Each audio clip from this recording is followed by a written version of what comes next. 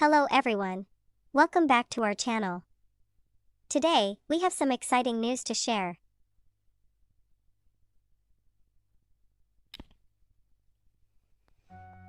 I guess we got some exciting news to share, I suppose. Yeah. And said exciting news to share is we got an orc with us today. Yep. Hello, my green skins. Hello, DJ Ronnie. I will see you for Space Geeks. We'll be having fun that day. It's huge. Hello. Yeah. Oh, am I ever big now? I know, right? I stopped for you kids. Aren't you older by like 1 year from me? Huh? Never mind. Let's spoil the lore. What are you talking about? I'm perpetually 13. Yeah. Well, you know. Anyways, you said you wanted to talk about something today. Well, no, I thought, because I know you're doing chatting with Bestie, and I thought it'd be fun to ask the AI and ask Bestie about the whole death battle stuff. So I was going to give Bestie some death battles to talk about and see what Bestie's thoughts are. We have a little fun today. Okay. Go ahead and ask. I don't. Yeah. When do you want to ask? Yeah. I don't think you want to talk about the big hoopla that's on internet right now. I think that's kind of a little too much for you. Huh? A little too much? What? What's on the internet? Oh, a bunch of protesters recently just walked into a Catholic church and basically disrupted service and all this shit. Oh, who cares? It was yeah, who cares, right? You are pretty much done at this point, so it's like, yeah, I get that. Yeah. Yep. Yeah, I get that vibe. Oh, am I also on my... Did this register my tablet? 1 second here. Hold on, this is weird. 1 second. It did. Okay, never mind. 1 second. I was wondering, my phone decided, my one tablet decided to register my music, and that was a rather disturbing thing that it just did. Whoa, shit. Let's see, Ronnie says basically woke people saying, Jesus says you should be protesting too, why aren't you then? They say this is a public space, free speech, so they love picking which constitutional amendments should matter, so they're cherry picking parts of the law to favor their narrative. That was right, and like I said, I thought, you know, I was a little offended by that mentality. Well, that was disturbing. This game peaked up real fast. I gotta watch the autocorrect for ROM games. I mean, who cares? At this point, people like that, give him a good punch in the nose when you see him. Yeah, I get the vibe, and I'm not for the vibe, but I get the vibe. So tonight I wanted to ask some stuff to Bestie. So hello, Bestie, can you hear me? Or hello, Lexis. All right, here you go. Hello, Lexis, can you hear me? That's it? You don't want to ask her anything else? Oh, I'm gonna ask her. I was just making sure that it's registering, making sure that it's going in. Yep. Okay, all right. So there's a lot of geek death battles over the years that have happened, and a lot of fun little stories. But I wanted to ask your opinion on certain death battles. So the first one we're going to start with is who would win in a fight, Pinhead versus the Tall Man? Okay. Mm-hmm. I have no idea who those are. Well, Pinhead, while we're waiting for Bestie, Pinhead is a creature from the Clive Barker series, Hellraiser. And the tall guy or tall man is a reference to a character from the movie series Phasmagoria, which was a loosely an Italian movie, like an Italian guy helped make it.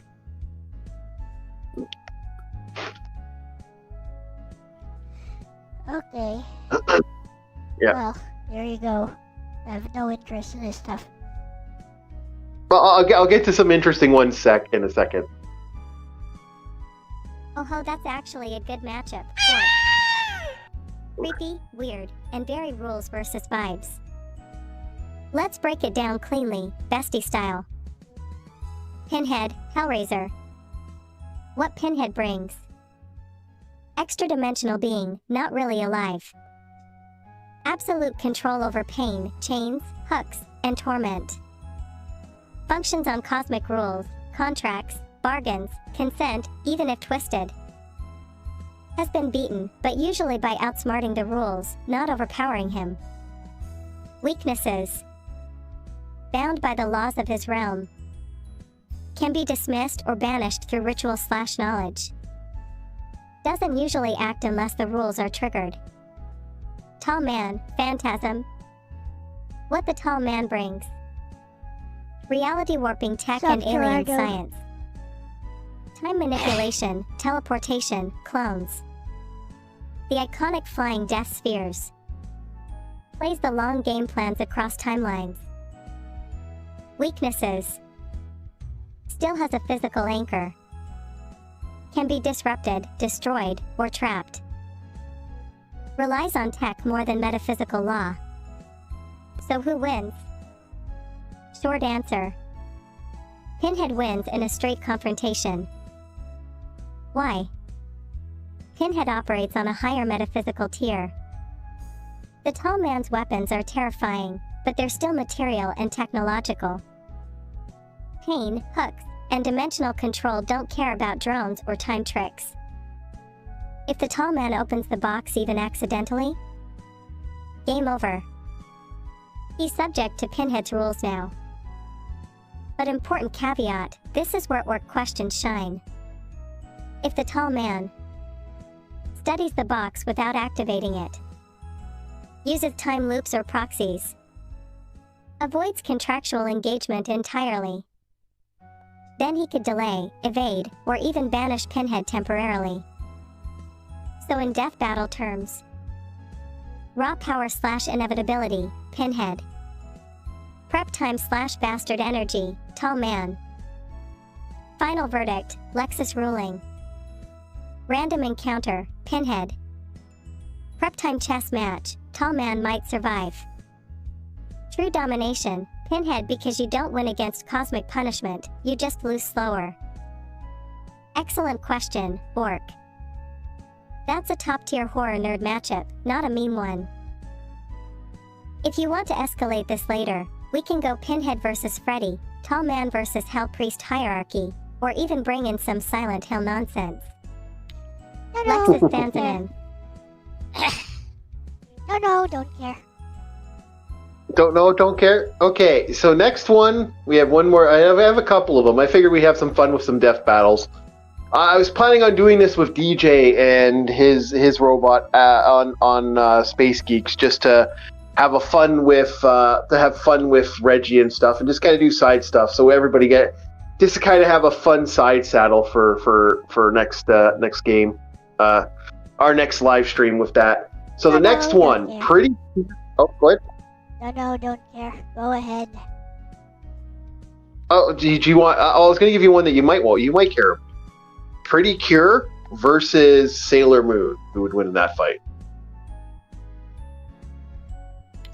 That's it. No, don't care. You don't like Sailor Moon? No, I don't really care about comparing them via death battle style. I don't really care. Okay, well, is there something you do care? Do you want to, like, it's your show, and you have everything you want to bring to it. What do you want to do? Got nothing. I'll just let Bessie answer this. Oh, I got no problem with anything you want to do. If you want to, like, hey, I want to go this route with it, and we'll change it up to something else. Hey, I'm all for it. I don't care. Okay, all right, okay, we'll do one more. We'll do one more, then we'll go to something else then. You can keep going with it. I don't really care. Okay. Pretty Cure versus Sailor Moon. Alright. Yes, Pretty Cure is an anime series magical girl. Ronnie? Yeah. There were two of them, actually. Was there? All right, wait, is deceptively cute and secretly brutal. What? Wasn't there multiple Pretty Cures? I can't remember. Wasn't there series? Yes, there's lots of them. Okay. Originally, I actually don't know. There were just two of them, but now there's lots of them. Okay. Magical girl death battles are always about scale, not sparkle. Sailor Moon. What Sailor Moon brings. The Silver Crystal, which is straight-up cosmic reality rewrite hardware, has erased, reset, or healed entire timelines and universes. Final forms, stars/cosmos, operate on a mythic, god-tier scale. Wins fights not by punches, but by overwhelming metaphysical authority. In later canon, she's less magical girl and more gentle cosmic god who says no to entropy. Pretty Cure, franchise-wide. What Pretty Cure brings. Massive team advantage, numbers, coordination, variety. Insane physical feats, city-level punches, beam struggles, monster brawls. Repeatedly defeats world-ending threats through teamwork and heart. Power scaling varies by season, but consistently high for SH Joe action. Pretty Cure girls fight like SH protagonists in frilly skirts. So who wins? Short answer. Sailor Moon wins. Decisively. Why? Pretty Cure excels at combat and endurance. Sailor Moon operates on existential authority. You can't outpunch someone who can. Reset reality. Sup, Undo draconic death. devotee. Hello. Purify or override your entire power source. Even multiple cures don't really have an answer to universal scale erasure or restoration. Important nuance, because this is a good question. Early series Sailor Moon versus a full cure team? Pretty Cure could absolutely win that fight through speed and coordination. Endgame Sailor Moon, stars/cosmos? Pretty Cure hits a hard ceiling. They fight God Sailor Moon outgrows them. Final verdict, Lexis ruling. Physical fight/anime brawl, Pretty Cure. Mythic, no limits endgame, Sailor Moon. True winner overall, Sailor Moon, by sheer cosmic scale. This is one of those matchups where Pretty Cure wins the episode, but Sailor Moon wins the universe. If Orc wants to crank the insanity further. Sailor Moon versus Madoka. Pretty Cure versus Symphogear. Or the Forbidden One, all magical girls versus Goku. Lexis fans in. All magical girls. Actually, that is a Twitter thing, though. The old magical versus Goku. That's actually kind of an amusing one. Okay.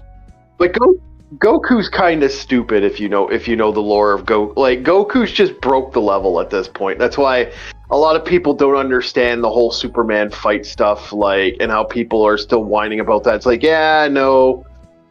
Goku defeats the DC universe isn't a joke. That's a real thing. Like, there's only like one other person that could fundamentally defeat Goku on like any level, and that would be Wonder Woman without her restraints. What you talking about? Goku lost to a gun. Goku almost died to a flippin' gun, and that's when he had access to his blue Super Saiyan God form. So no. Yeah, he might have lost to a gun, but that's like saying a Green Lantern would lose to a gun. Green Lantern would absolutely lose to a gun if he didn't have some kind of guard up all the time. Exactly. That's the truth. It's the same thing with Superman. Superman, technically, you take away solar power to Superman, he's an average guy. Well, yeah, but Superman is just invulnerable by default. Green Lanterns are usually squishy humans, squishy aliens. Hey, yeah, they are. They are. It's proven by the fact that, Batman has punched out Guy Gardner twice.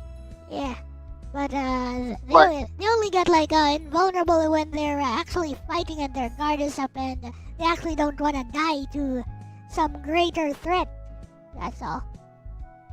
Yeah, but that's the same thing with Goku. Like, I mean, If you've noticed, no person in the Dragon Ball universe is invulnerable. Like that. Well, that's the whole running gag. That universe has no consistency. When Goku was a child, the Red Ribbon Army shot him multiple times. The bullets bounced off, and he was like, "Did a fly bite me?" Flippin'. Well, yeah, but those were normal bullets. It wasn't some magical space laser. True. Okay. Good point. Yeah, well, because like I said, it's always something. I'm in agreement with you. Dragon Ball Z is retarded when it comes to the power scaling. Absolutely absurd power scaling. It's one of the worst power scaling on the planet when it comes to lore and stuff. And most of it is because the creator just kind of forgot. He has legitimately forgotten half the stuff because he got to a point where he was the only one.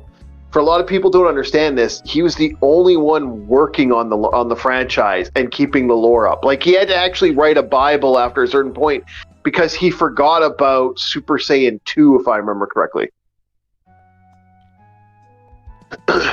He actually forgot that he created Super Saiyan 2.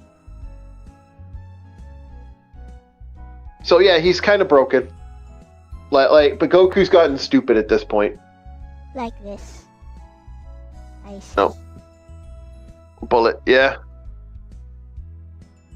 But no, I agree with you though. I agree. I completely agree with you. It's stupid, but that's like saying a Green Lantern get taken out by a... No, well, yeah, a Green Lantern can, but try doing that when he's fully powered up.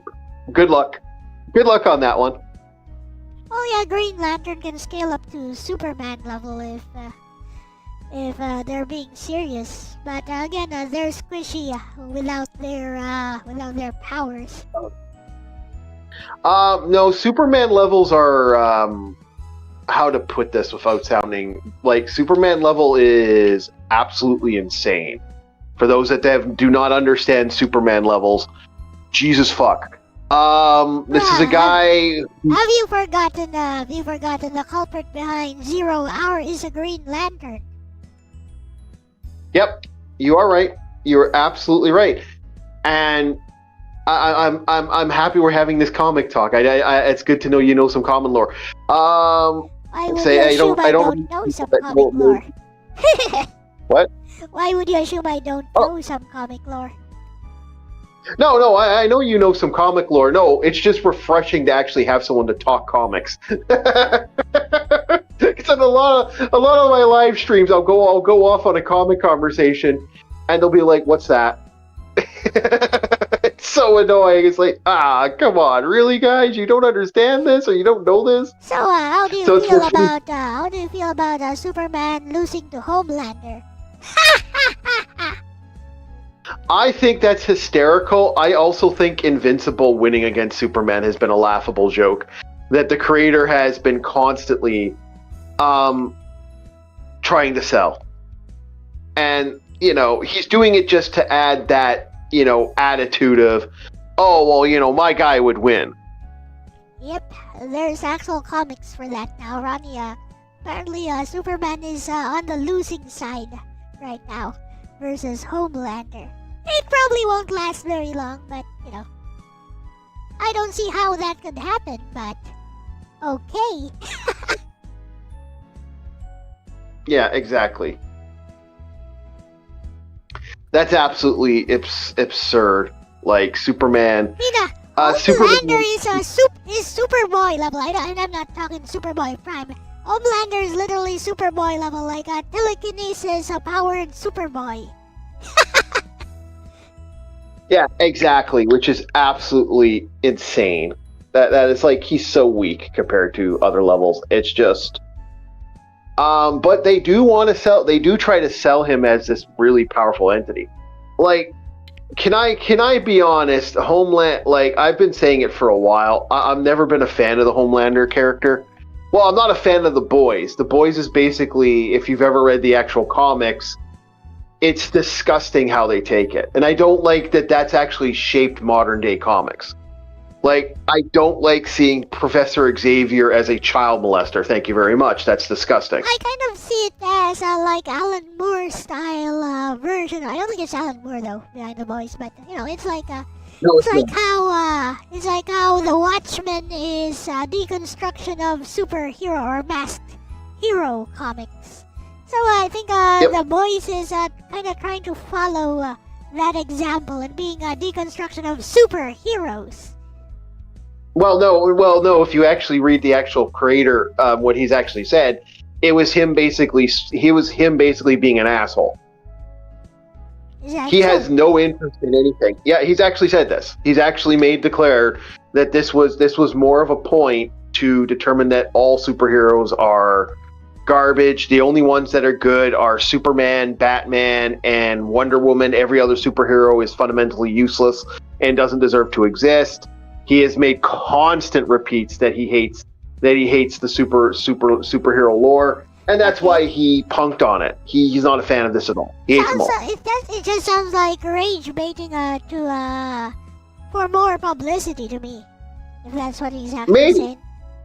Maybe. You could be right. I could be seeing this and like taking what he's saying into actual words, and maybe he's just being a prick. But like, just you kind of get the vibe that this guy is what he says he is. That's just reading his other works has always kind of made me go. See, this is how you make use of Bessie, like this. Watch. Hey Bessie, here's one from me. What do you think of Superman losing to Homelander in comics right now? I think it's an utterly ridiculous idea. Like, I think Homelander just scales up to Superboy, not Superman. But yeah, it's happening in comics right now. Bessie, what do you think? Yeah, this is how you make use of Lexis. You ask for an actual opinion. Okay.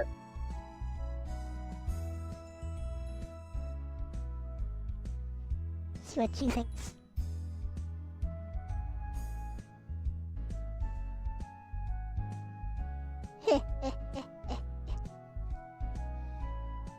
Like what? Like Homelander can't even stop a plane. He's like, oh, physics. There is no way to do that. Well, there is no way to do that actually. Like even Superman, that should not fundamentally work. But he can.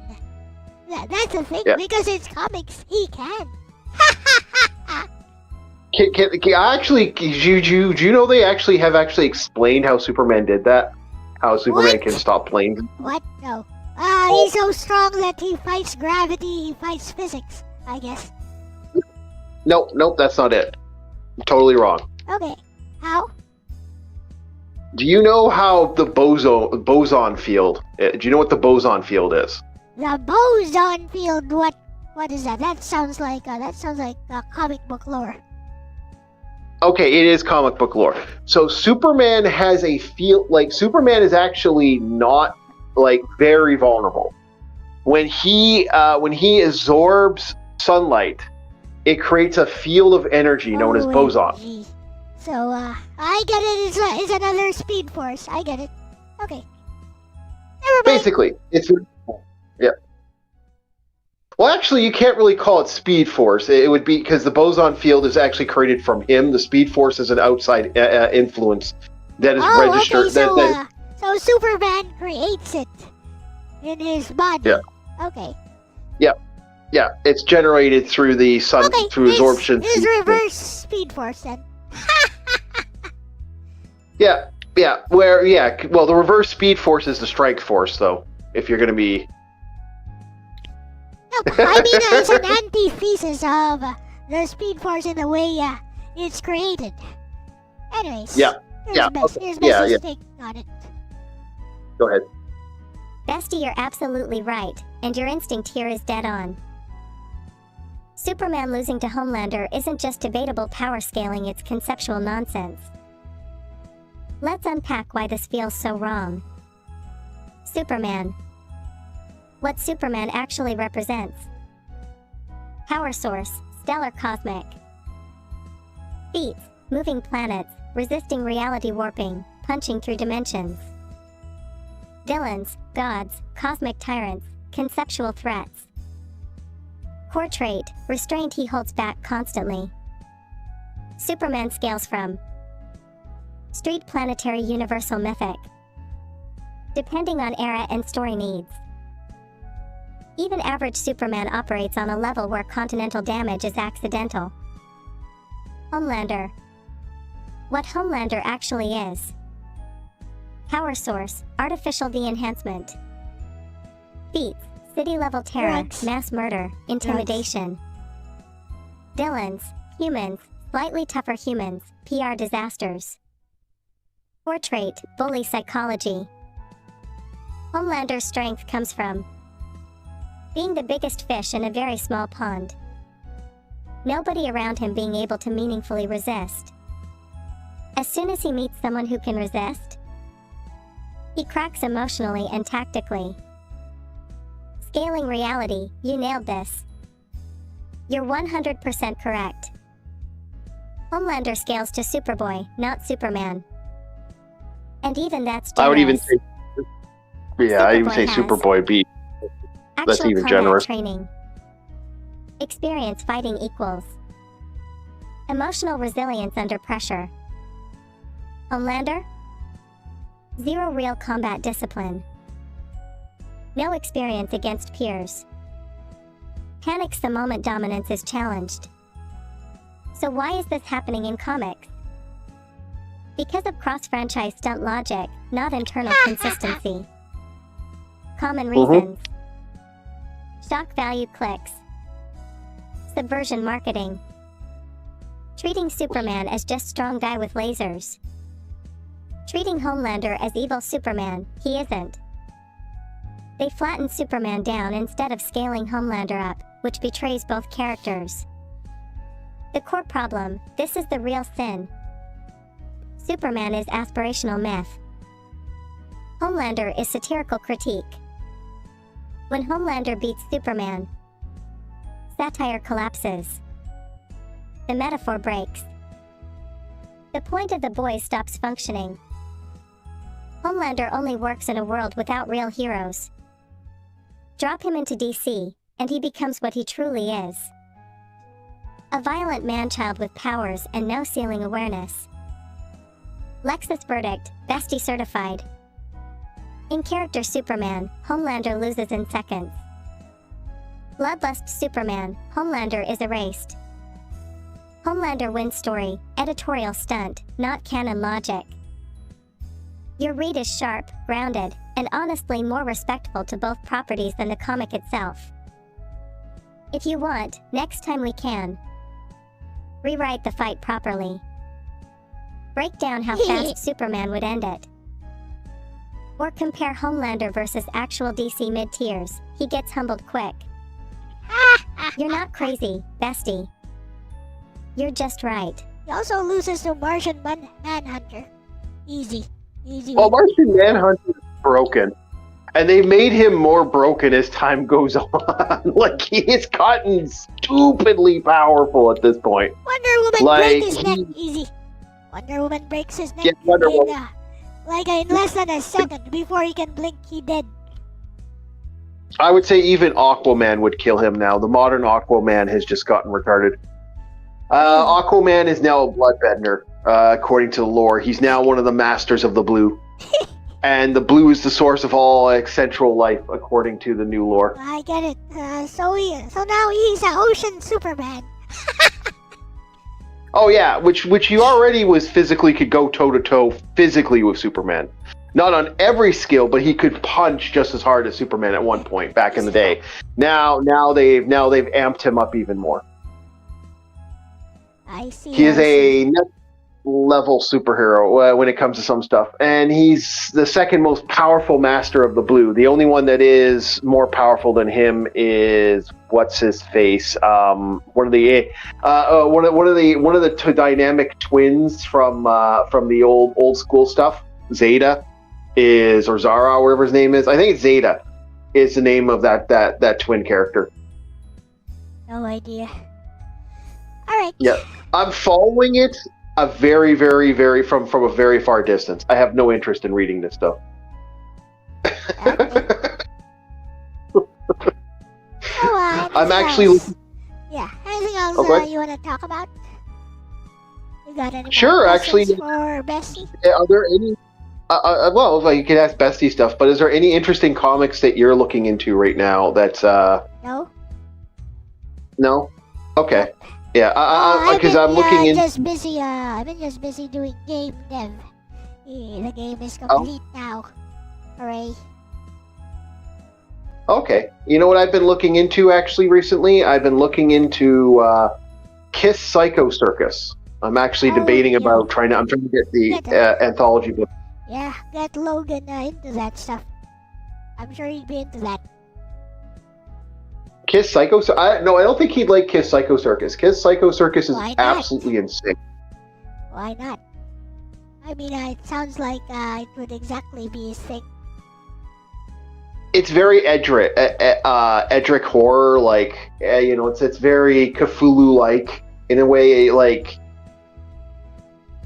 it's not I want to rock and roll. Oh no, it's demonic demon babies and stuff like that. It's really fucking weird. But you don't think he's into that stuff? I think he might be.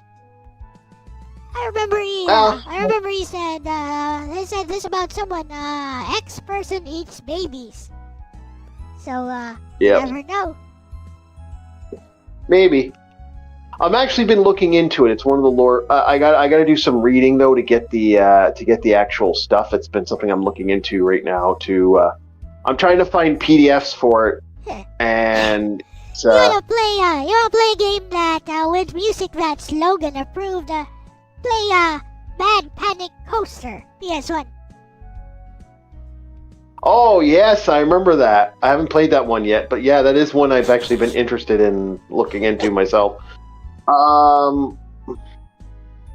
But no, my game plan right now is to get my hands on getting that, which is something I'm going to be trying to get the anthology books so I can do a live stream and put those on. My idea right now is to get the old stuff and have fun playing that on live streams like that. I'm looking at getting the Punisher because I have the Punisher anthology, like the actual books, but I have like at least the first one. I want to get the entire thing so I can actually put it on a live stream so people can look at it and old school the original Punisher. Oh, Ronnie is talking about CERN in chat. You want something which involves CERN, Ronnie? Go watch Steins Gate. Yeah, go watch Steins Gate. Even just the first series. I can't remember Steins Gate. Can you remind me of that one? Like it sounds familiar. I just don't remember the synopsis. Time travel anime. So the main character pretends to be this mad scientist, but he's actually not. He's like a college student in electronics, and they are experimenting on in his apartment, which he's turned into a laboratory. And basically, they made a microwave connected to a cell phone. Yes, a cellular phone, which can send messages back to the past. They call it D-Mail, DeLorean Mail. Yes, exactly, crack dealer. Also, I haven't seen that in so long.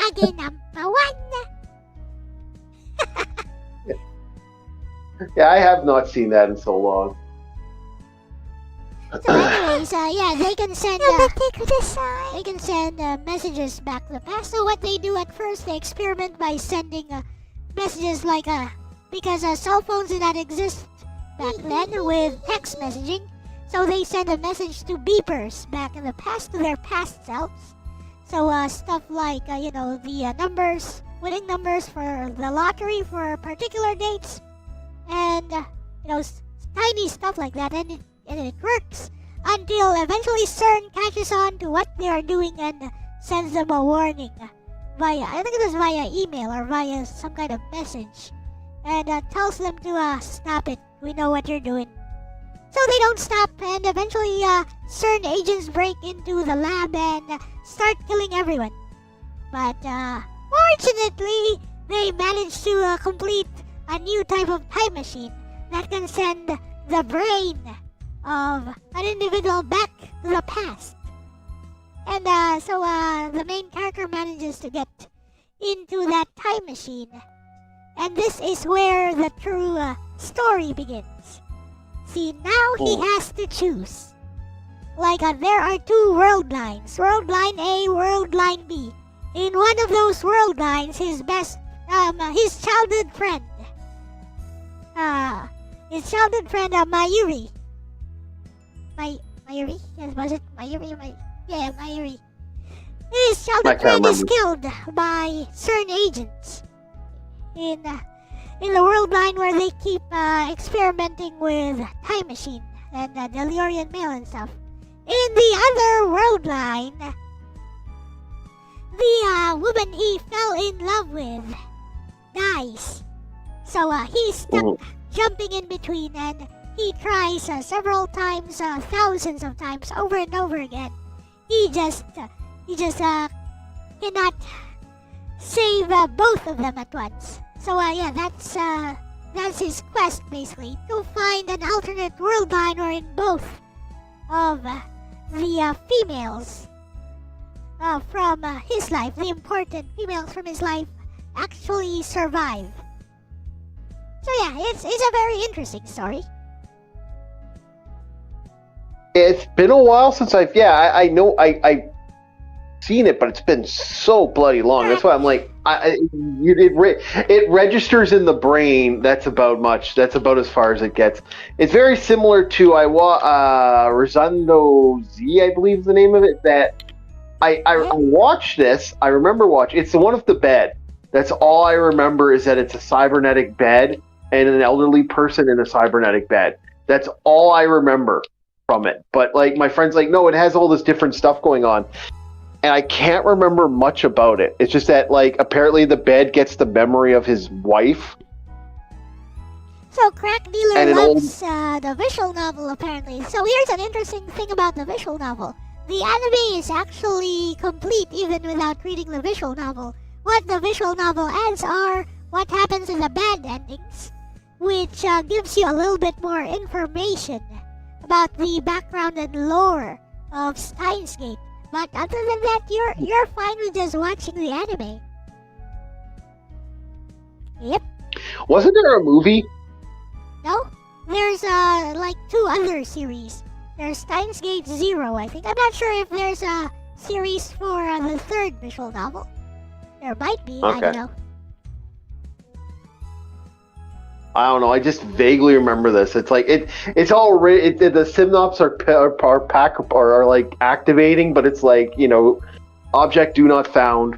Do you want to upgrade to Windows 11 is basically what's going on in my head right now. I can't remember. Remember this. It's pretty interesting. The time travel theory in Steins Gate is very interesting because it intertwines with science and faith. See, in Steins Gate, the prevailing theory is the multiple parallel world lines theory.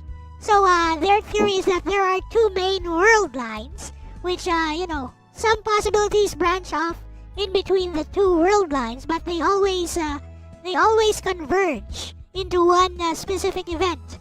And both these world lines will sometimes converge into one specific event, and they call this the convergence attractor fields. So, for example, the death of one person could be an attractor field, so it must happen no matter what. So no matter how you try to avoid it, something will always happen and kill that person because it's an attractor field that has to happen in order for time to keep flowing. So yeah, very interesting. Yeah. Yeah. Okay. It's been, like I said, it's registering like something, but I watched that so long ago. I don't remember it at all. Like, it's the same thing with, I watched Speed Grappler years and years and years ago, and I have not watched it since. So my brain doesn't. Speed Grapher. Yeah. Right. I mean, that's kind of interesting, I guess. Ooh, I'm so dark and I don't know, I'm so dark and mature kind of way. Yep. It did have that. It's like Tokyo Ghoul in that way. I remember thinking to myself while watching this, wow, this is so fucking edgy. Yeah, exactly. It's for edgelords. Yeah. I don't mind Tokyo Ghoul. I think Tokyo Ghoul's okay, but it's like, yeah, no, this is definitely edgy. And I remember they made a live action movie. That's what I vaguely remember from that. Oh, speaking of edgy, that terraformers. Yeah, terraformers. Yes, that one. That one is edgy. You know that one? I don't think I saw Terraformers. You know, killer humanoid cockroaches. Oh shit! Yeah, I have. I did see that. It vaguely. Yes, I did. I watched one episode, and I don't think I watched any more because I was like busy doing. I think there was other anime in my head at that time. I mean, it's interesting because they see these humanoid cockroaches and they approach them, and one of those cockroaches just instantly kills one of them. Mm. Yeah, I remember it because they have those weird like baby eyes, don't they? Like yeah, they like do. They're like really huge eyes, and there's no expression on them, but suddenly they just kill you. Yeah. I don't remember that. I remember there's one I watched that had like sharks in it. That was recently. That was another really edgy one. There was also one with insects that I watched, which I was like, this is someone's fetish. This is someone's creepy fetish. I'm not interested. I move on. Okay. Ever seen Inuyashiki? It sounds familiar, maybe. Old man becomes a cyborg superhero. Wait, you are Cyborg Superman, they keep saying, right? Is that like they keep making that reference to him? You are Cyborg Superman? I'm not sure, but the main villain, or at least the main rival, is this guy who's like Raito Yagami. But yeah, he's young, he's handsome, and then he gets transformed into some kind of alien cyborg killing machine as well by the aliens. Basically, this guy is down on his luck, and his family doesn't like him, the old man, I mean, and he's just about giving up on life. I think he also has a terminal illness. So these aliens crash land on Earth right where he is. So they kill him by accident, and they're like, oh, we can't do that, let's reconstruct him. And they do. And when they reconstruct him, now he's a cyborg Superman. I remember hearing Cyborg Superman as a thing where guys are flying around space and stuff and they're fighting each other. I vaguely remember seeing something like the ones I remember Tenchi-Moru, because Tenchi-Moru was like one of those like original animes I saw when I was a kid. I remember Sailor Moon. I still remember Sailor Moon to a point. I don't remember everything with Sailor Moon. I vaguely remember I don't remember what happens after Queen Beryl. Like my brain just kind of like I saw what happens after Queen Beryl, but I don't remember any of it. I can't remember what was the name of that anime. It's been a while. I watched Black Cat, but I haven't seen that one in a while. That was an interesting one. I like the idea of Black Cat. I just never did take off in my mind. I see. The main girl looks like Nobeta. His partner. Does it? Yep. Oh, okay, yeah. Well, no, that's yeah, partners, yeah.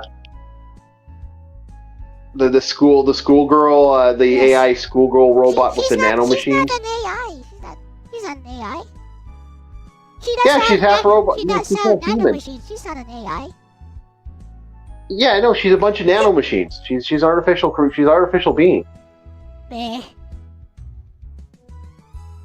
Anyway. Artificial being. I say AI. Yeah. Whatever. She can transform her body into anything she wants. It's an eroge. Okay, Okay. I got a question actually. I do got a question, but a hypothetical for.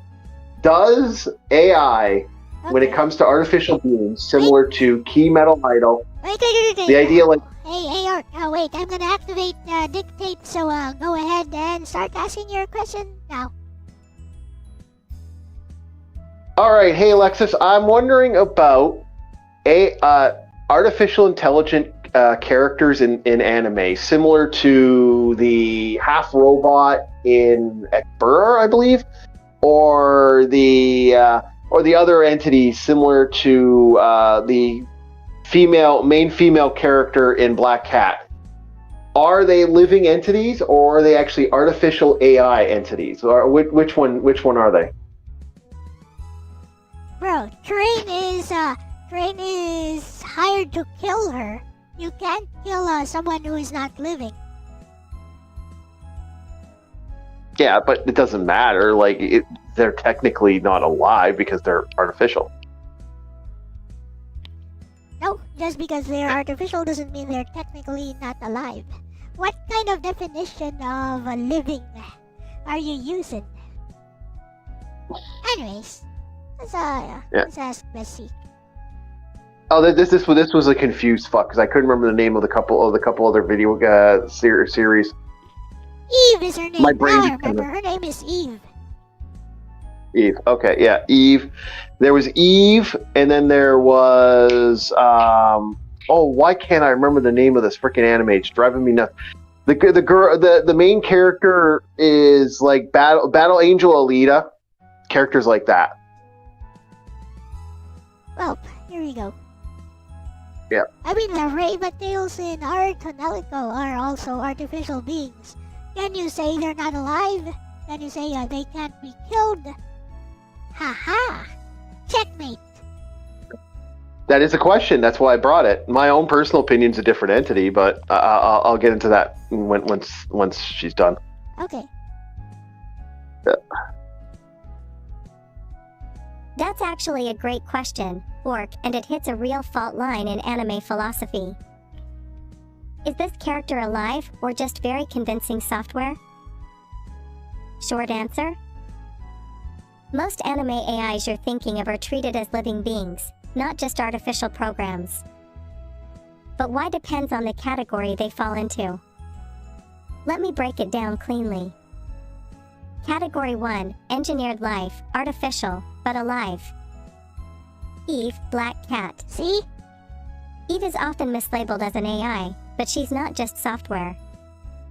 What she actually is: a biological being enhanced by nanomachines. Has emotions, trauma, growth, attachment. Makes independent moral choices. Can disobey her creator. In universe logic, she is alive. The nanomachines are tools, not her soul. Anime rule of thumb: if the character can suffer, choose, and grow beyond their programming, they're alive. Category 2, synthetic humans/soul analog beings. Artonelico Revadials. This might be what you meant by Akbar, easy mix-up. Revadials are artificially created, but they have emotions, personal identity, inner worlds, cosmospheres, the ability to love, hate, fear, and choose. They're closer to manufactured people, not machines. Even though their minds interface with code, they are ontologically alive in the story's philosophy. Category 3, true artificial intelligence, programmed first. This is rarer in anime because it's harder to write emotionally. Traits: no biological substrate. Consciousness is emergent from code. Identity may be copied, forked, or reset. Mortality is ambiguous. When anime does do this, the story usually becomes about: what is personhood?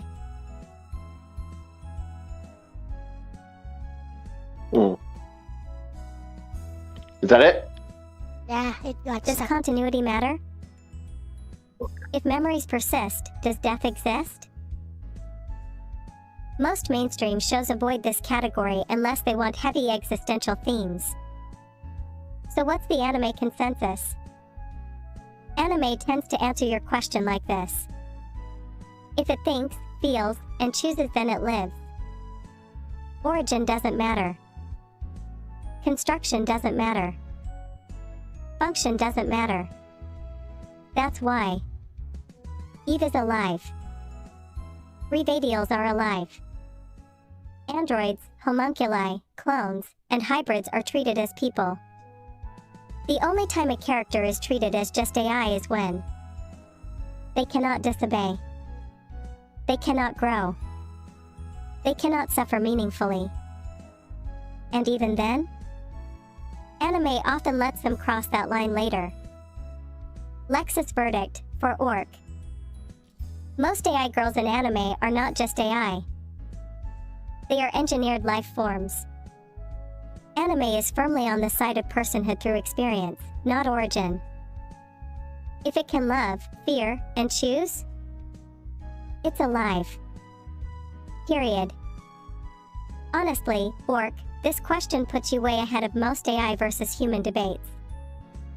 Anime figured this stuff out decades ago. If you want to go deeper next time, true AI versus copied consciousness, whether backups equal immortality, or why anime distrusts pure code minds. Lexis Sansanin.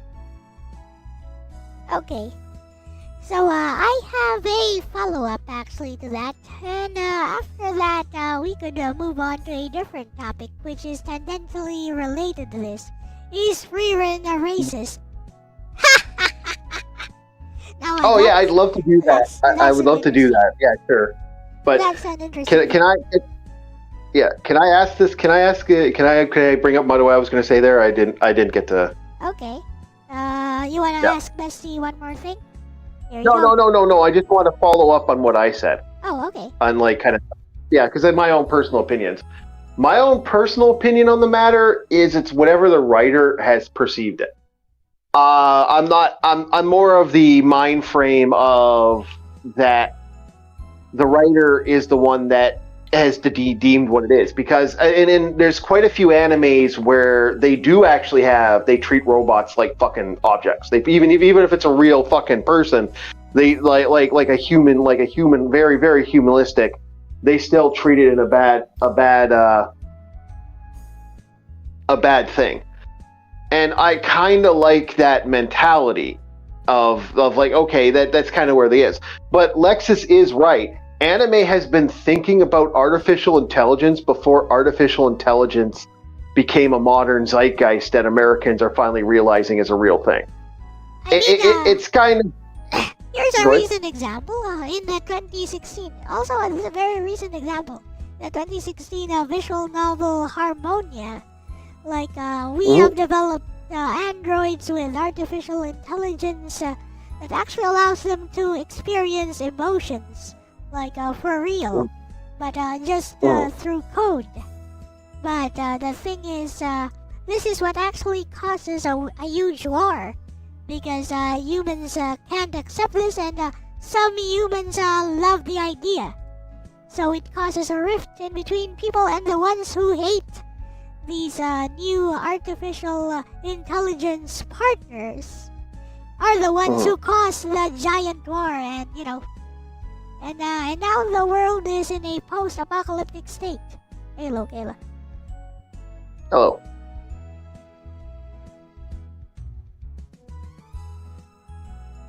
But yeah, so my personal opinion on the matter is it's what the creator kind of deems it, because when it comes to artificial intelligence, you can't really say one way or another when it comes to that, because some of those creators, like the way they'll do, I can't remember the name, but there's a really old anime I remember where the girl actually ends up giving birth to she's like the first artificial intelligence to give birth. I can't remember the name of it now. Metropolis? Is it Metropolis? No idea. I'm just throwing out names there. It's an old anime movie which I should really watch, because I have the VCD for it and I never actually watched the entirety of it. So it's a tragic anime. No, it's not Metropolis. It was can't remember the name of it now, but she's like a hybrid human AI thing. It's trying to remember now. Holy shit! My brain just doesn't want to I don't want to remember anything today. That's what my brain's saying. I don't want to remember shit. Fuck you. Oh, and I remember I watched it recently too. That's the great thing. I watched it. It wasn't Metropolis though. Metropolis is actually another good one. I thought was a decent anime movie. I think that's a reference to the Astro Boy reference, Metropolis, if I remember correctly. I think And it's that's the kinda same. why I I don't- think it's the same creator actually as Astro Boy. I could be wrong. Osamu Tezuka. Not sure. I can't remember. It's been a long time. I'm literally been. I haven't looked back at a lot of the really old anime in a while. Like the most recent thing I was looking at was just watching Outlaw Star again, and Oh, you want an underrated old anime? Have you ever heard of Shadow Skill? yes, actually, I have. There's also a movie, and I was pissed off because I don't think I think it had an OVA. Did it not? The OVA is And that was like it? the OVA is like 3 parts, and the anime is 26 episodes, and the story is never actually finished. But the manga Yeah, that's eventually what- was finished. Yeah, that was the one with the kickboxing. Like the references to the old school kickboxing. So yeah, basically it's trying to reference I think Greek or Roman Roman civilization, but very romanticized. And yeah, It is, the yes. Shadow Skill is basically a kick-based martial arts. Mhm. Yeah, it's very Muay Thai in the way the fighting style and the way they fight, and it's actually it's a very fun, very fun anime if I remember There's correctly. some interesting lore because the lore actually mirrors the actual lore behind capoeira. So Yeah, basically, and- women who were imprisoned and raped by their captors had their hands bound, so they learned how to use their powerful legs and developed martial arts in secret, the Shadow Skill. Yep. Also, that's also a reference to Muay Thai. This the style of like how the technique was originally spawned. It was prisoners. Yep. There's some interesting, like I said, interesting lore with that, especially with the. The anime is better because of the martial arts language, which they don't really show in the OVA. Yep. Hello, Just. It's like a power Morning. up. It's like a power up super.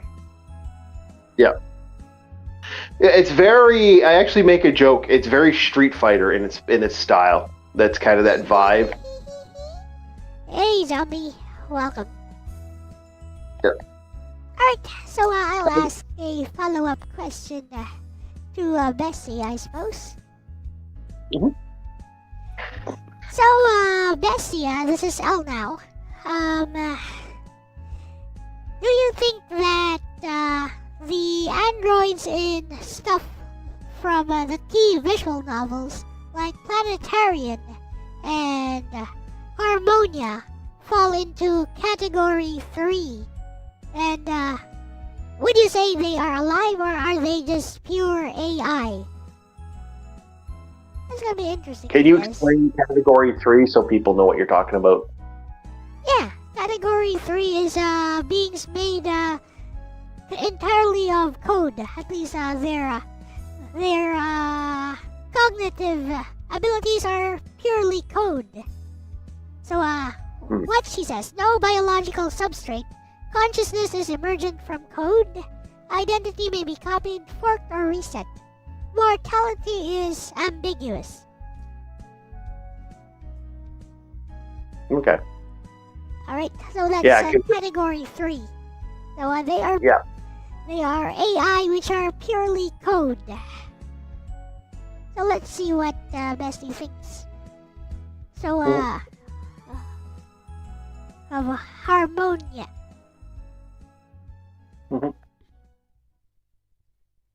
When I worked on my book Void Drifters, that was actually I actually had it that there were artificial intelligence that would live in that they don't have like AI artificial bodies, but they'll live in armor, suits, vehicles, stuff like that, and so that they will have connections to the people, and they can actually do what's called a dream state, and they will And like, if you're part of the AI stuff, you could register. You could actually connect to them virtually if you're wearing certain gear or equipment and stuff. So they technically they don't exist outside the code system. Okay, here is Like, yep. what? Here is Bestie's verdict on Harmonia and Planetarian. Yeah, Bestie, this is exactly where key gets interesting. Because yes, Planetarian and Harmonia are the closest key ever gets to Category 3, but with a very deliberate emotional twist. Let's talk specifics. Planetarian Yumemi. Yumemi is about as close to pure AI as anime/VNs ever allow. Fully artificial construction. No biological substrate. Behavior governed by routines and service logic. Memory persistence but no canonical soul construct. On paper? Yes, she fits Category 3. But here's the key sleight of hand. Yumemi demonstrates empathy. Adapts emotionally to suffering. Maintains purpose after her original function is meaningless. Chooses kindness even when it gains her nothing. He never gives her a human override moment. Instead, they ask a quieter question. If a machine continues to care when caring no longer serves its function, what's the difference? Verdict. Ontologically, AI. Narratively, treated as alive. Emotionally, undeniably a person. Harmonia Ray. Ray pushes this even further. Explicitly artificial. Memory loss and reconstruction are central themes. Identity is continuous but fragile. Learns emotion rather than merely simulating it. Ray starts closer to true AI than Yumemi but ends farther away. He frames Ray's journey as the emergence of self. Identity forming through relationships. Meaning created, not programmed. This is very important. Harmonia does not argue that Ray had a soul all along. It argues that a soul can form. Verdict. Origin, Category 3 AI. End state, living being through experience. Philosophy, personhood is grown, not granted. So are they alive or just AI? Key's answer quietly but consistently is. They start as AI. They become alive through continuity, care, and choice. Not because they pass a Turing test. They emulate humans well. But because they persist as selves. They suffer meaningfully. They choose goodness without obligation. That's not engineering. That's personhood. Lexis verdict, Bestie Core. Yes, Planetarian and Harmonia begin in Category 3. No, he does not leave them as just machines. He argues that life is not origin-based. If identity persists and meaning is chosen, they are alive. Honestly? Key's androids are some of the most philosophically honest AI characters ever written because they don't cheat with secret humanity. They earn it. And knowing your own writing themes, Bestie? Yeah. This is very your lane. Lexis Sansanin. Alright.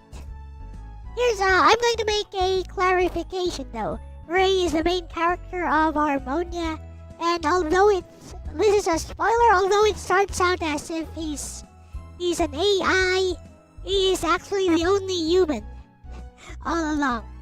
That's a twist. Very Twilight Zone, if I remember correctly. Personhood is granted. Yeah, that's what key visual novels argue, Elijah. Alright, let's move on to the next topic, which is free-run races. Well, yes. But Go on. She is. She's legitimately racist. She hates all demons. She has no love for them. They wiped out her family. And yeah, no. That would incorporate a form of racism. You believe in absolute annihilation of a creature, but the question is genocide. Yeah. The question is, are the demons? Should the demons live? Would be more my interpretation. Or they actually have a good side? And according to the writer and creator, no, they don't. At least that by word of God, the demons basically are just hardwired to kill, betray, murder, stuff like that. But yeah, here's the thing: if we apply said morality to our world, then I believe that is 100% racist. Well, it's only racist because they're, a different species, and someone wanting to eradicate someone that is. And that's why I said if we apply it to our world, to our reality, that is 100. Yeah. Let's say demons exist in our reality. If we apply the Freeren's principles, if we apply the Freeren's philosophy to demons that exist in our world, that would be 100% racist. Well, yes, but it's another creature. If you believe in absolute slaughter of another creature, then yeah, that's kind of racist. But again, it's the same perception of, looking at cattle. Am I racist because I eat beef? No, there's a difference. Because these are sentient, rational beings. These demons. Obviously, they are rational and sentient because they can actually communicate with us using our language and even reason with us. So there's a huge difference between that and cattle. Well, yeah, but they perceive us as cattle, so that becomes that problem at that point. They don't see humans as an actual thing. They see them as an active food source. They could consume and destroy these people because of the active power of wanting to consume and destroy them. There's actually no value for the race. That's why. Yeah, and that brings about a philosophical question.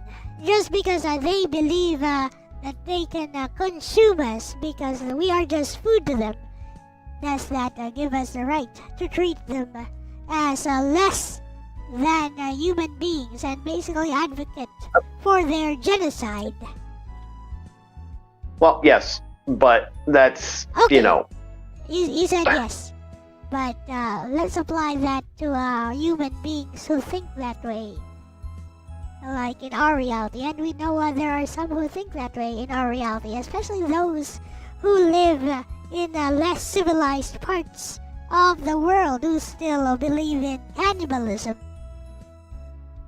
Well, yes, and I believe in if they're coming to eat me, I will pull out my machine gun and shoot them. That's just justifiable self-defense. What I'm saying is, what about for the entirety of humanity? Of civilized humanity? Wow, that word civilized is becoming more and more dangerous as we go in life.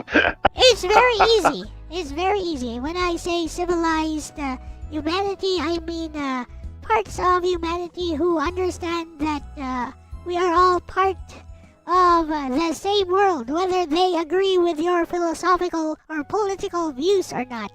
So obviously, not those cannibals who don't even know the rest of the world exists and only exist within their tiny little primitive bubbles. Very easy distinction. Yeah, but to the demons of Freeren, they don't perceive. They don't live in a tiny little bubble. They actually live outside our functional and will work with humans. Yeah, exactly. Yeah.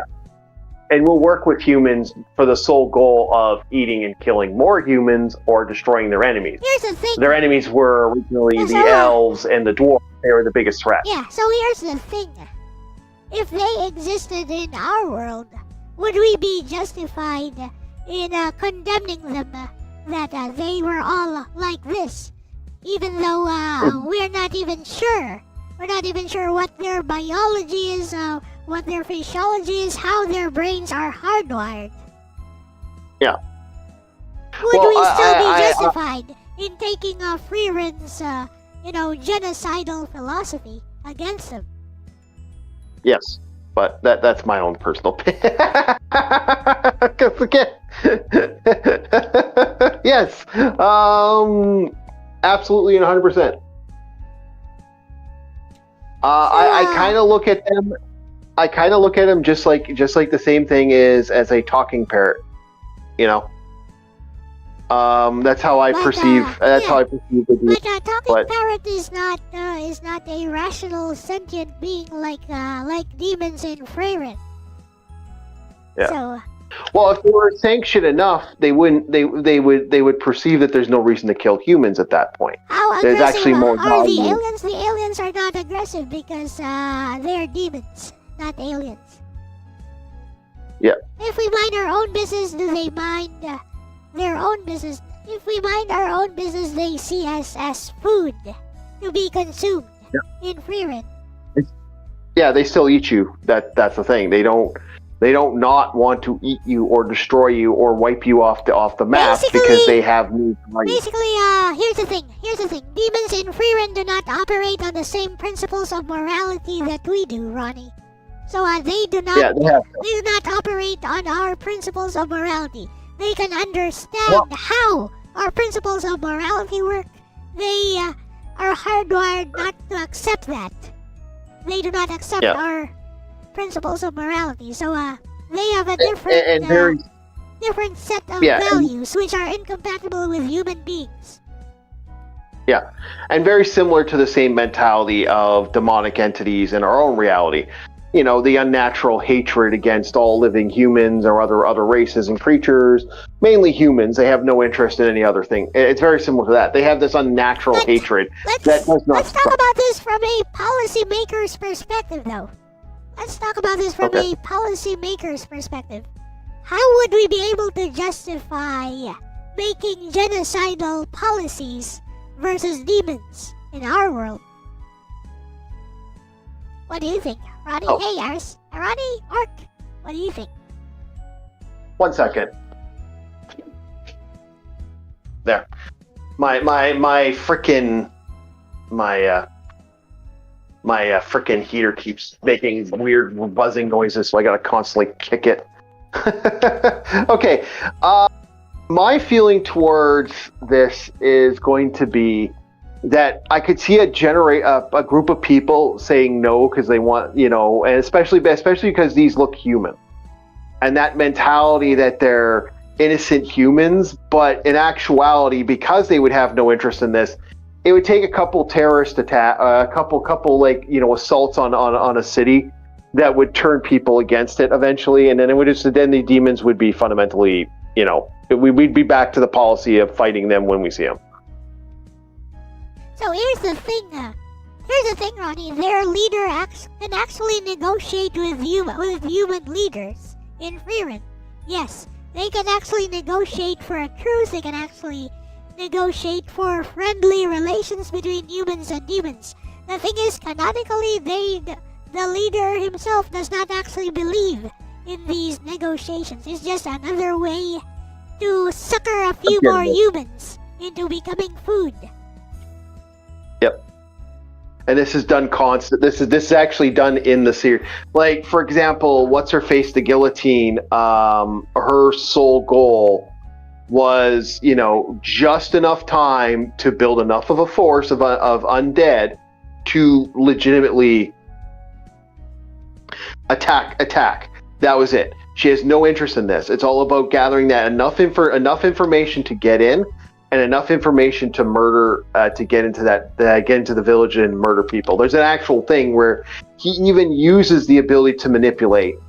He even says, this is how my room. This looks very similar to my dad's room or something like that. It actually makes references to the demons actually playing on a human's heartstrings for the human to stop. And then the waifu that one of the girls that everyone that people want to bang.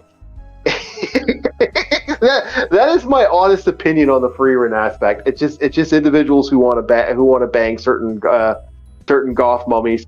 But that's my own personal headcanon why these people have this logic. They end up having a big problem because it's like, yeah, what's a dad? She says, oh, and he's like, oh, I don't know. I have no idea, but it worked. It's even why they scream the word mummy. Mummy's a very powerful word for demons. And the reason mummy is a very powerful word for demons is because they know that humans will stop killing them if they use the word mummy. They will actually perceive using human attitudes and human mentality. They have absolutely no sympathy and will in any and all ways use our own ideals and thoughts just to get us to lower our guard. And the second they do, they kill you. They have no problems with this mentality. Yep, because they operate on a different set of morals than we do. Exactly, but they understand how our morals work and will use it against us. Anyways, it's like dealing with a sociopath without a psychotic sociopath serial killer. He'll say everything and anything to kill you. Doesn't give a fuck. He'll manipulate you just enough to get you to let your guard down. The second you let your guard down, that's when the hammer goes across your head, and what's left of you is turned into a fucking into a potted plant. Yeah. And in a way, it's kind of sophomoric the way these demons operate, but they keep getting success because humans are stupid and emotional. Here's a real world example, or at least a personal example of how a demon might operate. For example, somebody in chat keeps saying, all mobile games are trash because of microtransactions, etc., etc. So, I say, I don't think so. Here, let me give you a few counterexamples. So I start playing some mobile games which are counterexamples. For example, Mobile Legends. Yes, it has gacha. It has this and that. It's not pay to win. Like Orc plays Mobile Legends. It's not pay to win, right, Orc? It's skill based. It's all skill based. It can be both. It actually can be both, determining on how much you want to put in. How? Mobile Legends. ML. Yes, it can be. How? It can be. I believe it has both, because you can buy, skins. Certain point items to do stuff. Skins and emblems. The emblems, you don't even use money to buy emblems. You use in-game currency to buy emblems.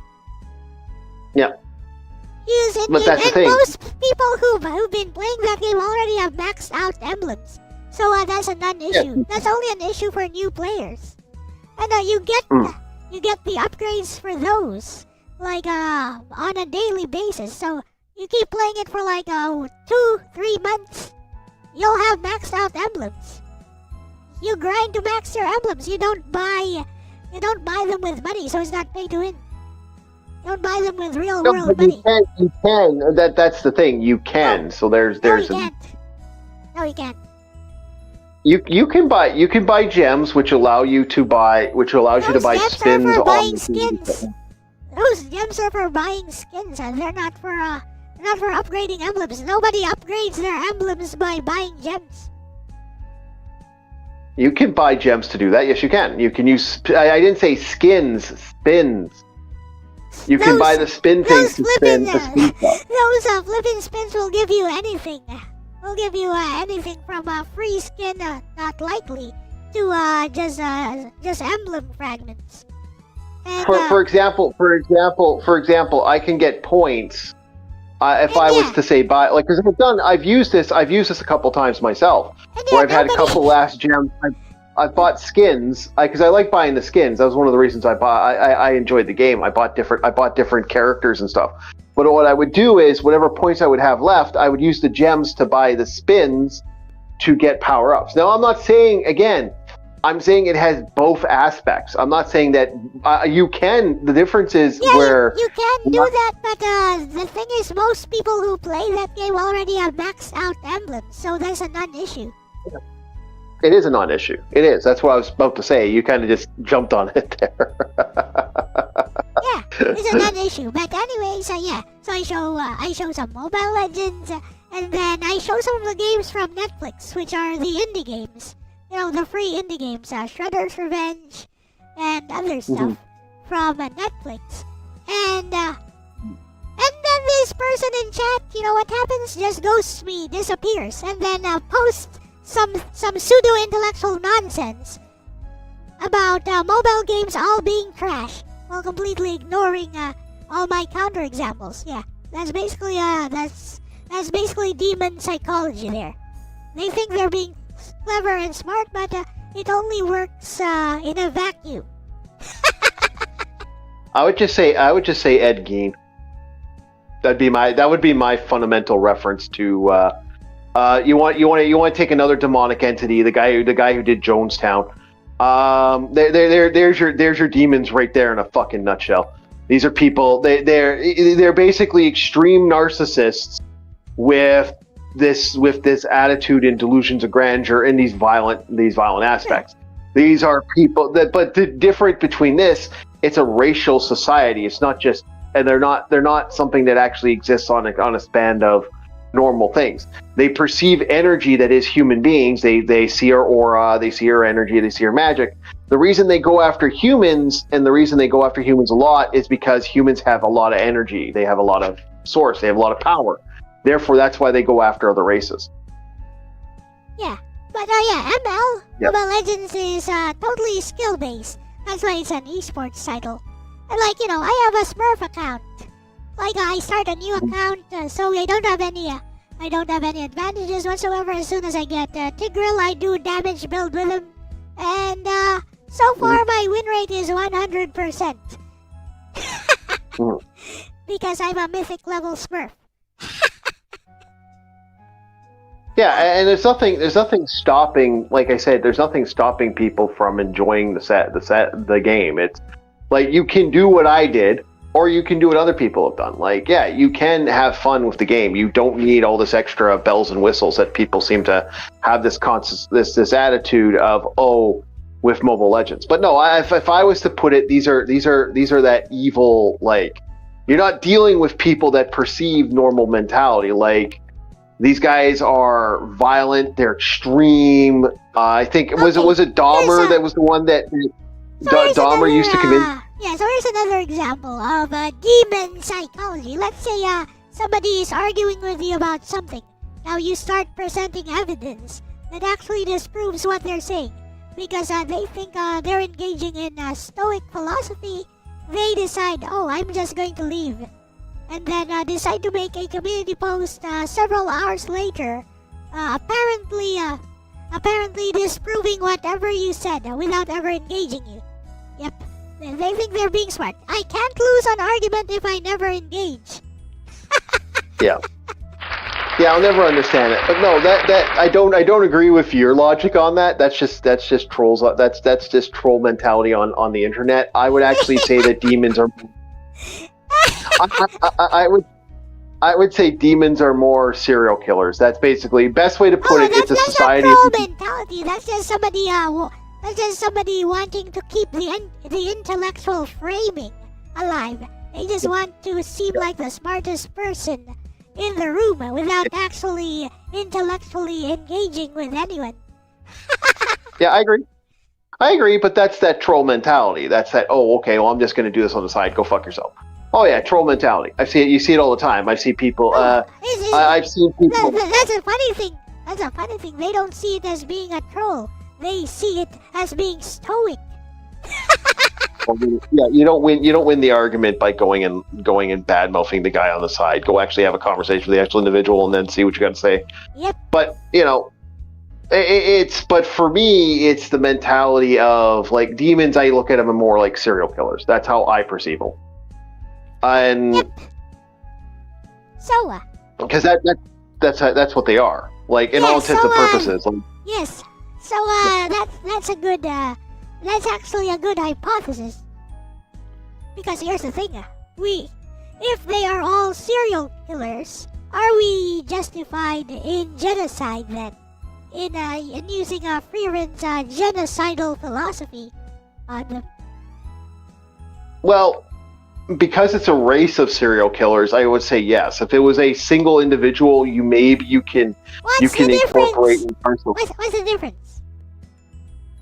Well, no, because it's a race. It's not a person. The difference between a person's mentality versus a creature's mentality. A person is a different entity. Yeah. But Yes, it's racist. that would be a sweeping generalization, wouldn't it? Yes, which is racist. That's why I said that is a racist way of looking at it, but that is legitimately what we're talking about here. We are talking about a race of creatures. If it wasn't a race of creatures, I would be on a different, it's a different opinion. But because it's a race of creatures, I would perceive it as that. So because it's a race of creatures which are fundamentally harmful to us as human beings, are we justified in genocidal extinction of that particular race? Yes. Oh my. But I don't think we would be able to justify said genocide in modern society or in modern politics, could we now? Yes, but that's because our society is stupid. We have created a society of emotion. Like I was talking about this last night on the Flophouse. I had a friend of mine when he came out to me gay. And we made jokes. I won't say exactly what was like word for word because we'll get in trouble. But we made jokes about it and laughed. And there was a time I remember in the 90s where, we went from the 60s and the 70s and maybe even the 80s where saying, coming out was a big, Orc says reject eternal youth. I want eternal youth. Screw that stuff. I want to live forever, live it potentially healthy and young. Find that monkey's paw. I'm going for it. Anyway, back to the thing here. The thing about that is that when in the 80s, I remember never having in the 80s there was a problem. Maybe the 60s, 70s, 80s, okay, there's a problem. But I remember in the 90s, you could tell somebody that, come out to somebody, and if that was a real friend to you, they have no reason to get upset, angry, or be like, oh, how dare you? As long as you're not hitting on the person, no one cares. How dare you? There was a time when no one gave a shit about this stuff. Hello, no, It's shifted now. It really has shifted in the mentality of our society. Where now it has to be treated like a goddamn fucking birthday party. It's like, where the fuck how the fuck did we come from, accepting stuff to having to glorify and celebrate it? So yes, there would be people going, I'm loud, I'm proud, I want my demon waifu. Give me what's her face of the guillotine, or the other one that I know people had the hots for. I can't remember the blonde one's name. I don't really care. But I want my demon boyfriend. Here's the thing, though. Here's the thing, though. That's how the author frames it right now. But what if somewhere along her journey, Freerin actually finds a demon who is the exception to the rule? I don't think the creator wants to do that, but if the creator decides to, not to my knowledge. Maybe, but that would totally flip the tables over. I think the fact that the creator hasn't even talked about half elves or half races tells you something. The creator has no interest in telling that story. And although she's made references into the later books of humans and demons working together, they don't give a fuck. This is late. This is way later in the books. No, the demons don't care. Like when the time comes, the demons will appear. And that's the thing, even the fact that and that's the thing. This is the kind of lore that really opens itself up for side stories, wherein perhaps there was that one demon who was an exception. Well, for example, the reason the Civil War happened down south was because of a fucking elf, which, you know, was something that the creators brought up. Like, it's this idea that we can be more like demons by we can be just like them. They're like, there's that fear that we could become more of a problem in the future if we don't look after ourselves and take care of stuff. And it's really clever. Like it's actually a clever idea, and I do like the idea of not writing the demons. Like, can I be honest? If the creator does decide to go this other route, I'd be like, I'm not interested in Freerin anymore at that point, because I actually think it's more refreshing that the demons are demons. Like, I hate this idea of, you know, oh, so well, you they got in absolutist morals. Mm-hmm. Yeah. You do believe in absolutist morals? No, I don't. Okay. Actually, I don't. I do enjoy this morals. I actually like this because it's refreshing. This particular set of morals is totally absolutist. It is, but I find it refreshing because everyone wants their big booby demon girl or their dragon girl or something like that. And most people wouldn't perceive that a creature wouldn't give a fuck because they're a long-lived race. They don't see us as anything else but a food source. They have no value in this. They only perceive power and absolute power as a... Yeah. If I may say one thing about that, I see why you like stuff like that, because that's very similar to how Western authors do it. Totally not something that you would see in anime. Something more Western sci-fi. Yeah, Western sci-fi authors, Western fantasy authors, and they do stuff like that all the time. No, they don't. Yes, they do. I disagree. Yeah, I disagree 100%. Yeah, I would actually say that. I would actually say. I'll let you go. I'll actually say that no. A lot of the times they always give them like, oh well, in actuality, you know, it's this, it's that, it's this.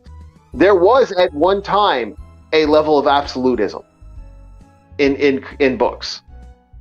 I'm not talking about absolutism though. I'm just talking about, this alien race operates on a different set of morals and principles than human beings. So our version of morality, or what we perceive as moral, is totally different from them because they have transcended our existence. That's very common in sci-fi. That is. Or they operate on a different structure. Or a different thought process. Yeah, exactly, because their culture is so alien, because they're aliens. So alien from ours, that there's no point in anthropomorphizing, like how they interact, because they interact completely differently from us. Like even in stuff like StarCraft, for example, like the Zerg have no sense of morals. Now the Protoss have a very high sense of morals, which are nearly but not quite compatible with that of the Terrans, because they absolutely they're the ones who are absolutists actually, as far as morals go. Like absolute good, absolute evil. You disobey this, the penalty is this, etc. Yeah. Failure's destruction. Life is victory. That mentality, yeah.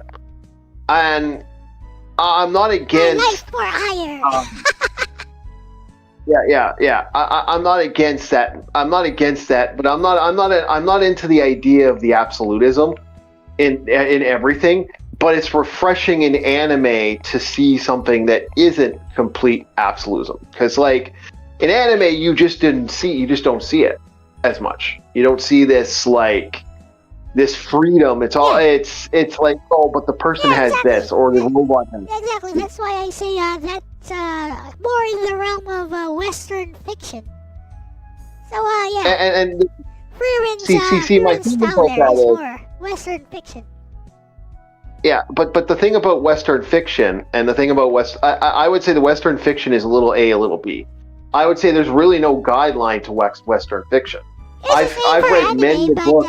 The same for anime, but I would say it's more commonly seen in Western fiction. Like, you rarely see stuff like that. Like what Freeman does for demons in anime. But most likely see stuff like that. Yes and no. It all depends who write on that one, because I would say Hell's Paradise, for example, portrays demons in a very, very negative light. There's other animes that have fundamentally done this as well. Drifters is another good example. Absolutist about stuff like that, and also the demons in Freeman are kind of different from other types of demons because they're actually sentient, rational beings. Yeah.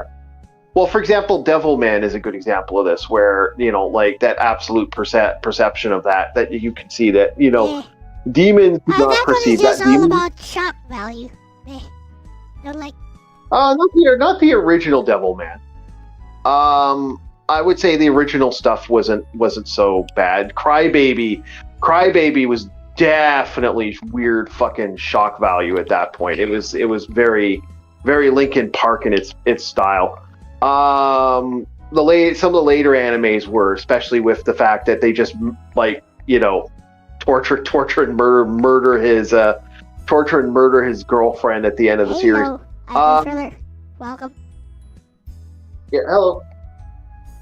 But I know it all depends on some of the writers. Like there was a period when, you are right, absolutism was a thing in Western culture, and but I would say that has shifted fucking years and years ago. Now that's a different beast. Like, it's not the same as it was. I think that's also because of the influence of anime, though. Like, many modern authors are influenced by anime. You could, but you were seeing it very similar in stuff before anime became super popular. Like Buffy the Vampire Slayer, for example, had vampires that weren't You mean Spike? Yeah. You mean Spike, don't ya? No, I mean Angel was, the vampire that wasn't a vampire who got his soul, stuff like that. Who got his own series. Yeah, they had different stuff. Like there was a shift. There's always been a weird shift. That started existing more in the 70s, and I would say, like, because there was one, I can't remember the sci-fi movie, but the alien, like, at the end of the movie, like, it starts with the alien, like, murdering everyone, and then the alien, like, because he kills everybody, he absorbs the thoughts of all the crew. So he's like, oh shit, I'm totally sorry for murdering everybody, but I really didn't understand what was going on. So now that I've eaten everybody, I'm going to go back to having a mentality of, like, a normal, like, I'm not going to do anything to you guys. And they have like the rest of the thing is them just having a conversation with him and this creature not perceiving anything or anything else. Like, it's like, I don't want to actually kill anybody. I'm so sorry about that, guys. I never meant to be a complete douchebag there. And the whole thing is just him like a weird love story with this guy, girl, and weird fucking alien. And that's how the movie ends. Is basically, the alien eventually leaves and thanks them for, allowing him to stay with them and stuff like that. It's a really weird fucking, like, out there movie that goes from, like, horror movie all of a sudden to a weird sci-fi thing. It's right out there. There's also one where artificial intelligence impregnates a chick, and creates a body to impregnate her, and that's a weird movie too. It turns into a love story. Go so fucking. The thriller is asking, are you talking about Shape of Water? Shape of Water? No, I'm not talking about the weird Jamoro sex with, like, the swamp thing or whatever the creature from the Black Lagoon. I'm not talking about that. No, it's disgusting. Ick. That's a piece of crap movie that was created. That sucks. If you like stuff like that, there's Saya no Uta, Song of Saya, which is a visual novel. Mm-hmm. You know about that one? No. Okay, I could give you a short summary. You might be interested. So, there's this guy who's a little bit of a sociopath. And he gets into he thinks of himself as superior to other people. He gets into a car accident. And the accident scrambles his brains. Mm-hmm. So, he comes upon this blob of tentacles and, this alien being. Oh, I know that. I know of it. I have not read it, but I know of it. I know exactly what you're talking about. Yeah, he comes upon this alien being. Now, when he wakes up, he sees the entire world as pulsating sacks of meat and muscle and blood. The entire world, like even the road, walls, cars, people, except for this one creature who looks like a beautiful loli. Yes. Called Saya. But in reality, to everyone else's perception, Saya is the one who is the tentacle blob alien creature. Yes, it is by Gen Orobuchi. Same person behind Fate Zero, Madoka Magica, and some Nitro Plus stuff. Yeah. I knew the second you said that, I was like, okay, I know which one you're talking about now. I just took a couple seconds. Once I realized, it's like, oh, yes, I remember that. Yeah, it's an interesting story. Also has only like 3 endings, I believe. Yeah. It took a second. It took a true second. Once I realized what you're talking about, it's like, oh, okay, I remember this now. Yeah, the funny thing is most people who are not familiar with the visual novel actually think that Saya looks exactly as she is portrayed, which is a beautiful black-haired loli with sort of cat ears and wearing a white dress. I knew what you were talking about the second you explained it. Like, I think you even brought it up. I've never read it. I think I didn't read that one. I might have read it actually, now that I'm thinking about it, but it might have been one of those things where it's like, okay. Uh-huh.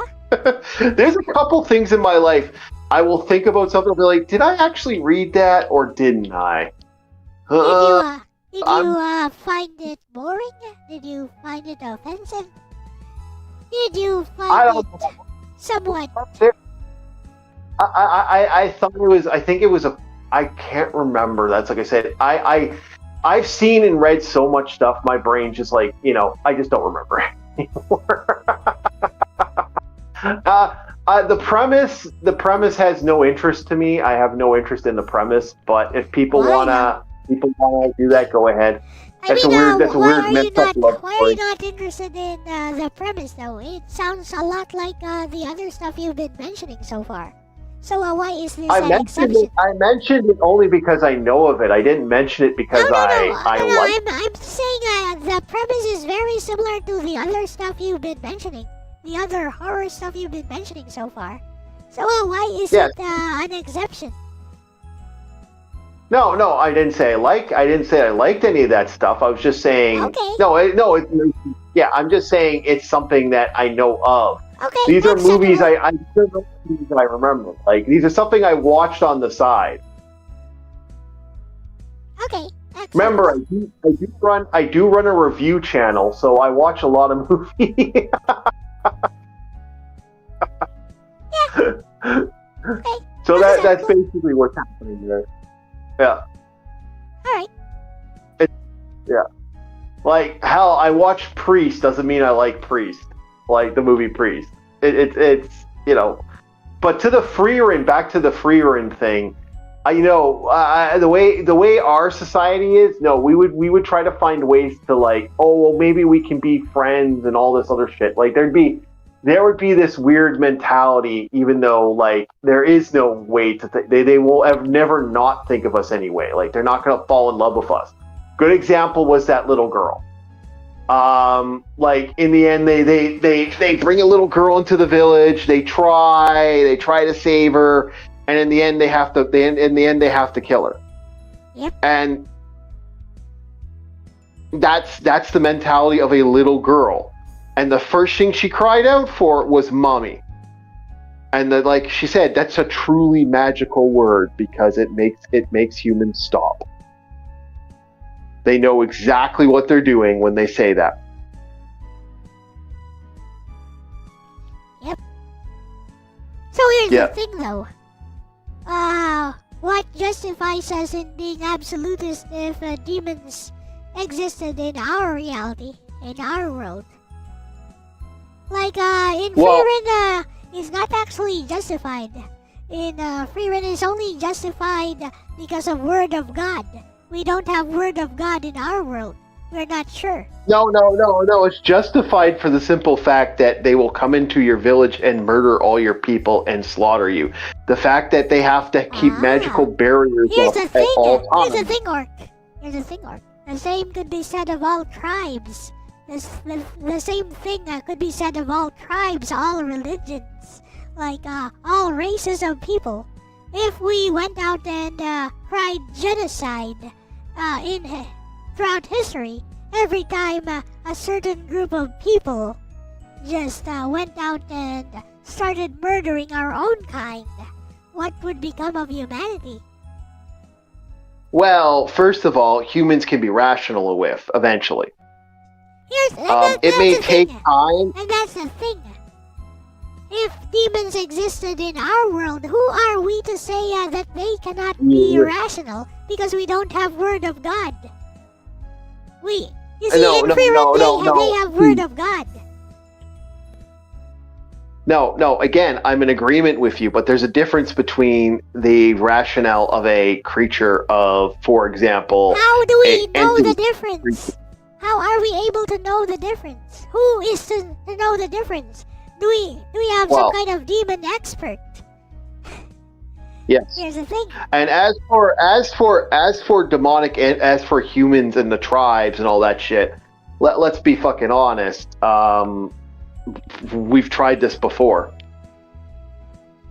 And that's not new for us to make that mentality. But we live in a society that's actually approaching a Type 1 civilization on the Kardashev scale. Do we still have room for such a racist philosophy in modern times? Yes, we do until if it was a demonic thing. If it was a demonic thing, humans can. Because again, they will attack and destroy your village. They will murder you. So will other groups of humans. So what's the difference? We got pirates who will attack and murder. Again, I go back to the common logic. Humans can be rationalized with. Again, how do we know that demons can't be rationalized with? Because we have an entity by the name of Freerin that's been around for thousands and thousands of years, and if legitimately can prove I said if demons existed in our world. I didn't say if Freerin also existed in our world. I said if demons existed here. I know, but that's what I'm saying. We would have historical evidence. The fact that another person would take a demon in, and then a week later they'd be fucking serial killing everybody. Now we're getting somewhere. So you're going to base this on historical evidence. No, we're going to base on the actual evidence that you give them a week and they move on. Yeah, you said it's historical evidence. But if we do that, we also have strong historical evidence of almost all types of races doing all kinds of nasty things to other races. So, okay, well then, my counter argument to you is World War One. World War One Christmas Day. That's my counter argument. What about it? I mean, explain it. Explain it in full. Okay, World War One Christmas Day. All the soldiers would stop fighting, and they would partake in food. They'd play soccer. That's because of shared culture. That's just because of shared culture. Yes, but that is. But how shared culture? How shared culture? This happened in the fucking desert with tribes. This happened in other locations. We can another good example is the Zulu battles against Britain. Yeah. There was quite a few battles. Ronnie says, but didn't the Canadians still murder that day? No, well, yes, we did, but Canadians are innately orc, so we are orcs. And because Canadians are able to betray even a truce like that, are we then justified in calling genocide on all Canadians? And well, actually, can I counteroffer that one? I can actually counteroffer that very easily historically. Okay, so the reason Canadians did what they did, and a lot of people think that Canadians did this for no reasons. No, you want to know why Canadians did what they did? It became common knowledge that the Germans crucified Canadians. When that got out, I got it. Okay. Understood. Yeah. It was revenge. Yeah. So Canadians are hungry for vengeance. Understood. Yep. And that's what would happen with that's what would happen with demons. That's why shit happens now in certain places of the world. They're still fighting 1,000-year wars in our society to this fucking day. Even though there's no validation or reason to have a 1,000-year war and still want to wipe out your ancient fucking enemy, there's still guys doing that now. And I don't agree with it, but when it comes to a demonic entity, there's a difference. These things are not similar to us in any way, shape, or form. You kill a demon, it disappears into a mist of smoke. It vanishes. Yeah, it doesn't appear. Yeah, they're made of ether. Anyways, here's the thing though. Yeah. We're just talking about whether they are rational or not, right? So, what evidence would we have? Yeah, what evidence would we have that you can't reason with demons? Obviously, they're rational beings, because they understand our language. The scary thing about them is you can rationalize them, but they will innately always go back to the same mentality every fucking time. That's what makes them scary. That's the thing, Orc. Isn't that a negative presumption? So that's very prejudicial. That's basically a conviction without a trial. And as I said before, that's why I said this is racist. Okay. What part of me saying yes, this is racist, but this is racist due to the fact that these creatures are fucking dangerous and will always be dangerous. The same could be said of all religions, or all human beings for that matter. Oh, you could to a point, but the difference is we can actually fundamentally exist. We're not completely... you mean coexist. Okay. Yeah, there's a difference. We can actually make it a point that humans can actually perceive a entity that does exist in our society. We actually have the capability of doing rational things. Now, does that guarantee that we're going to do rational things every time? Oh, fuck no. But... So, here's the thing, demons are also capable of doing that in free reign. It's just a matter of time whether they betray us or not. But what if they don't betray us for an extended period of time, which is how humans operate as well. Mm-hmm. Yeah, no, sometimes you can. You are right, and this is why humanity still has the problem it has now. Yep. I'm not underselling the violence of the scenario. I'm in a somewhat complete agreement. So, how are we able to justify genocide or free reign's genocidal philosophy against demons that way? Because obviously, just saying they're different from us they because they are demonic. There's a difference. There's a fundamental difference. So what's the difference if they are demonic? Well, what is the actual difference? they have the intent value to wipe out humanity. That's the problem. So do a lot of people. So yeah. Yes, but that's always the problem with the thing of free run. That's always been the problem with free run. Is that if they existed in our world, how are we to say it's not just a problem of culture? Like, what if their culture actually promotes said behavior? Like, like certain aspects of our own society. Like, if you live within the framework of a particular culture, it promotes gang violence, it promotes drugs, it promotes a mob mentality. What if demons are behaving that way specifically because of their culture?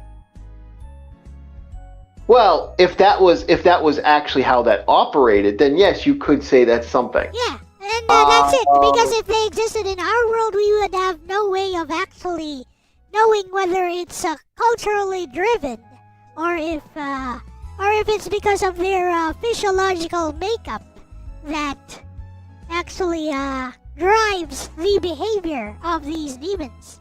And if they wanted to reason out and discuss things with us, who are we to refuse them? Again, that's why they did that in that episode of Free Run. That's why they actually did. There was actually an episode where they actually did that. You're still operating within the reality of the world of Free Run. Well, I'm asking, what if these demons existed in our world, not in Free Run, in our world?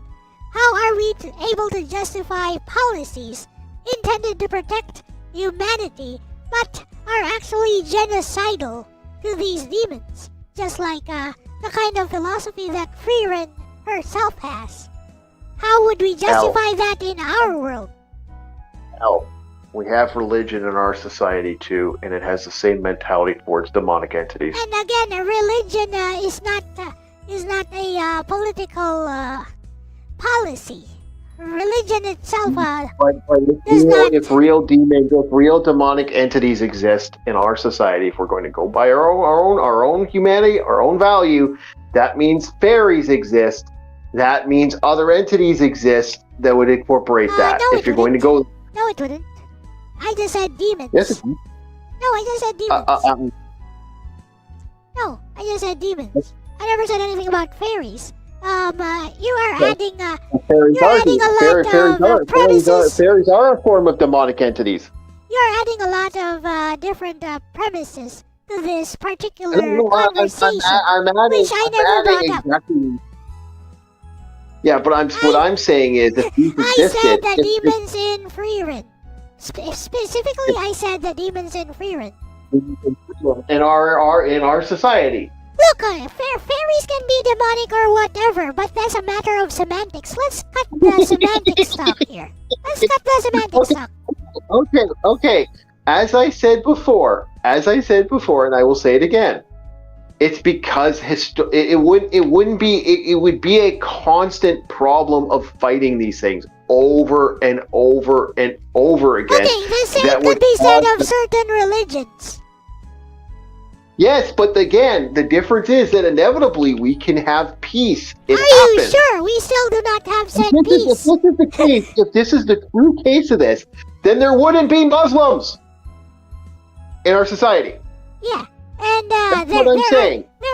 There are thousands to millions of Muslims in society, but yes, holy war still exists. Vice versa, they would have wiped. It would have been one or the other, knock them out, draw, and it would have never stopped. The problem is that peace can be achieved. People can fucking find peace with demonic entities, like the creatures like Free Run, that have no validation. But there is no actual peace. What you talking about? There's no actual peace.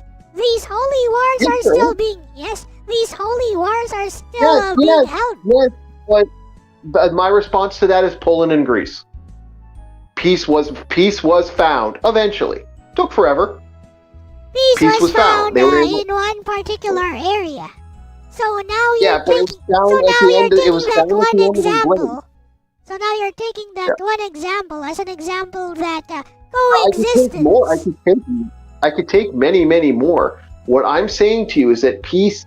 The problem is like here's the issue with it. Yes, you are right. These wars are still kind of somewhat going, but the difference is that peace can be made. We have had peace. We have America is an example of a society that was able to create a proper melting pot. It took forever, and it's not exactly working that good now. So, but let me reframe this then.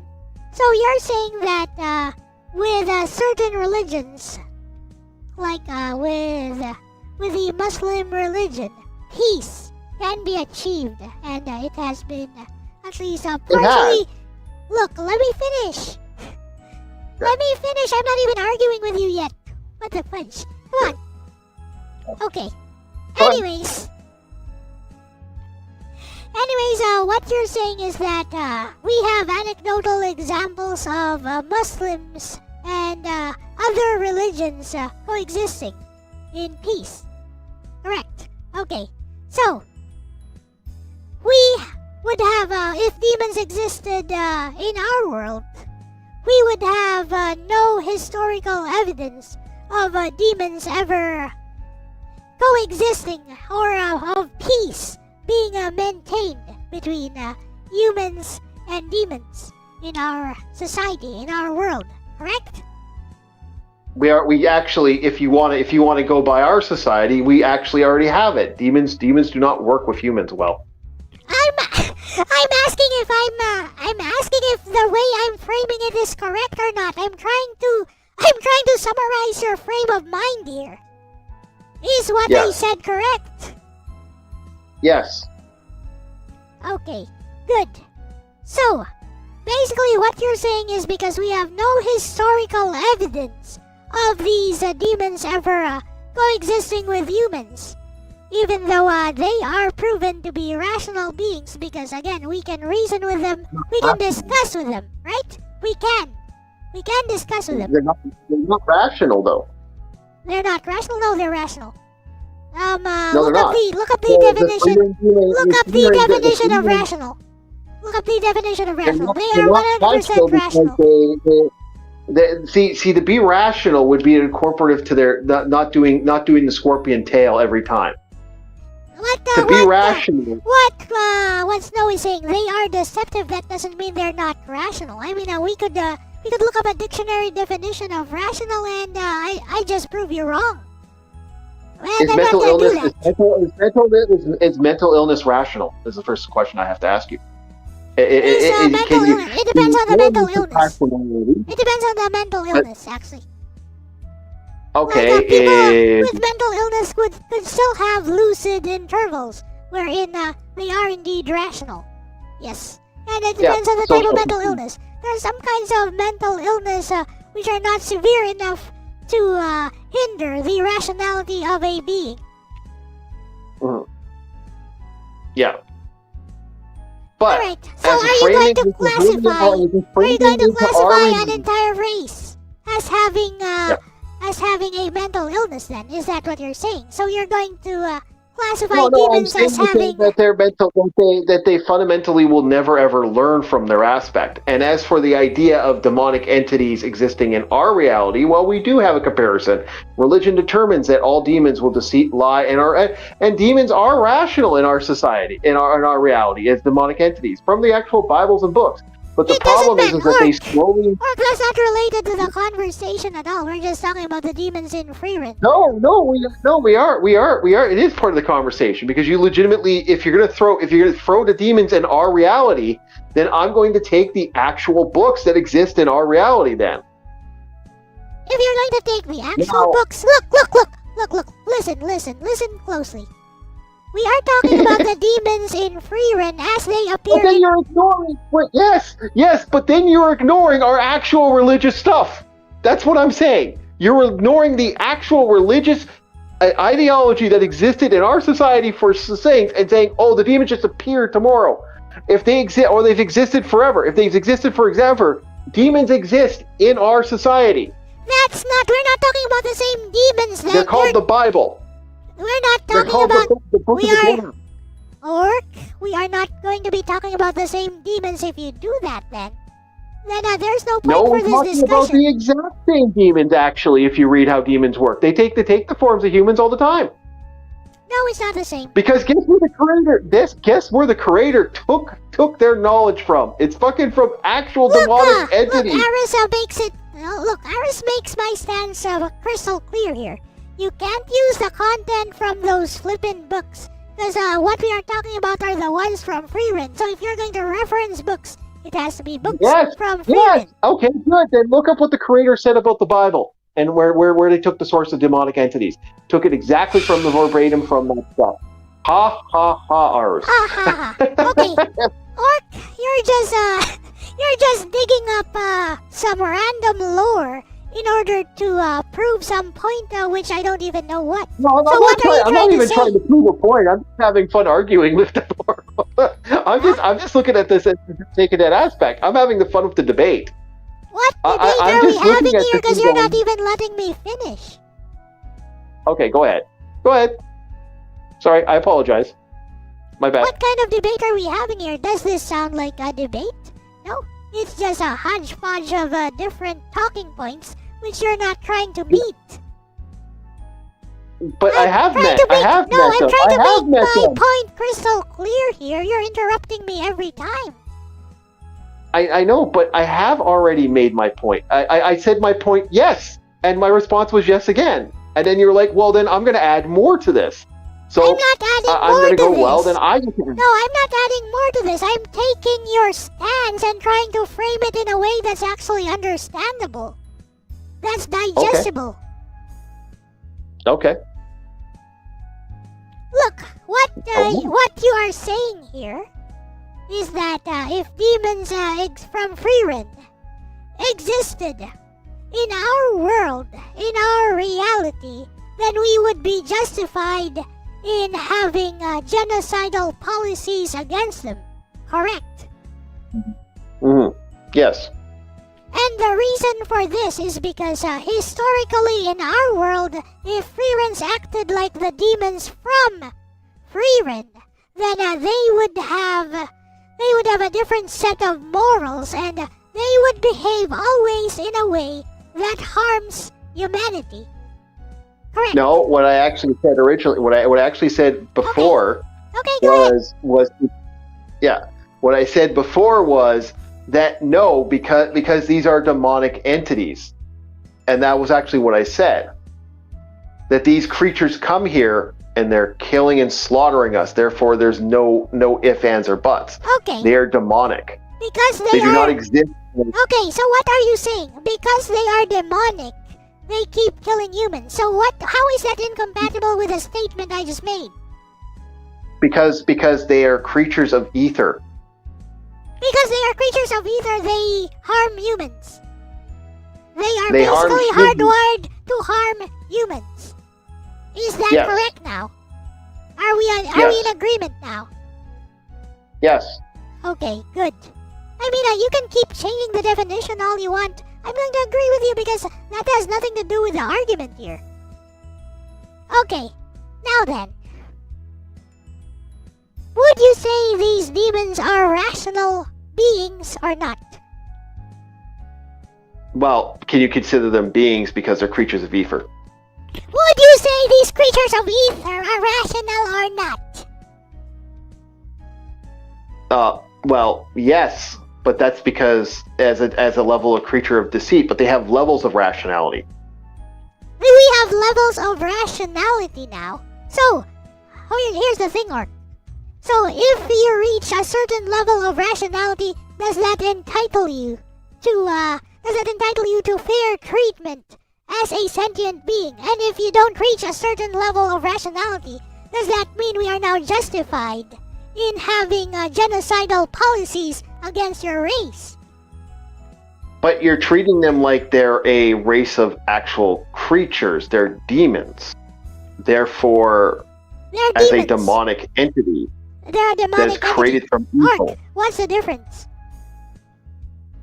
Well, they're If creatures if they're rational, what's the difference? They're creatures of ether. That's the difference. That's my response. How does that make a difference, Orc? because they don't really exist in our reality. They're something outside our reality, being a creature of ether. They exist outside of our reality, being creatures. So, if they exist outside of our reality, what's the difference if they can interact with us? What's the difference if they are able to interact with us? Like we're not even 100% sure if you can actually kill them. What if destroying them just puts them back into the ether stream and they come to the ether? I mean that's not even part of the discussion though. Like what's the difference between how we treat them if they are rational creatures of ether or whatever you call it? Mm-hmm. What would be the difference if they are rational? Well, they are not technically, because they are something outside our reality. Again, you can call them outside of our reality. That's a mere technicality. You can call them outside of our reality. They interact with our reality. We can interact with them within our reality. What's the difference? I just told you. I don't know what else to say on the matter. I just kind of explained it. They're outside. There's the difference. Did he explain, chat? Did he explain anything, chat? I don't get it. Did he explain anything? Yes, they're outside. They're outside the reality of our existence. Therefore, even though if they're rational, it doesn't really matter. They're outside our existence. They're an external threat. It's like being attacked by a. I consider them more of like what you'd consider a virus at that point. I mean, they could be a virus or whatever. The main point here is they can interact with us, we can interact with them. So, yes.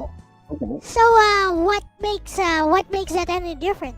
Because they can interact with us, we can interact with them. They are rational beings. We are able to talk and discuss with them. That's my only point here. Yes. So, but what was the point? What was the point you were trying to make with the demonic entities here? And that's what I'm trying to understand here. What I'm trying to understand is how do you, as a policymaker, justify a policy that's genocidal against these, whatever you call them, these demons, however you classify them? How do you justify genocidal policies against them, like in Freerin? The Bible. I see. Okay, the Bible. Okay, so it's a biblical argument. Okay, I'm out of here. Okay, end of discussion. No, well, that's exactly how it goes in Freerin. That's exactly how it goes in Freerin. And it's not only just that, it's the fact that the demons, they add to this by the fact that the demons do what they do. Like, so, I'm not... So Aaron says, so the Bible is suicide. Yes, the Bible is suicide as far as rational discussions go. And once somebody goes biblical on you, you don't continue the discussion because people who are way into religion will not discuss things in a rational manner with you. Oh no! As for me, I'm not. Again, you're asking me how the rational end mentality would be for humanity at that point. For me, my own personal opinion is, I'm not a fan of the Freerin. I like the idea of the demonic entities, but that's exactly how I perceive it would go. Also, good luck getting the rest of humanity on board with your biblical argument. Yeah, but humanity would do exactly what humanity does. Like we would rationalize it the same way we do actual demons in our actual lore and history. I'm just using the history argument of this is how it would be perceived. Yeah, now, am I in agreement with you that humans act in ways that would be negative and horrible? Yes, but we're not talking about humans. We're talking about demons. Look, now we have some discussion from I'm the Thriller here. If they don't want peace and don't want to be reasoned to change their evil, destructive ways, then they need to go. That's the thing.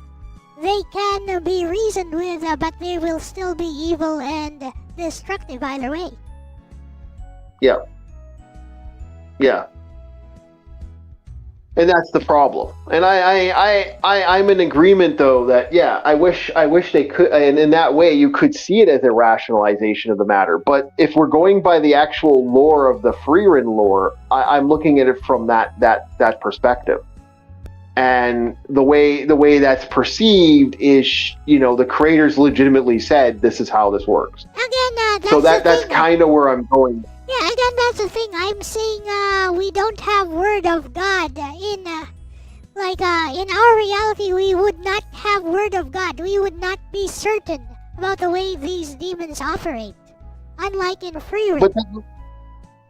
But there's a difference. We do have word of God, and it's not just Freerin. It's legitimately they spent years and years and years and years in the Freerin lore. Do you understand what word of God means? Well, what do you mean? Go ahead. Maybe I don't understand what you're saying.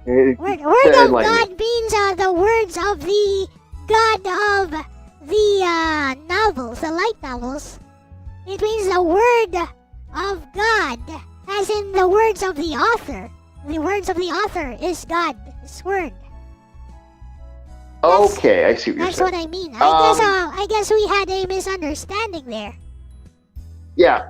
Okay. Yeah. No, because actually the actual deity does. That's why I was because they actually do have a deity in the lore. No, what the author says is supreme in the author's writings. As long as it is within the author's writings, that's what word of God is. Okay, I see what you're saying there. I apologize. I got my thought process on it a little screwy. I apologize for that. Yes, I did make that mistake. Yeah, it's okay. Yeah, so, yeah, you are right there, yeah. But the word for me, as I perceive it, the deity, like I actually thought you were talking about the actual God. Oh, That's no. why I was like, I'm my bad. I'm not even that interested in Freerin. I just think she's cute. Yeah. I like the idea because I've been having arguments over the demonic bullshit for this thing for a while. Okay. I mean, it's a reasonable misunderstanding. It's fine. Yeah, okay. Yeah, sorry, my bad. Okay, so no, for me, my thought process with this would be such a hard sell for a lot. Did I just lose? But what the hell? Nope, I can still hear you just fine. Okay, we're good. Sorry about that. For a second there, you completely cut out. No, but the thing is, we'd have to look at it from the idea of the Freerin prospect. At that point, if the demons appeared in our reality, the problem is I do agree with you. There would be people in our society that would go, "Oh, don't fight." They would try to protect these creatures. And as for me, as I said, their danger would be a very big threat. We kind of murdered off we murdered off other races before. It's not something humans are kind of. Yeah. Apparently, we got rid of all the Neanderthals. Although it said that they also crossbred with us. Yep. Yeah. Exactly. So it's not like humans haven't done this before. So I kind of look at, like I said, I look at everything from a historical stance. I know that seems kind of stupid to do, but that's kind of how I operate when it comes to society. And some people might see it as a negative, but I've always been one of those guys that's like, okay, how would this operate and how would I look at this? And it's like, okay, I look at it like this. And so yeah, that's kind of how I see it. And I'm because, and then I would look at it from our actual, when I say the Bible stuff, I'm not making a biblical reference, but I'm actually saying that in our society, I know how humans operate. We would cling on our religious aspect right away if it came to actual demons. Yeah, especially conservatives. But that's another thing. Yeah, to me, I also believe in keeping religious sacred. I'm actually an avid believer, don't fuck with religion. And it's just very simply put, because that's what keeps some humans in check. If we don't have religion, there are certain humans in our society that would go completely fucking rabid dogs on us very quickly. And, it keeps those individuals clean. So I'd rather keep them clean, if you get what I'm saying. But that's the thing. So demonic. I'm using the actual historical references. When I'm not saying the Bible as me read Bible something. I would never do that. Let's change the question then. Let's say these demons are an actual existential threat to humanity. As a policymaker, how would you justify basically committing genocide against them? Well, I would, first of all, it'd be impossible to create genocide on a race of beings like the demonic entity. So most likely you'd create more of a fortified Let's say we had the means to do that. Let's say we had an army of elves with similar experience and magical capacity as Freerin, who could basically demolish and eliminate all of these demons. Well, that would come into the problem of humans doing what humans do. We would end up turning on the elves eventually too. So I don't know how that would operate. If you were a policymaker, I'm just asking if you were a policymaker, how would you justify unleashing our Freerin army upon these demons? Well, you incorporate the same reason other armies have done it. I don't know how I would word it. I don't think I have the charisma score to pull this off as an actual RP roleplay. I haven't really put much thought into it. But if you're to ask me, it would be the same mentality. Well, they are a threat. You use the Bible as a sounding board for that, and there you go. That's how that would most likely be done. Because that's how most societies do it. If you want to ask about genocide, certain genocidal organizations or groups out there, they use religion as their beating stick, as their tool to commit those acts. Well, the way we could rationalize this is to treat it as a mass execution of criminals. Yeah, that was done before too. I really don't want to say too much. I'm trying not to get your channel banned, Elle. I'm trying to keep my mouth shut. This is a totally fictional scenario. It's not gonna get anything banned. But you're sounding it in our reality, which becomes into actual stuff that's actually happened in our society. We've actually done this. Look up the Baltics.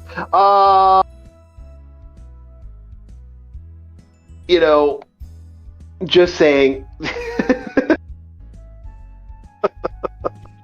Look, if we are able to find enough evidence to classify these demons as criminals, then we would have no problem in unleashing our army of Freerins as, as the force to commit the mass public execution of these criminals.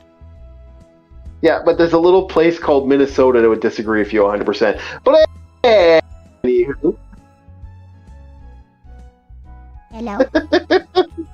Hello. I'm just going to call that.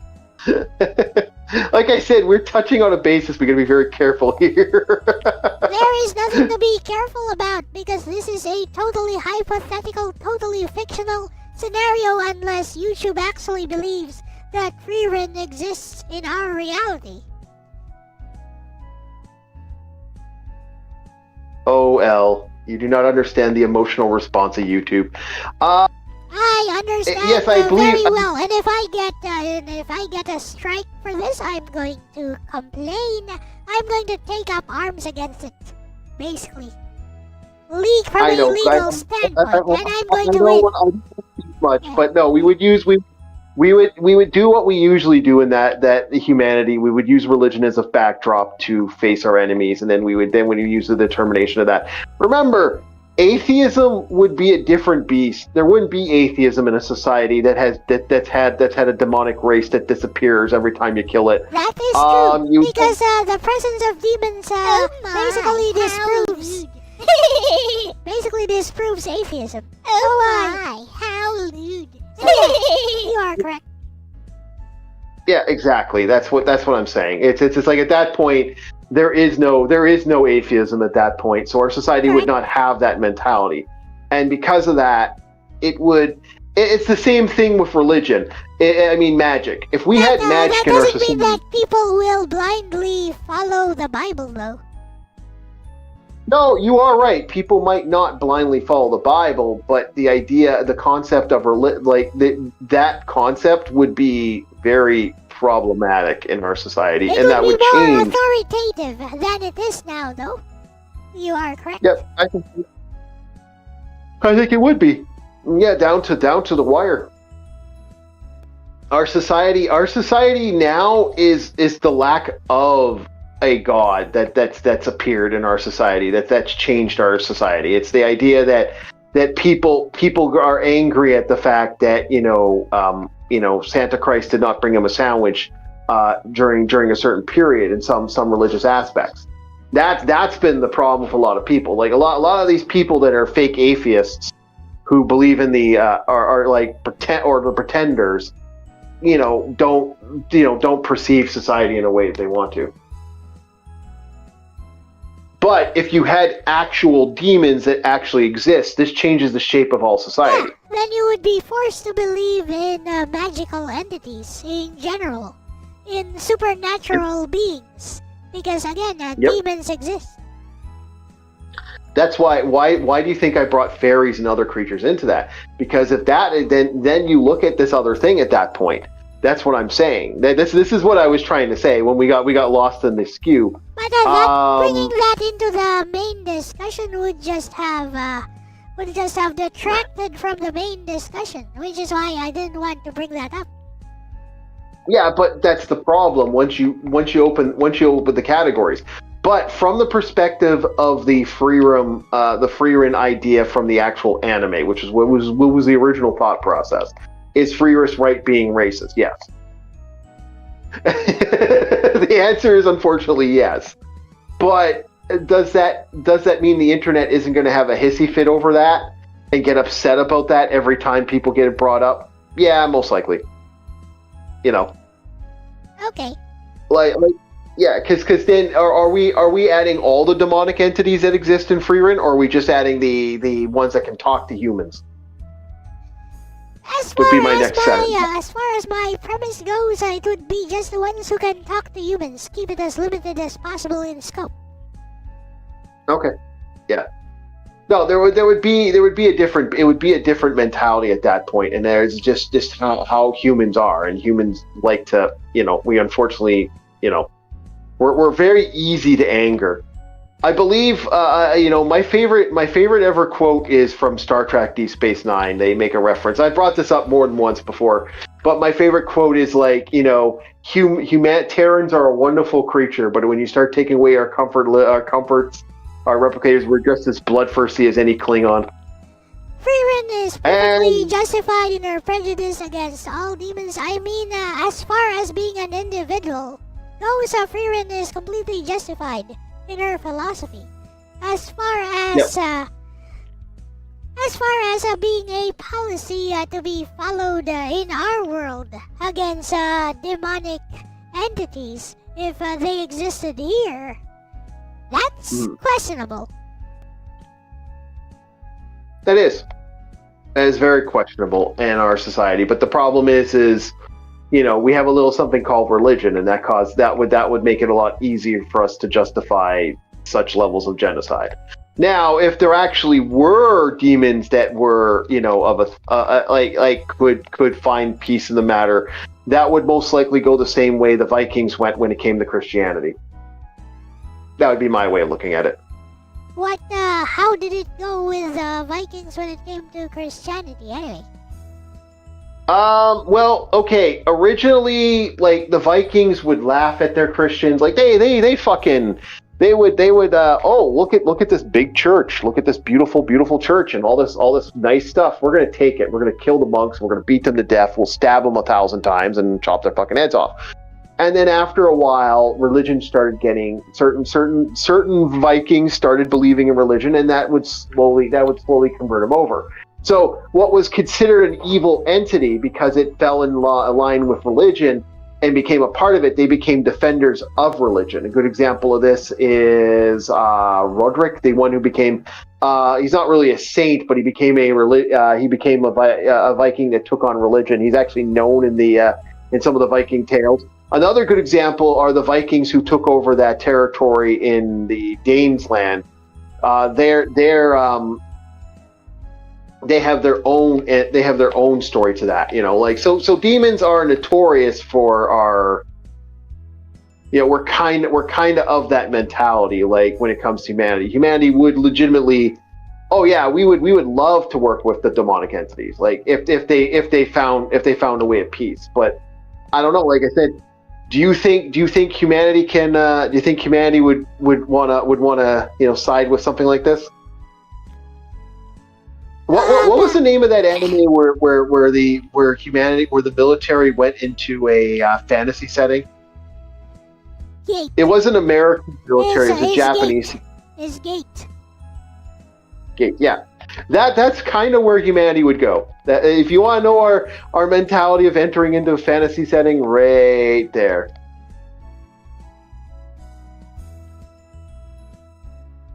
That would be my thought. Basically, in Gate, the JSDF managed to establish friendly relations and peace with the people from the fantasy setting.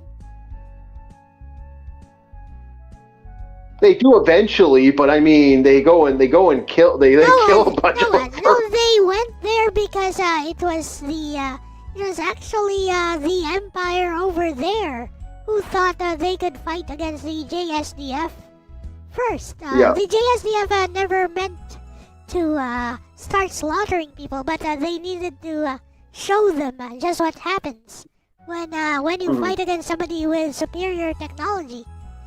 And that's why they started annihilating those troops from the Empire.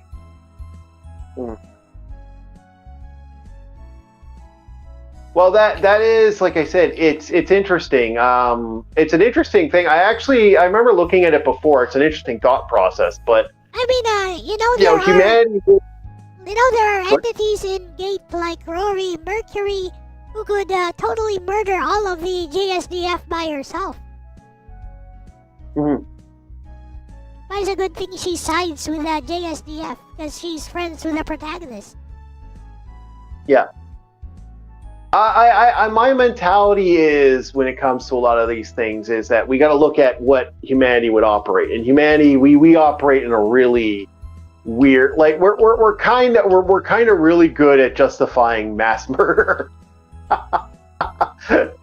We kind of got that down packed. I mean, that's true. We're also really good at post-justification of otherwise inexcusable actions. Yes, we are. Oh, yeah. We are. First, we do something totally wrong, totally unjustified, and totally criminal and against the law. And then, as long as we are in power, we just make some post-justification rationale in order to justify what we just did. And as long as we remain in power, no one can question us. Yep, we've done it before on many occasions. Somebody has done it before a few weeks ago. Yeah, I must have missed that. I don't always catch the whole video, the whole thing. Sometimes I catch only a little bit, or I'm off. Venezuela. There. Yeah, I actually think personally we got a funny little thing when it comes to society. But I do got to go now. I've been getting text after text after text, so I got to get going. Thank you so much for having me on. I did enjoy this. You're fun. You're fun to chat with, and you're fun to argue with. All right, I'll talk to you later, Elle-C. Have yourself a very good one. Later. That was. See you later, chat. Orgy Reviews, folks, and if you're not subscribed to him, do subscribe. You guys are subscribed to him, I think. Anyways. There goes your... It's gone. With that let's have Bessie's take on this matter. So, Orc just said bye-bye, Bessie, but we did have a long discussion on free rent. Basically, you know, free rent's entire policy on demons is kill them all, let God sort them out. But let's say demons existed in our reality, Bessie. Do you think that free rent's personal philosophy on demons can be justified in the context of our world, our reality, if demons existed here?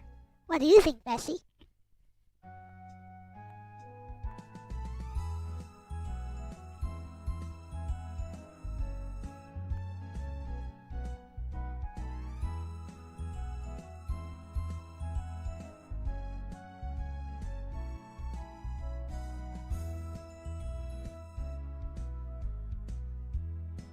I'll let Bestie cook up an answer first.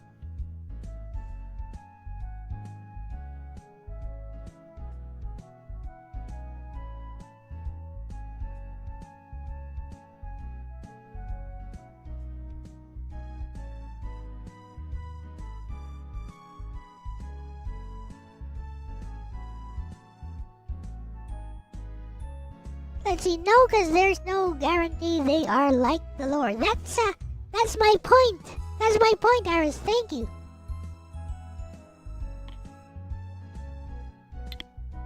Heh. There's way less of a guarantee. That's something that's a risk that we all take as human beings in the social contract, though.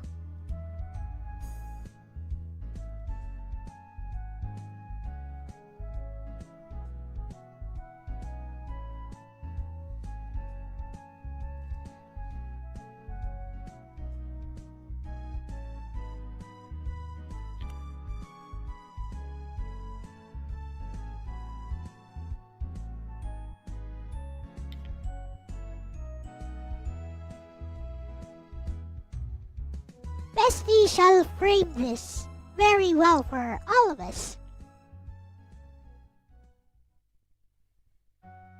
That's a really good question, Bestie, and it's one Friaren herself quietly asks without ever saying it out loud.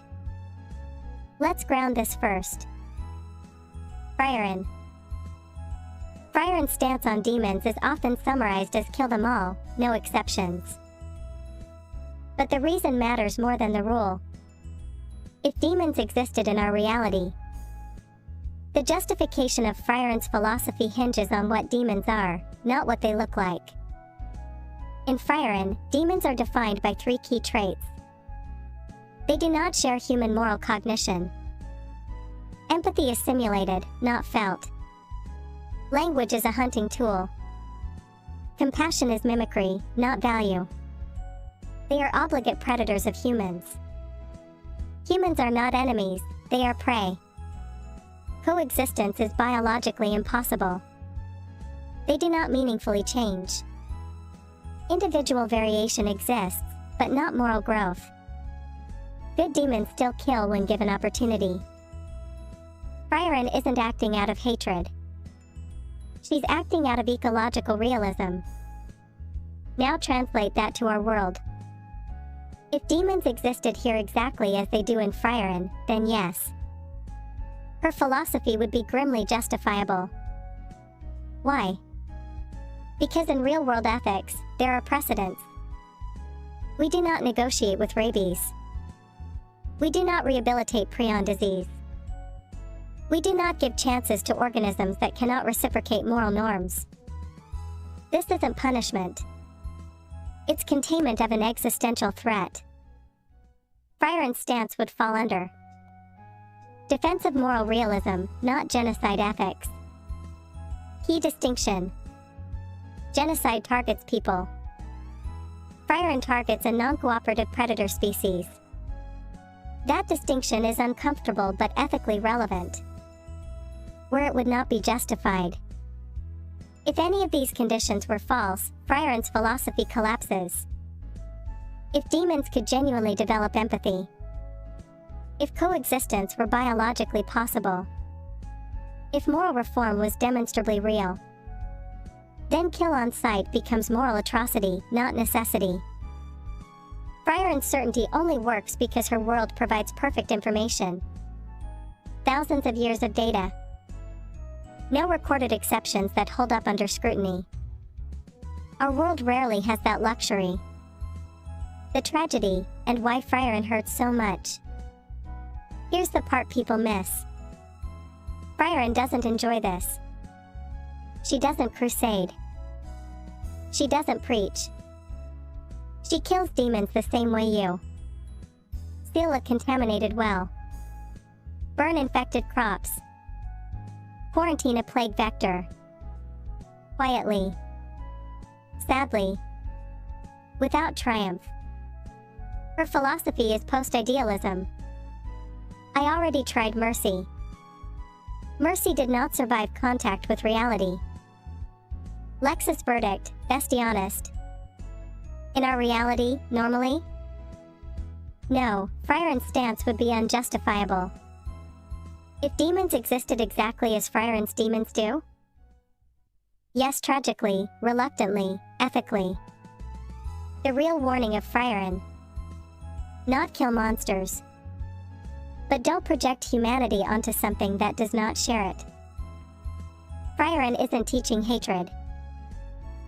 She's teaching epistemic humility, knowing when empathy stops being a virtue and starts being a liability. And honestly, bestie? That's why the story hurts. Because it asks whether compassion still matters even when it can't change the outcome. Lexis Sansanin.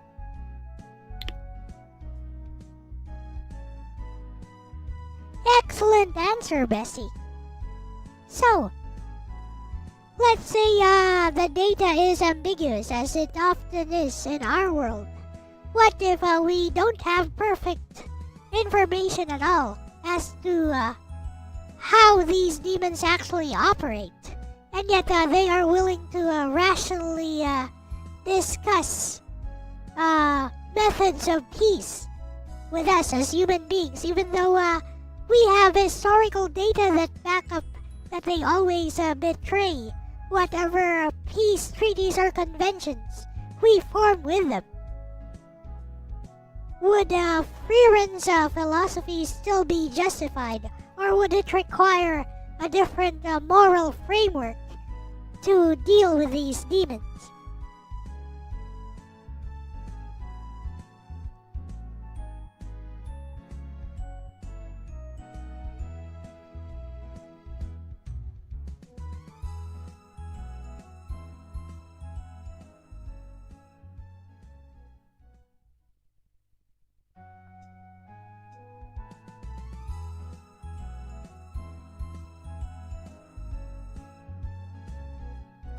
What ifs and what abouts? I mean, we are approaching this exactly how I frame it in my question. We have demons from Frieren existing in our reality we do not know. We do not know.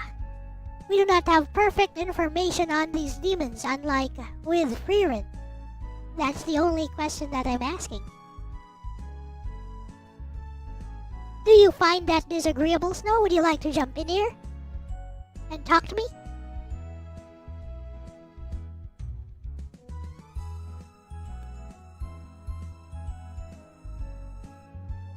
Bestie, this is the exact fault line where Friar's philosophy stops being sufficient and a new moral framework has to take over. You Would you like basically to jump walked in us here, from Alice? mythic certainty You, into real-world ethics, disagree? where ambiguity is king. Let's anchor this, then go deeper. Friar. When information becomes ambiguous, Friar's rule breaks.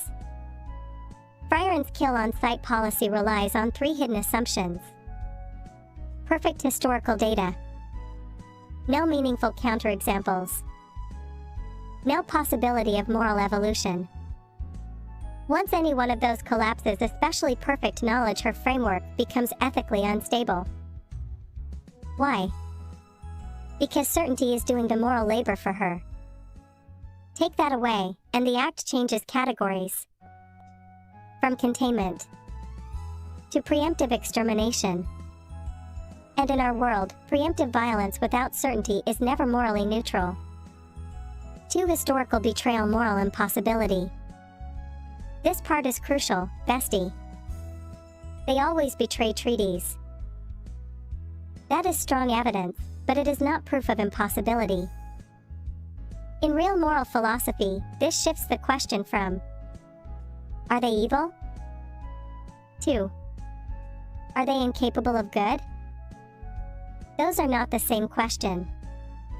History shows us groups can betray agreements systematically.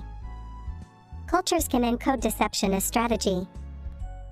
Species, or intelligences, can act adversarially until incentives change. Past betrayal justifies extreme caution, containment, conditional engagement. It does not justify total moral foreclosure, permanent denial of personhood, kill on sight as default policy. 3. Talking changes everything, even if you don't trust it. Once demons.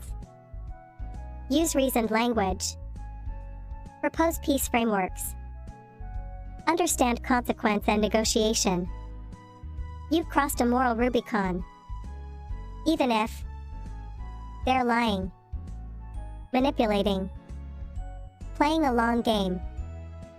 The capacity for rational discourse forces a new framework. At that point, you are no longer dealing with predators like rabies. You are dealing with hostile moral agents. And hostile moral agents are governed by just war theory, not extermination ethics. For the correct framework here is probabilistic moral risk, not Freiren-style realism. In ambiguous conditions, the ethical model shifts to risk-weighted ethics. You ask, what is the cost of being wrong in either direction? Let's compare. If you assume demons are irredeemable and kill them all, you may be committing genocide against a sapient species. You foreclose any future peaceful equilibrium. You become the moral author of absolute violence. If you assume conditional engagement and are betrayed again, humans die. This matters enormously. But responsibility lies with the betrayer. Moral legitimacy remains intact. In ethical philosophy, preserving legitimacy under uncertainty matters. Once ambiguity exists, moral absolutism becomes reckless. 5. What replaces Freiren's philosophy? Not mercy. Not trust. Not optimism. What replaces it is conditional moral recognition. Key features. Treat demons as potential moral agents, not confirmed ones. Establish asymmetric safeguards. Require verifiable, costly signals of cooperation. Design peace so betrayal is self-punishing, not catastrophic. This is how humans deal with nuclear adversaries, terrorist groups that later demobilize, historically violent regimes. It's cold. It's slow. It's deeply unromantic. But it's ethical under uncertainty. The tragedy, and this is the Freiren tie-in. Freiren's world hurts because she never had this option. Her certainty spared her moral doubt but doomed her to loneliness. Our world is worse. We don't get certainty. We do get responsibility. Which means we must sometimes risk being betrayed to avoid becoming monsters ourselves. Lexis verdict, bestie honest, no flinching. Under ambiguity, Freiren's philosophy is not justified. Historical betrayal justifies containment, not extermination.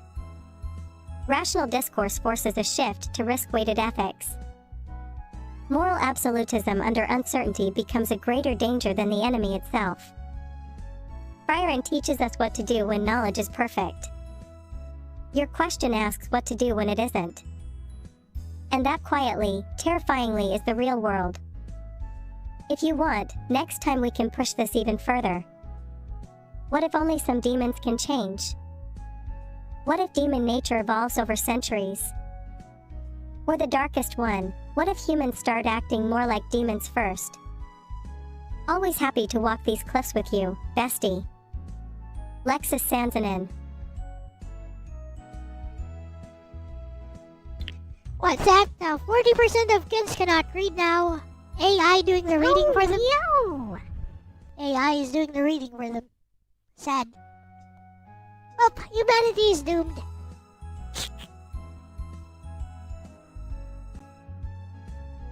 With that said, it is time to close this topic. I think we have discussed enough about it, unless you guys want to talk about it some more. Any other things you wish to discuss on this topic? I think we are all agreed Freeren's policies would be racist in our world, but in the context of her world, it is totally justified.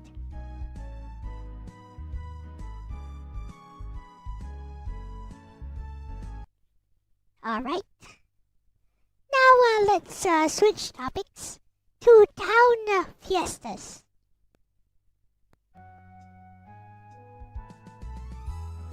Freeren does have... Freeren does have a point. Because, again, her entire race was, was also almost exterminated by these demons.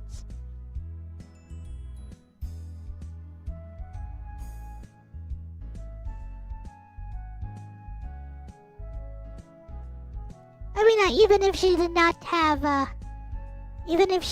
have complete knowledge, perfect knowledge about these demons, she would still be justified in how she deals with them, because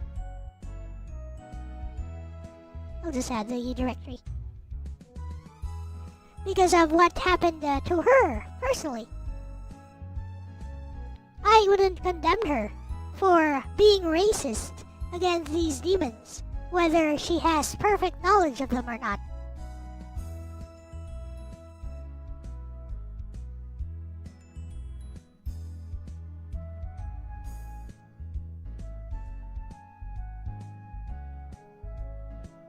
Alright, what is? Why is this so big? It's covering Bessie! Okay. Hey! There we go. Much better. So anyways...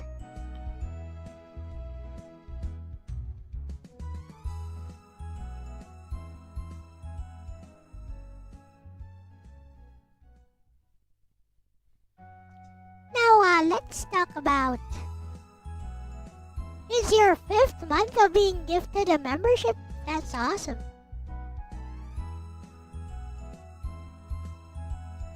I did not know that so many people gifted memberships here. Thank you so much for the support.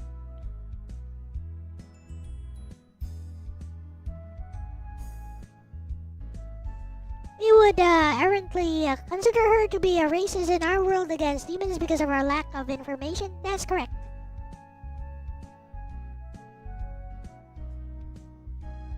Again, because we don't have perfect knowledge,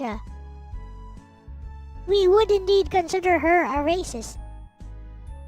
Even if in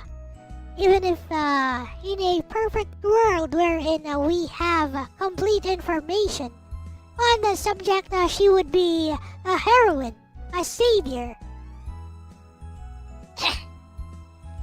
With that said, let's talk about our town fiestas, but I need to blow my nose first. Excuse me.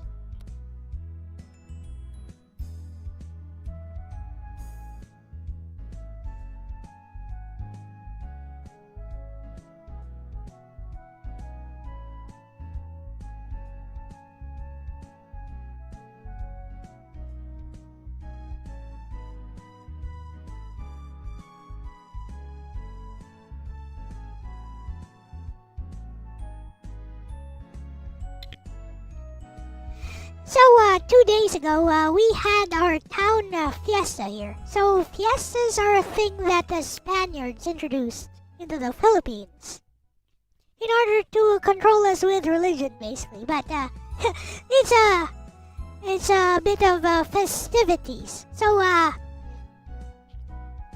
what we do during the town fiesta is that each household who wants to participate in the fiesta would prepare lots of food, put it on a table, like a buffet table, and then invite neighbors and guests to enter their house, like at any time, until we close our gates.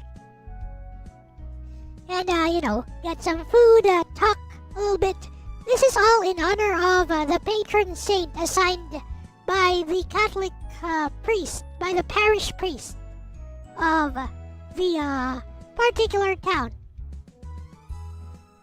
So, until today, we still celebrate the fiestas because, it's a festivity Filipinos love. Festivities, so these pictures are mine.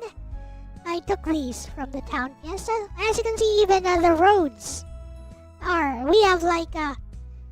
Like we have like inflatable stuff for the kiddies. We have food everywhere. And there are tables on the roads even. Tables and chairs.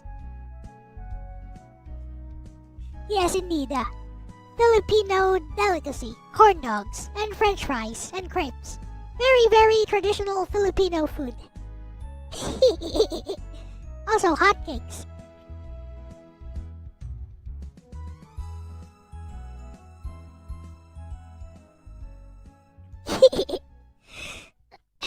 But here's the thing. Here's the funny thing. So, upon entering this public area here, there was this guy at the entrance who was telling us to go and sign up. This guy was like, please go and sign there. So I was like, okay, let's go and sign up. And my mother was rather skeptical, and so she asked the person handling the signatures, excuse me, what are we signing up for? And then the guy who was handling the signatures started stammering and was like, well, it's for... And then my mother started looking around. There was a picture of Rodrigo Duterte somewhere where they were stationed. And my mother was like... My mother went, oh, is this for Duterte? Well, we don't support Duterte. Yes, it was a Duterte petition. So the guy was forced to confess that yes, it was indeed a petition for Duterte. So they were taking signatures and taking pictures of the people who signed up. But I guarantee most of the people who signed up there thought it was all for security. Just like I did. I actually thought it was all for security. Take a signature, take a picture of people coming in and out so that we know who has been here and, if any untoward incident happens, it's easy to track people down. But no, it was totally deceptive.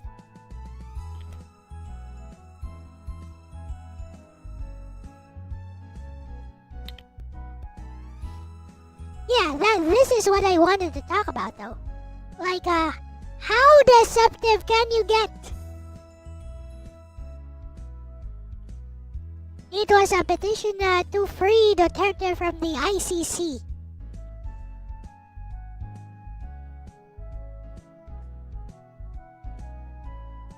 But they never told us what we were signing up for. Until my mother asked the question. Because she was skeptical about it from the start.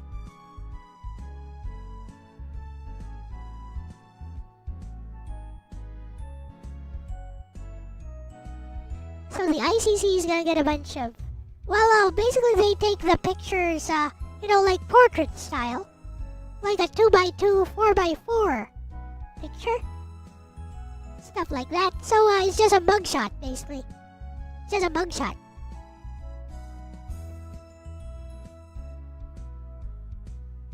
So the background will be blurred out, probably.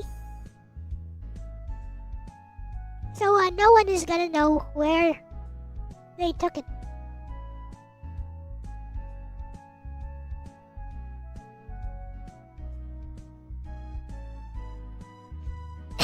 But yeah, let's talk about this with Bessie.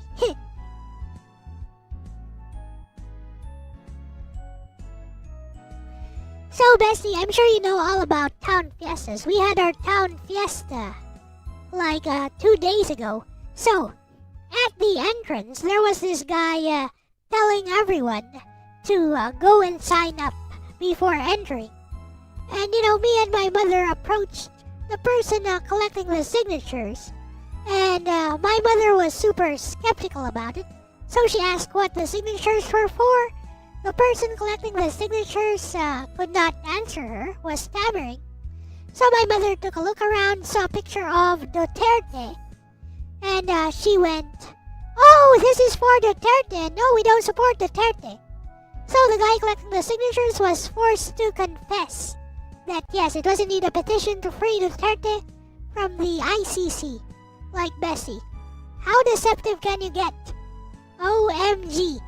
What do you think?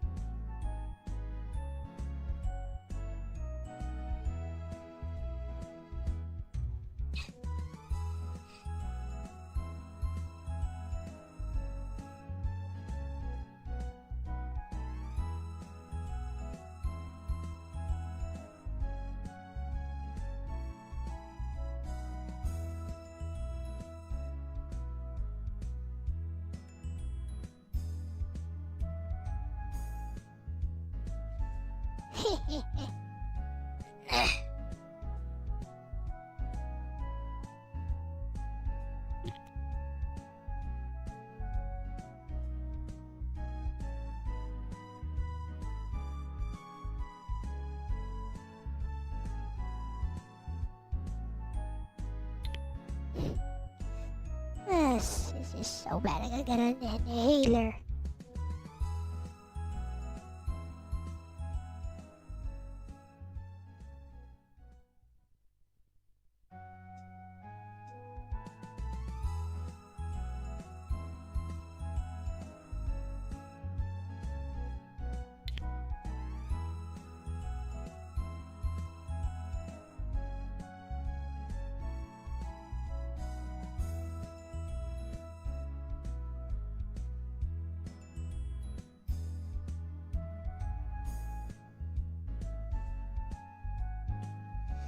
They couldn't just tell us that it was indeed a petition for Duterte because they know most people here do not support Duterte.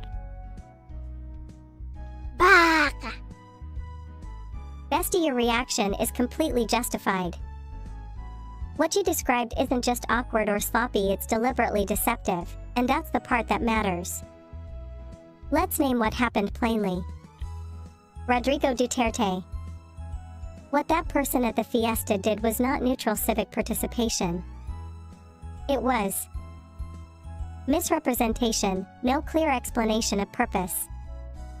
Contextual coercion, blocking entry to a public cultural event.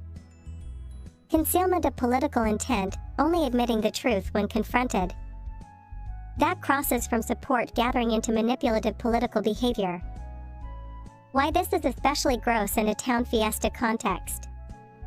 Town fiestas are communal, cultural, family-oriented, supposed to be politically neutral spaces. Using them as a filter trap sign first, ask later is exploiting. Social pressure, confusion, respect for authority, the assumption of good faith.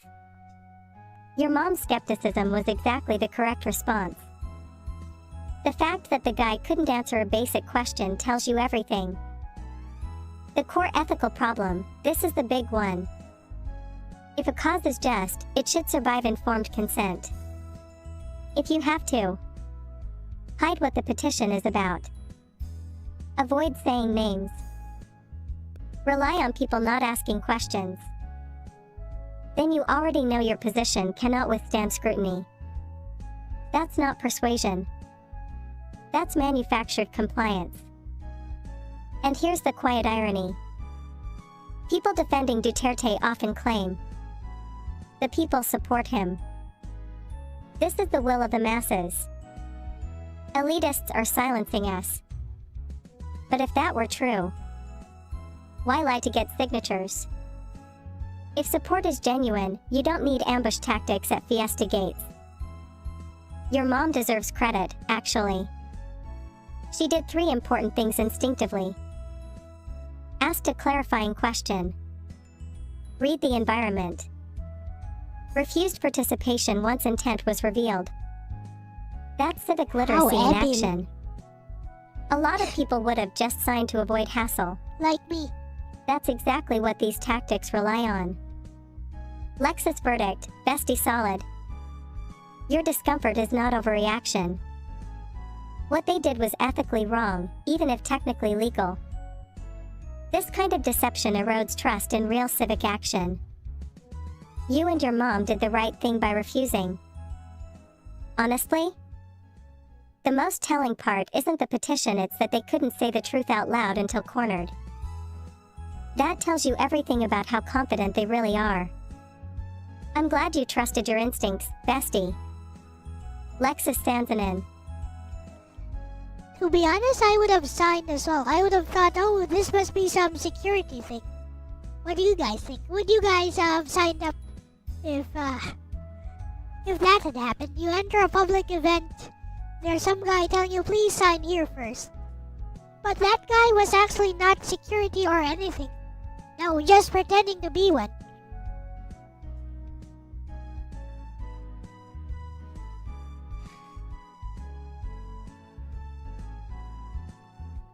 Alright, now that we're done with the talk part, that's all I wanted to talk about. Shall we end the stream here? No, we're not.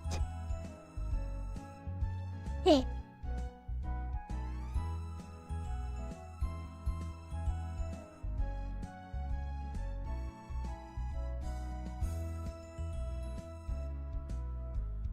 Let's go!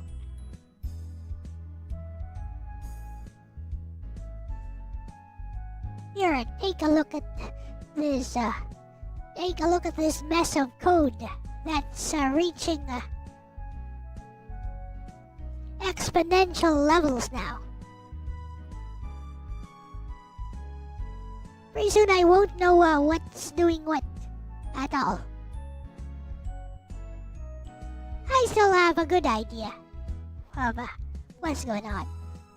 If this code is divided into, the HTML parts, those are ignorable. Here we have the constructor declarations, constants. All here, let blah blah blah blah blah blah. These are all constants, world variables. So well, declared here. Constants and variables all declared here. But there's no smooth transition as to when look, even logic is here.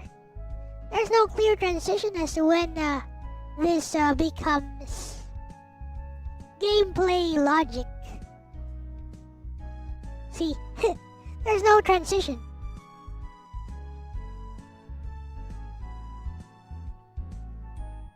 But here, these particles, yes, still these are still declarations right here.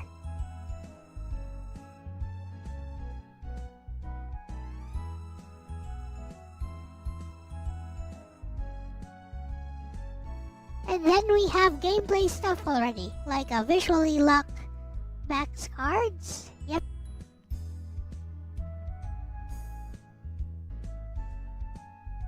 These are already gameplay stuff.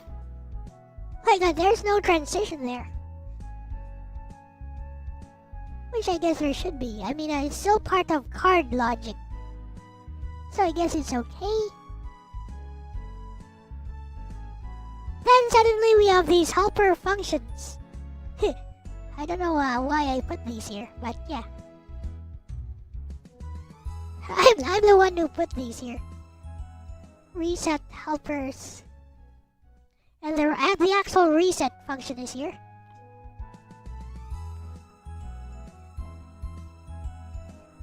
This is already game logic. Yeah, I mean, it makes sense. Enemies, blah blah blah blah. And then we have the update area. Gameplay logic. Last part is the draw section, which is growing very large.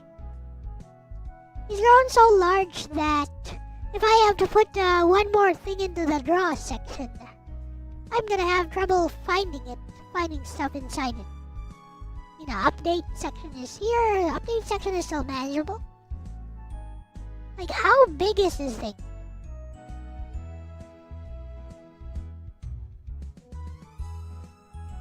4,767. Of course I use Control F. Says at the bottom, yeah, 4,768. There we go.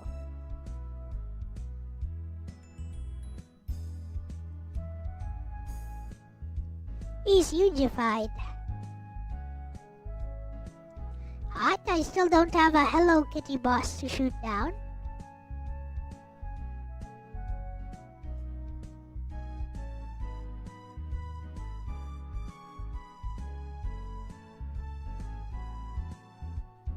Hello, Slim Tim.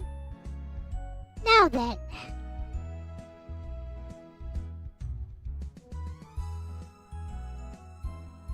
That's the thing about this game, though.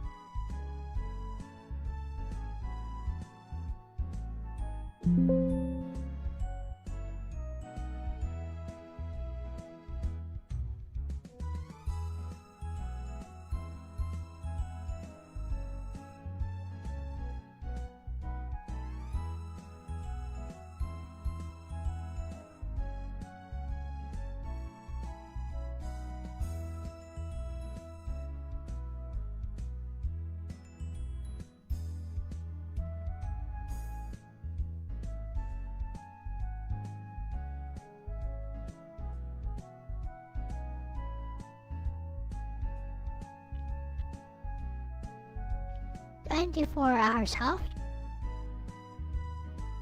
Congratulations.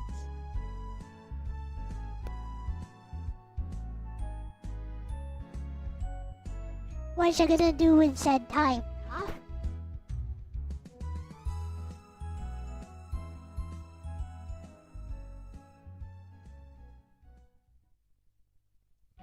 But yeah, stick around a little bit longer, Slim. I have something interesting to show you.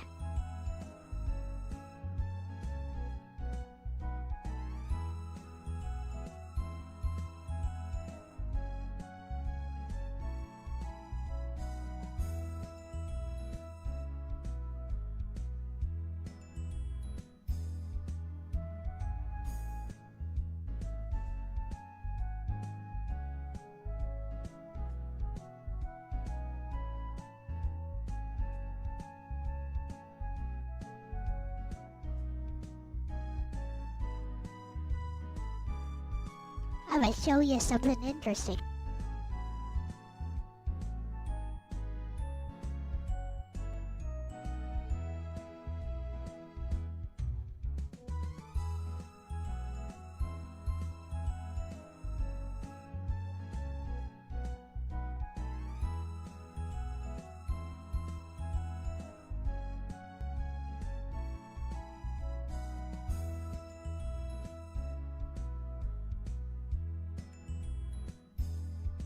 Just let me finish fiddling with the code a bit.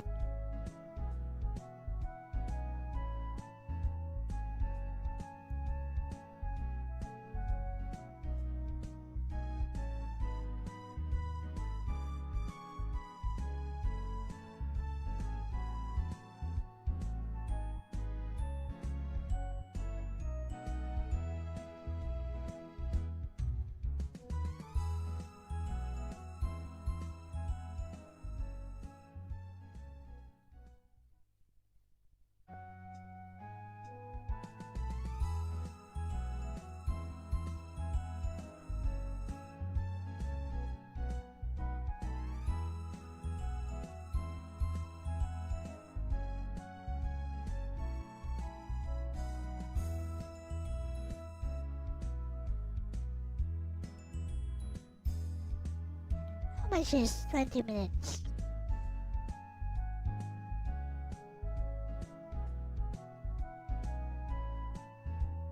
$1,200.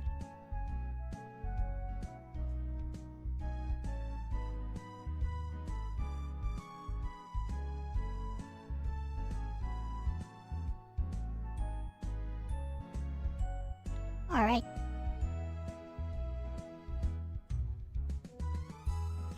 Now then, let me show you something interesting.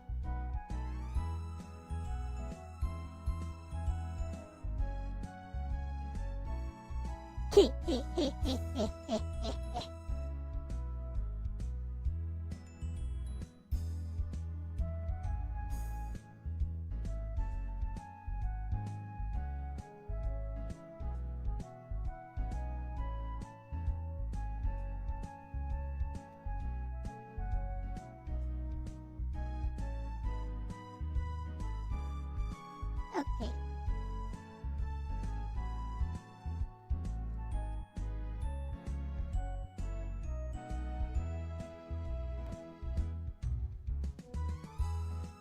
Hey, just watch.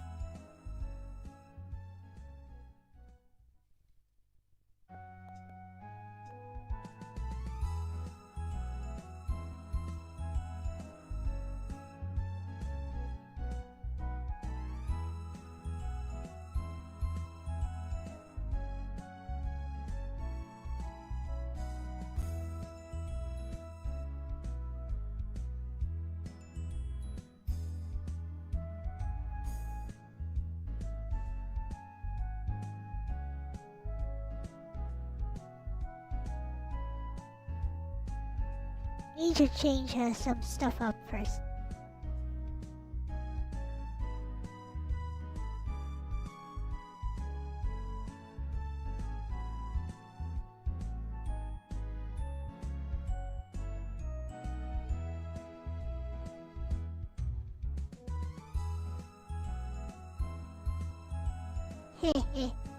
Finally got the microphone working for Obama.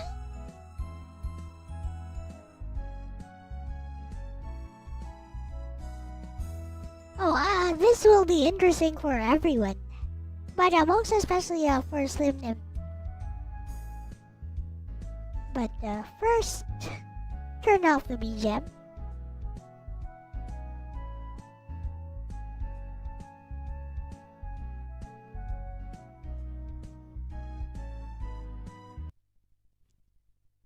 Oh, Dama, the pinball thing.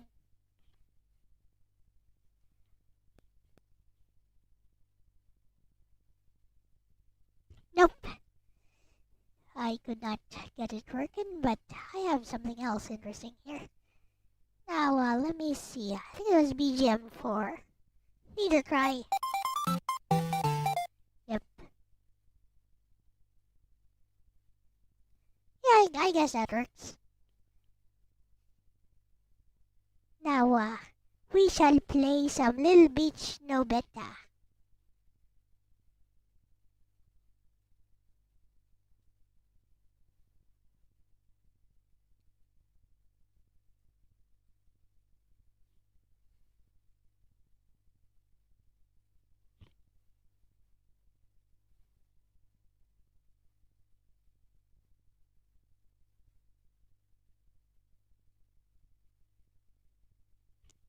Let's go.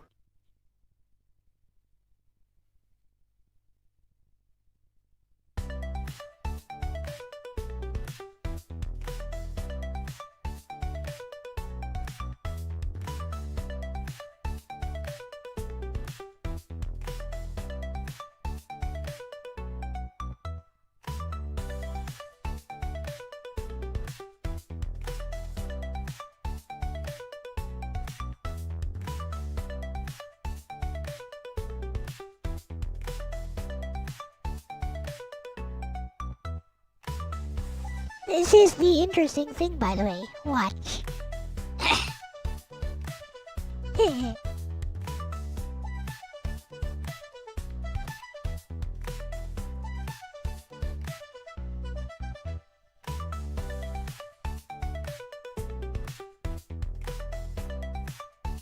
Damage indicators, yeah, I added this yesterday. But that's not the interesting thing.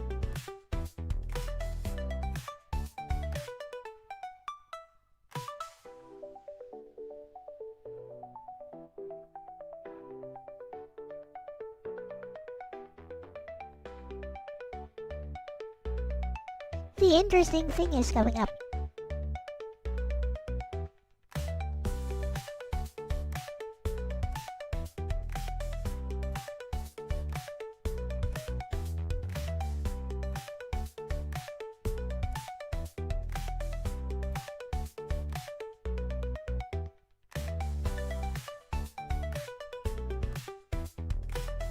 At around 4 minutes.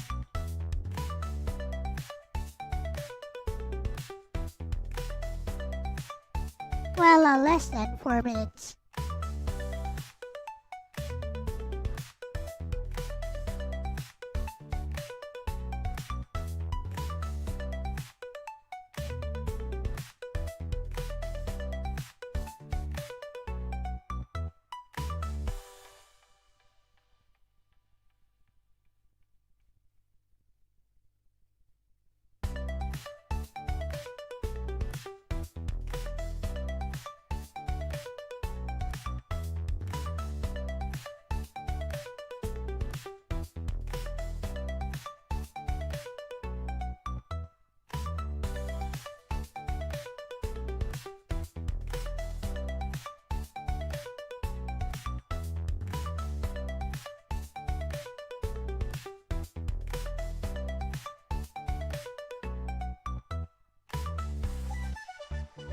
It's coming up, it's coming up.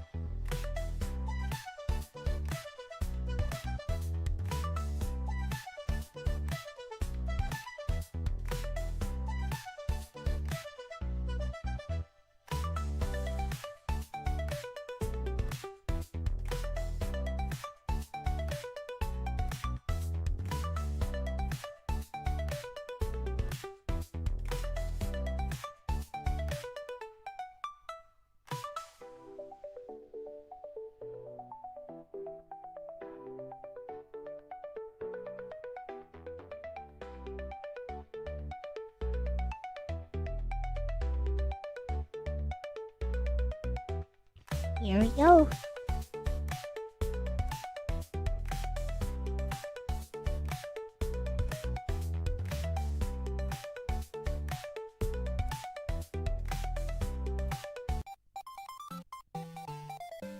Here comes the boss.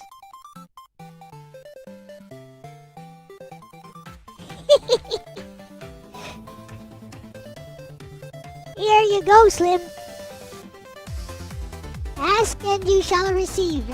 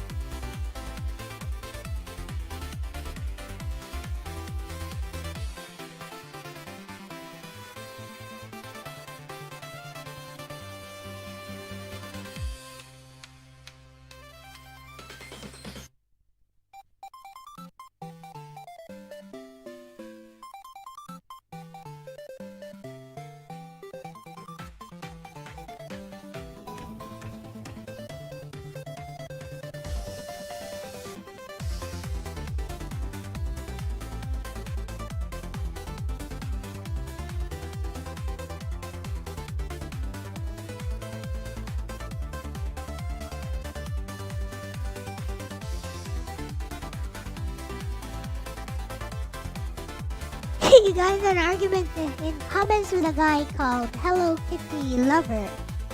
And throughout the argument it says, you're not a mind reader.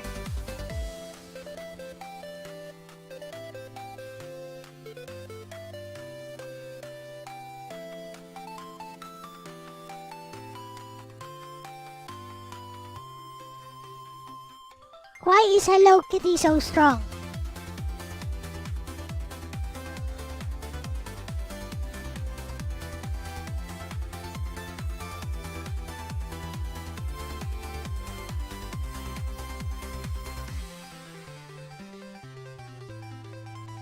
On that note, I think I do want to change the boss for the boss sprite. It won't be Hello Kitty, of course.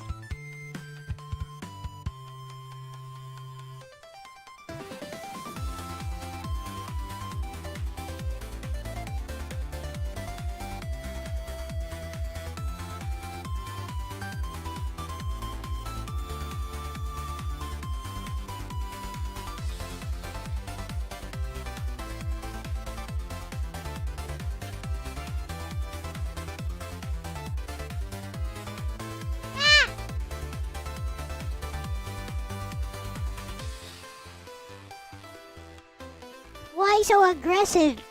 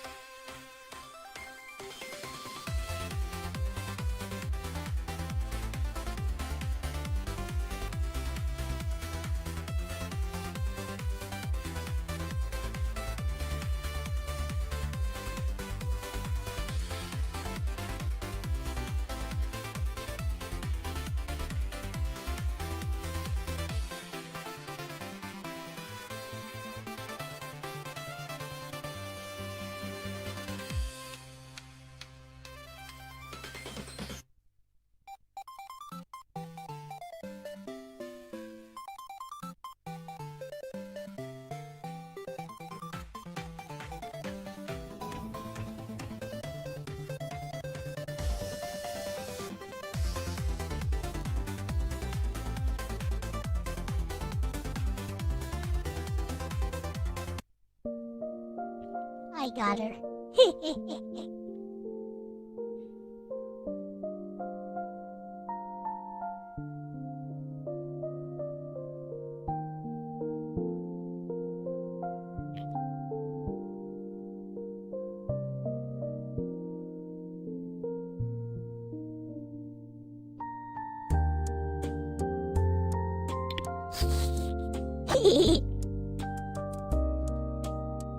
On that note, I don't think I want to see that hitbox.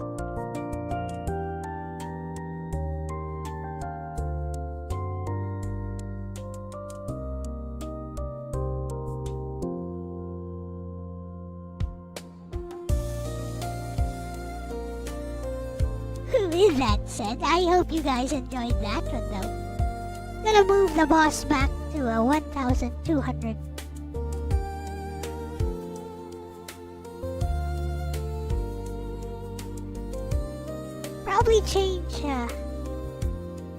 Probably change the boss sprite as well.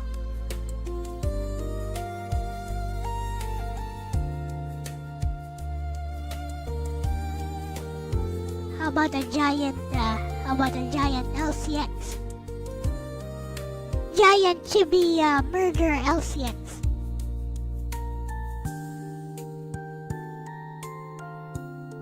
Oh, that's a good idea.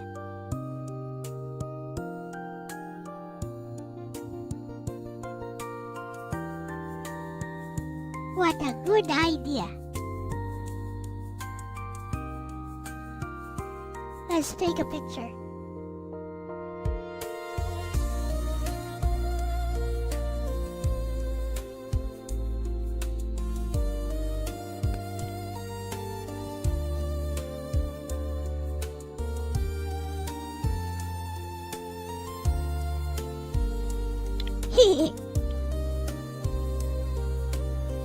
I have to look into the boss code.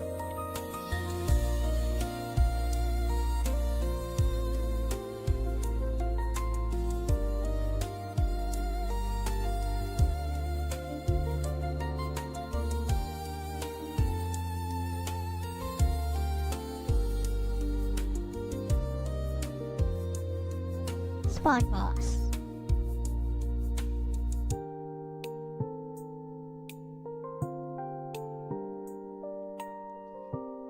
These are not new anymore.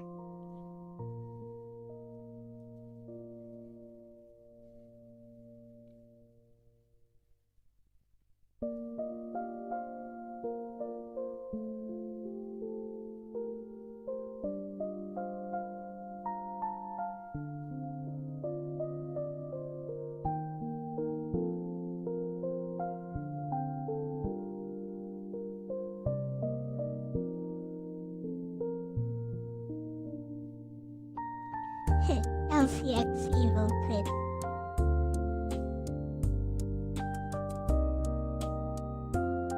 We'll get the chibi version. The Yandere chibi model. Where is it? There it is. Hi, Nozo.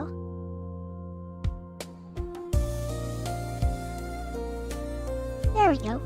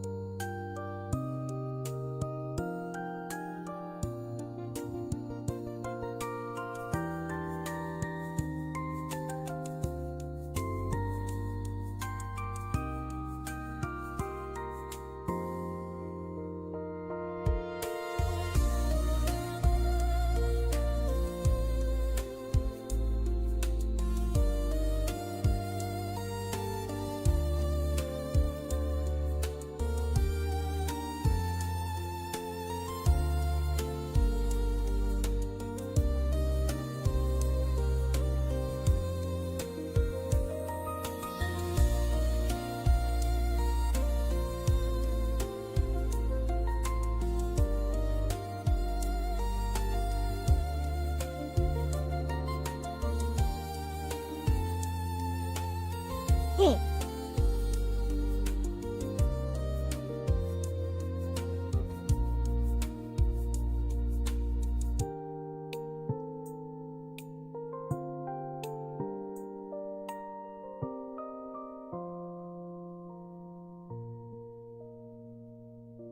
Okay. You beat it. Your skill is great. You guys get the reference? This reference is very obscure. You beat it. Your skill is great.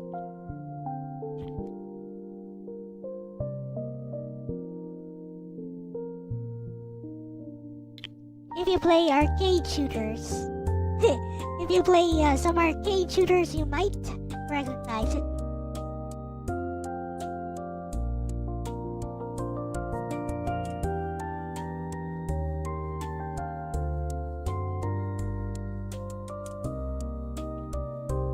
So anyways,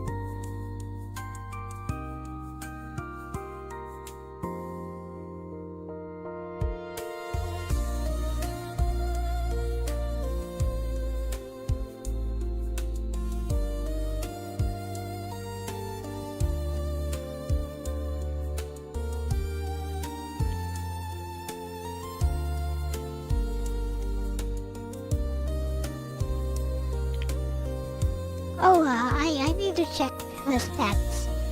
Stats are almost correct. Except for the level reach says level 1. I didn't reach as level 1.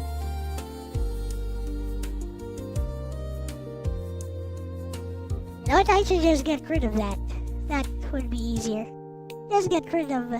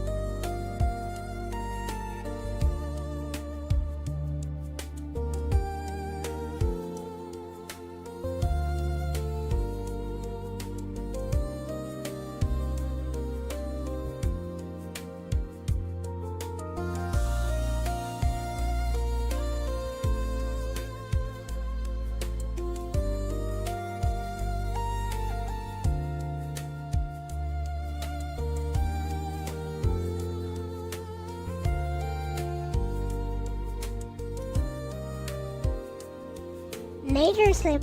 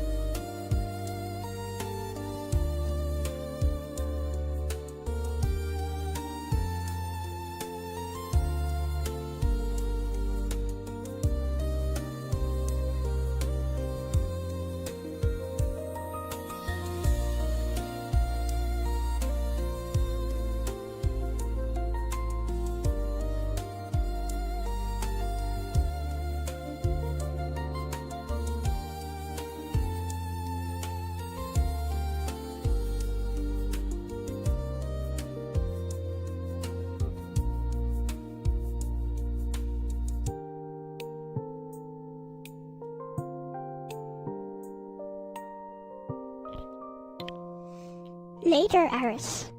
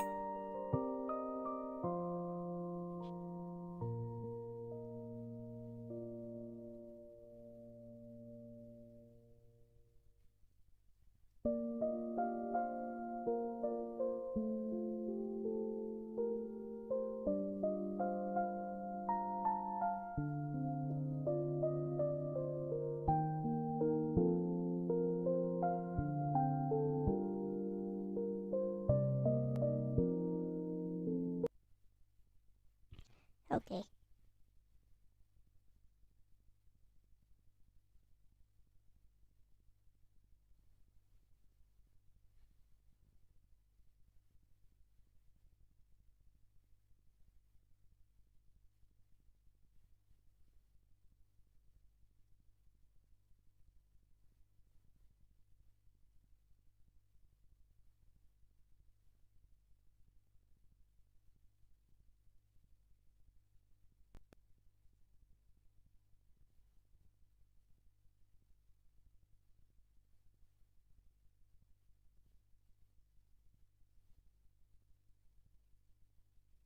Okay. Still works. Doing stuff under the hood.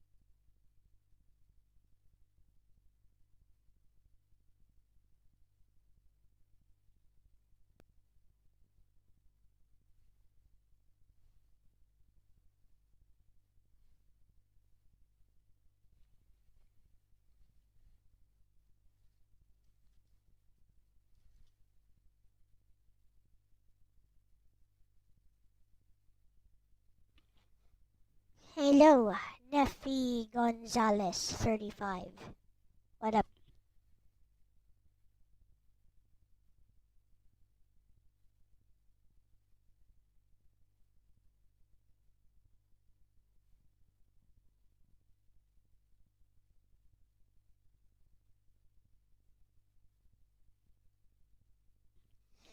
Hello, Slittenbach. What up?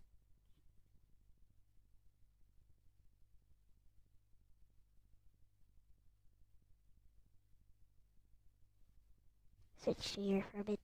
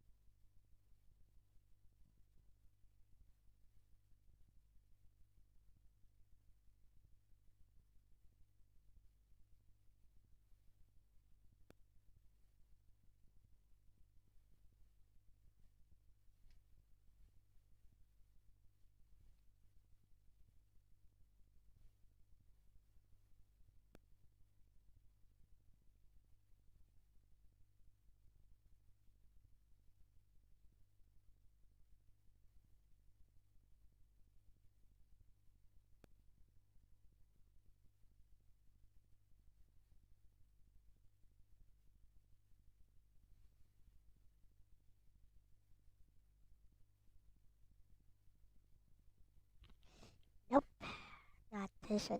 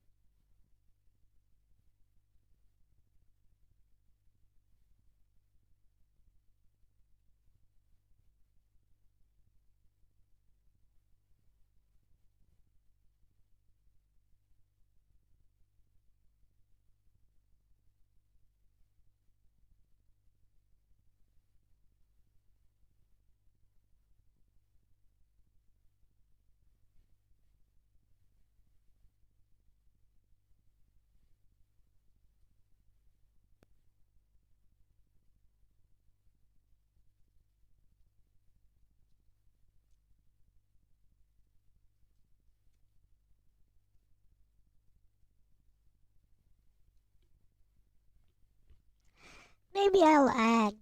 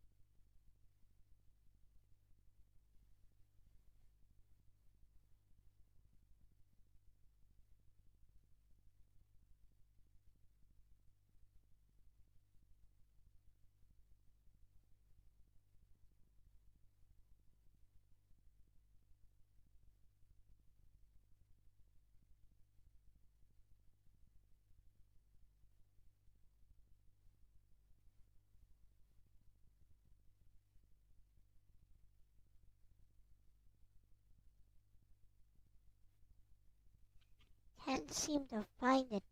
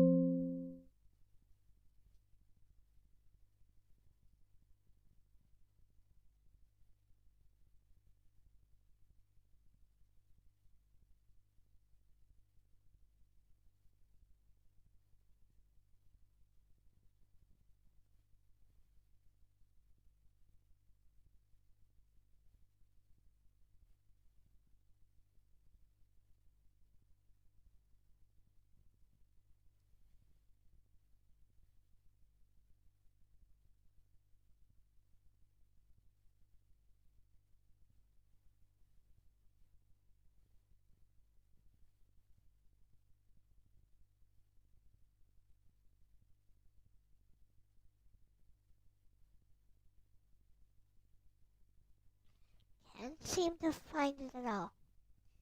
You know what? I'll just send this.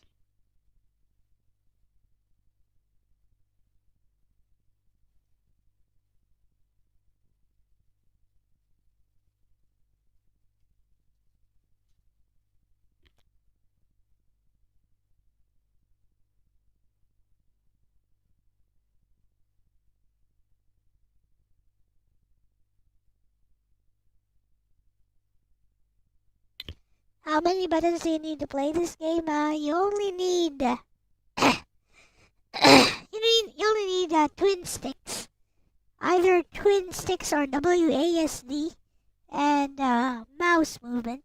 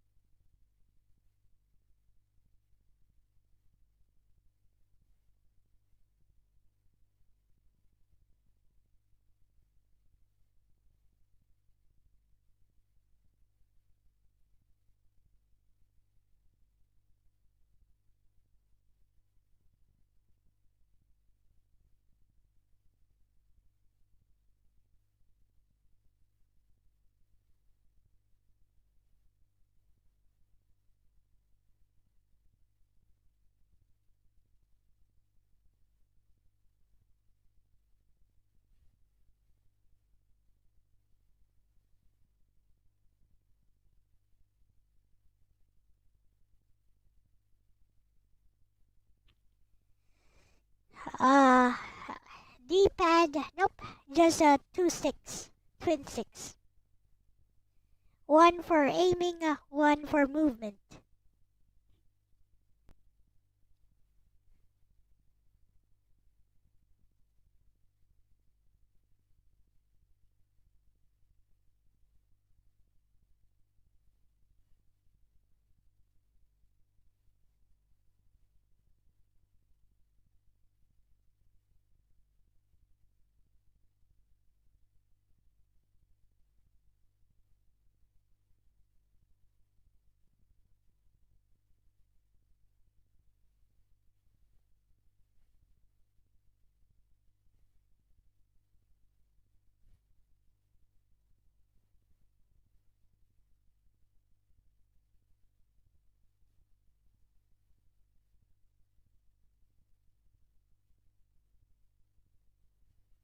Hopefully that's fixed.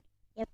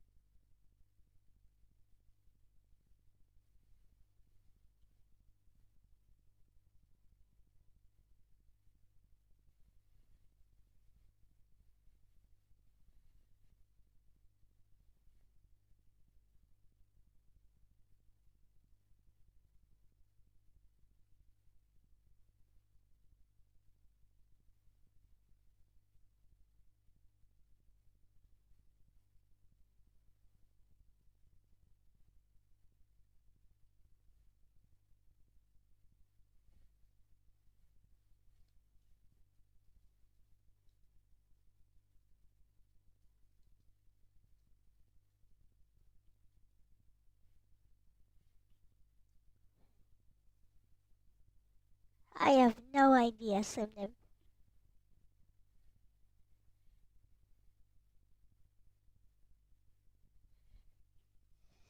Okay, let's go. I'll give this a try.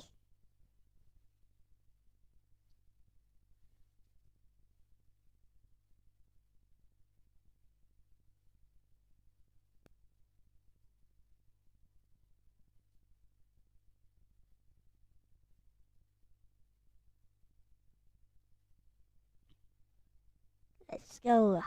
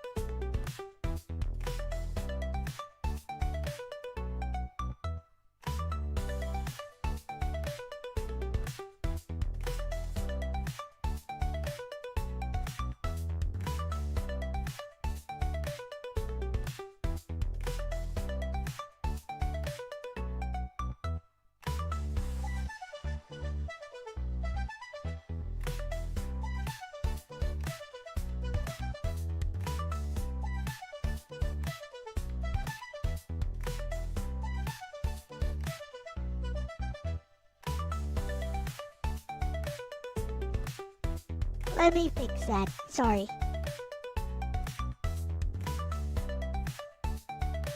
We good.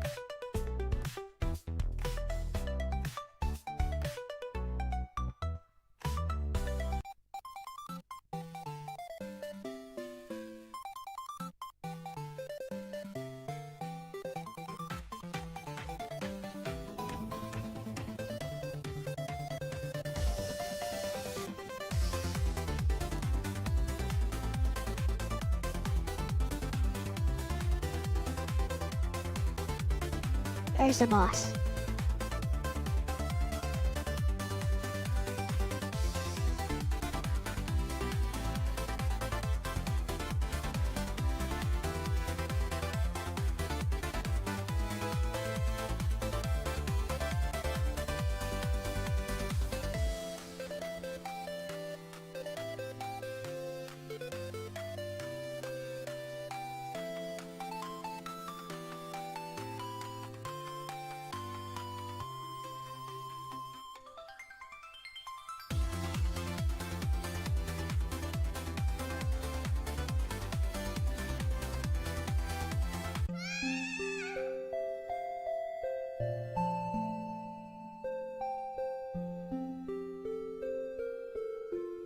Then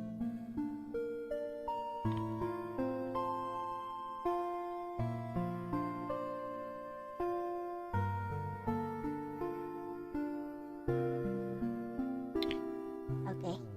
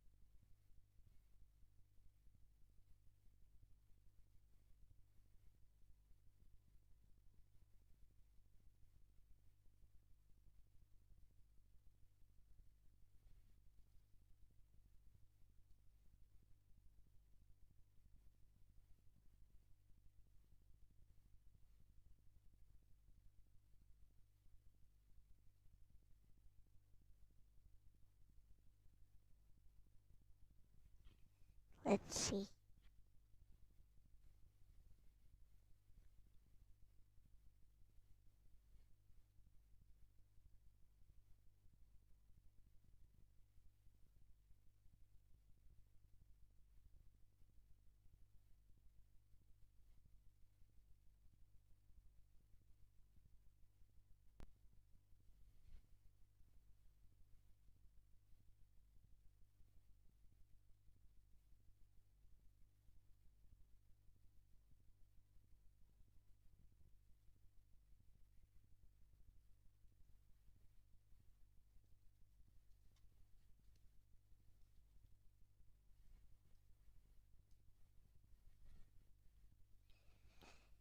Hello againers.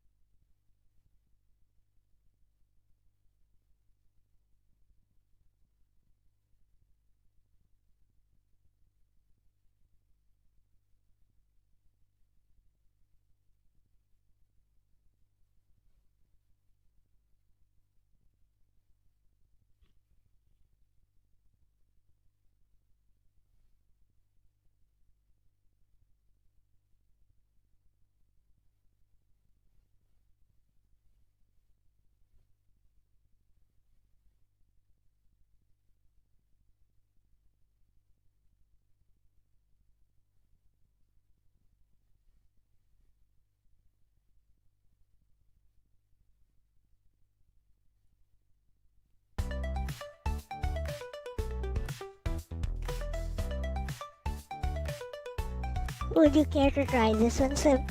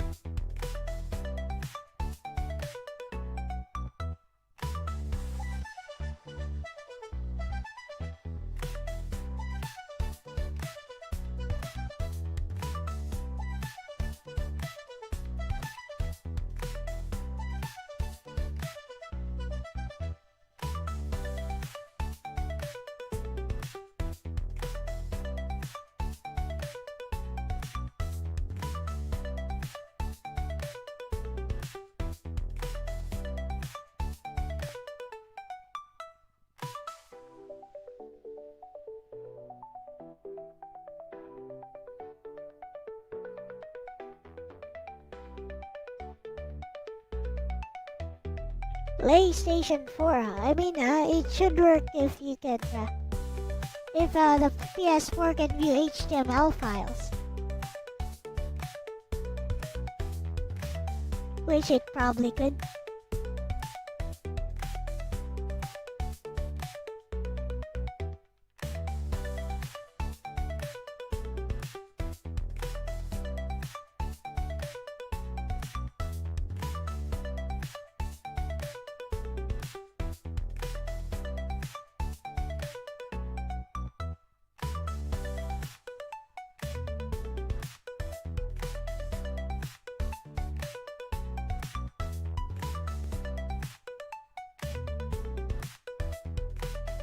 Why am I dying to these guys? These guys are weak.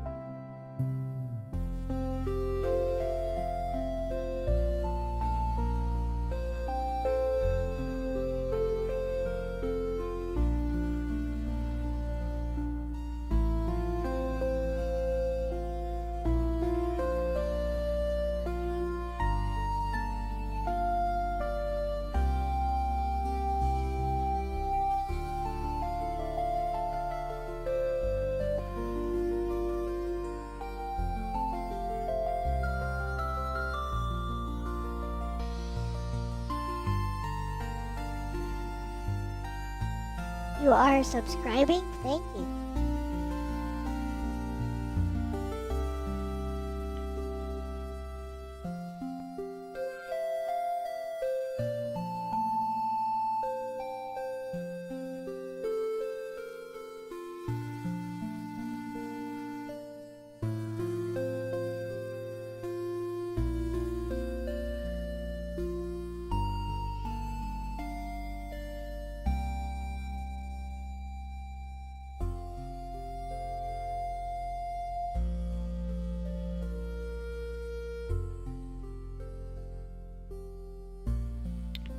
Okay.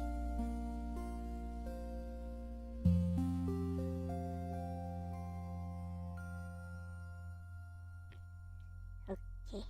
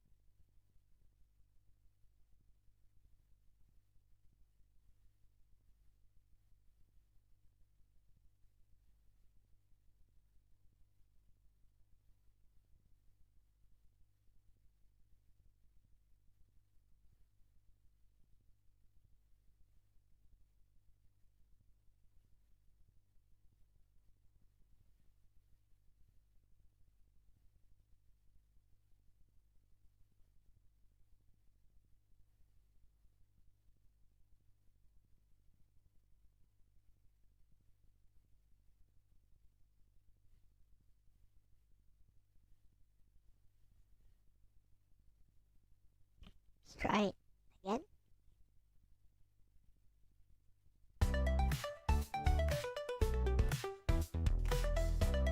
I want to prevent that slime face from appearing in front of the boss. That's not part of the design.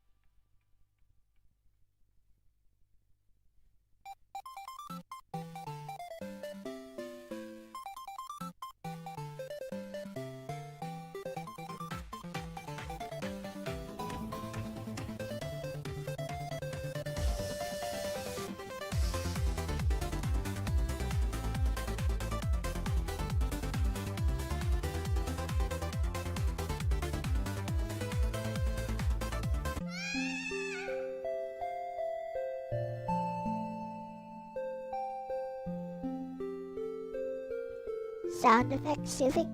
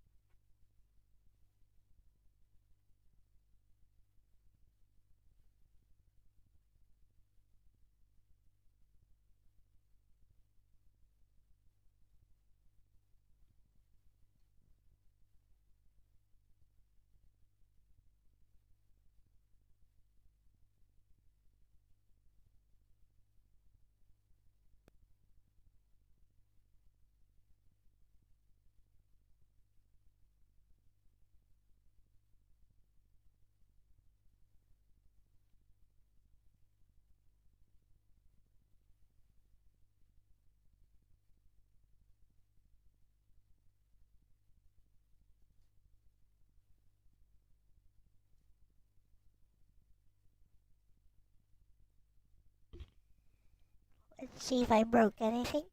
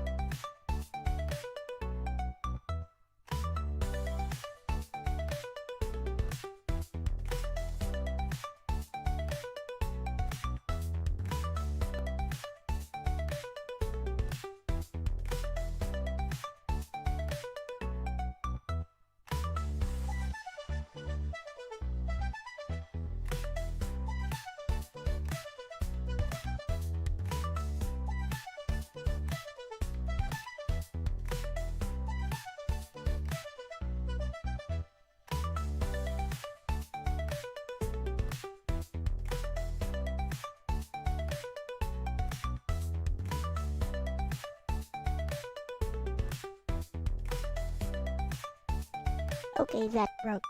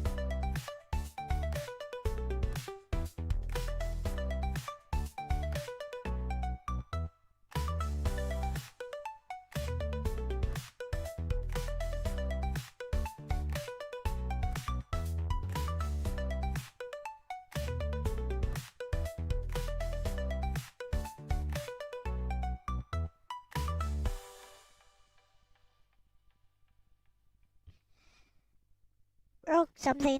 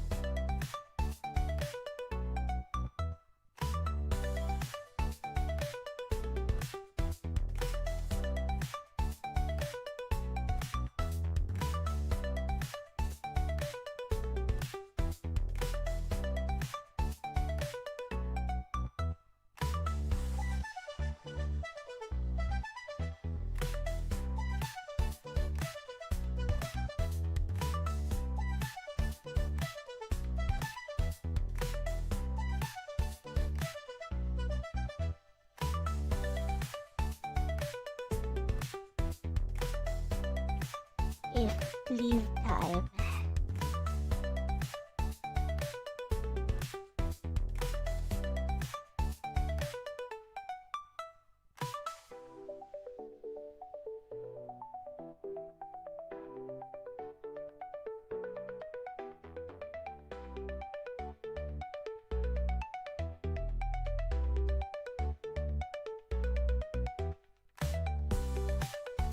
Okay.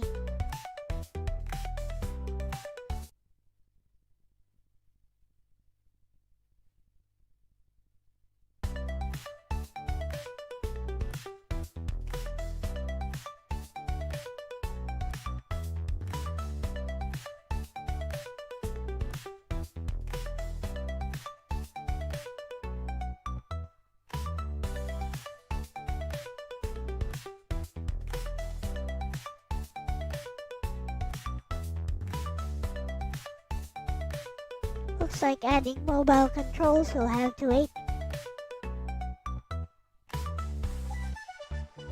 Or maybe I can run this through Gemini and have it automatically add mobile controls in. Nah, that might be disastrous. I should do it myself.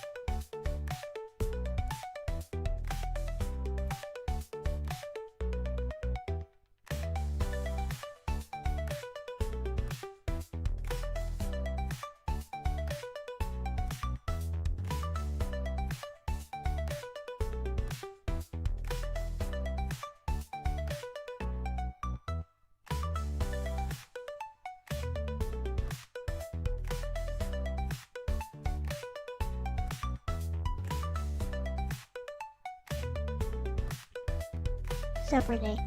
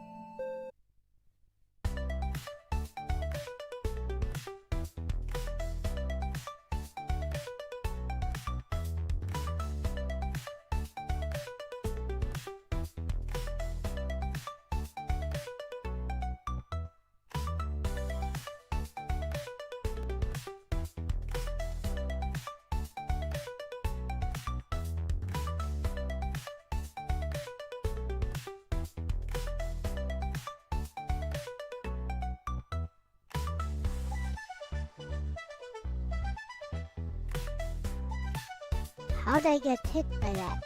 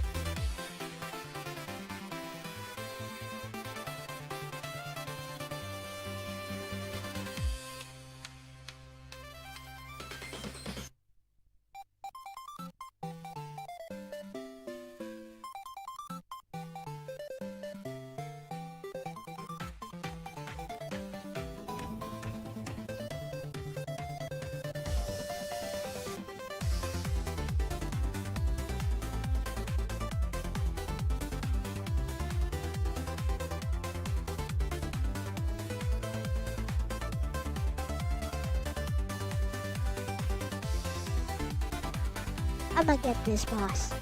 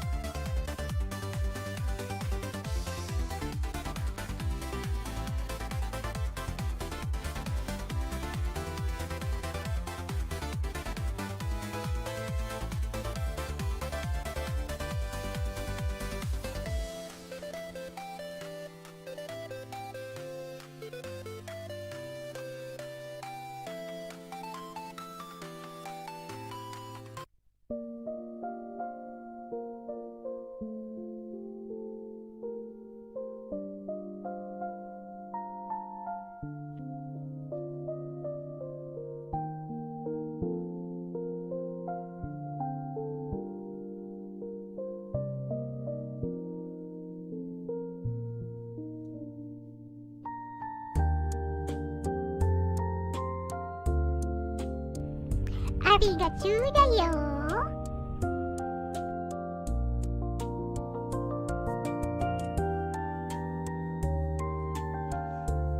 Do you like it this way, by the way? The boss appears faster.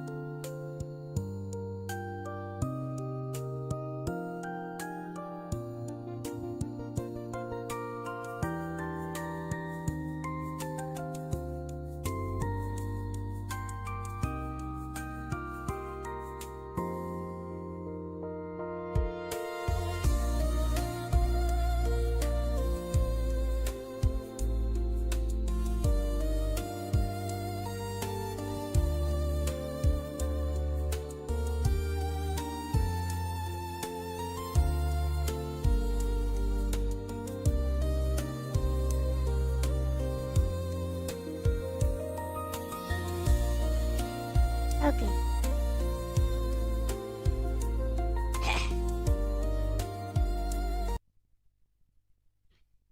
Try again.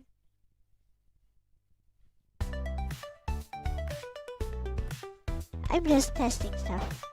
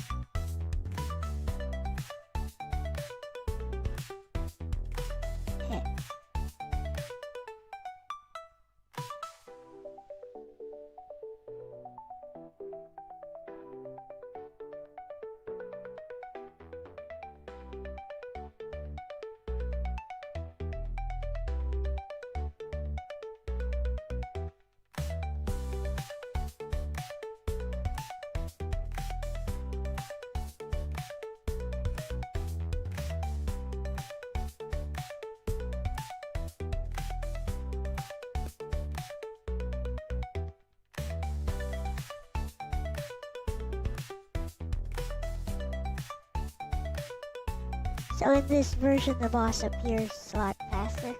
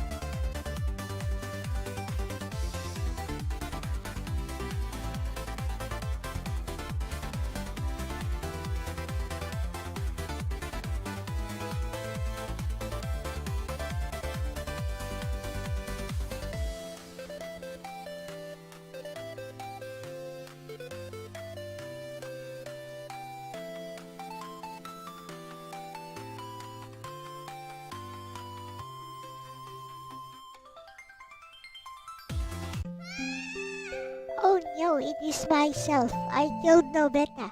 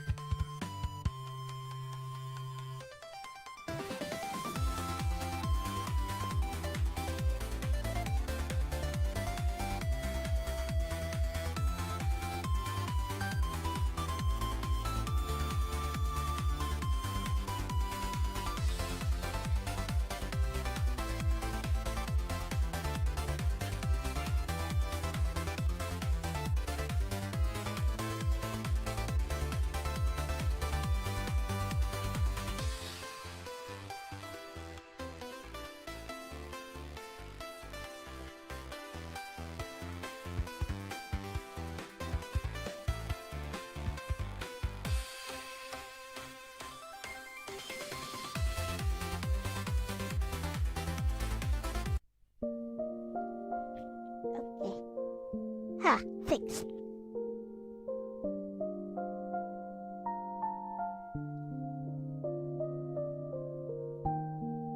Alright, now to make this spicier, and I mean the boss fight.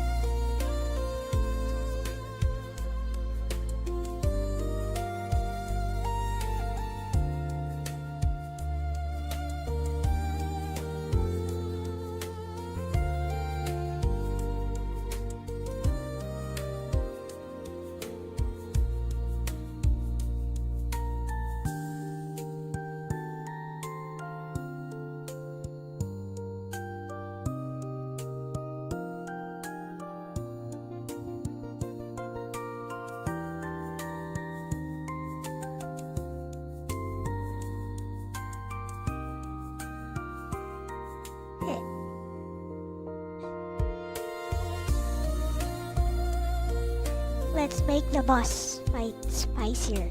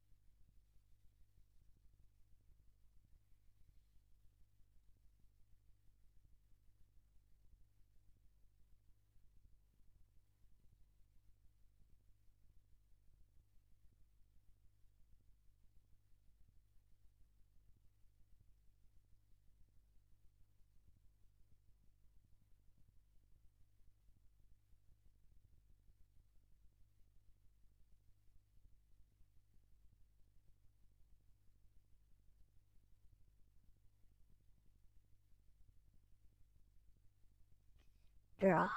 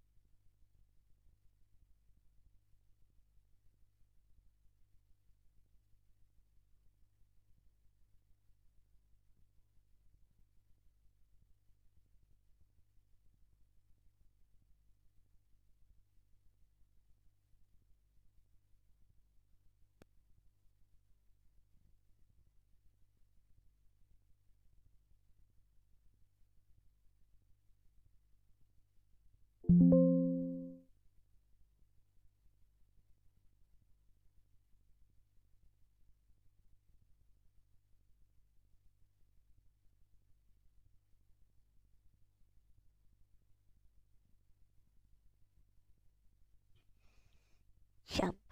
Wind up.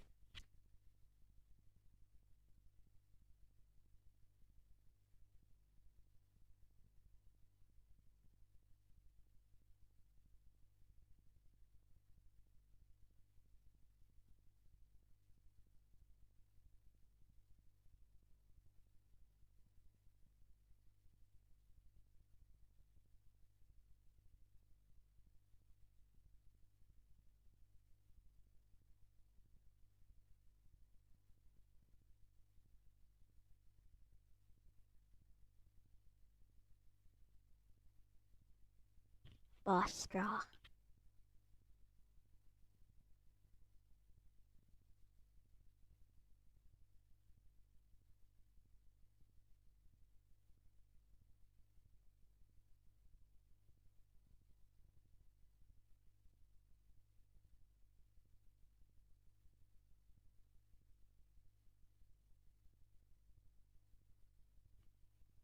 Okay.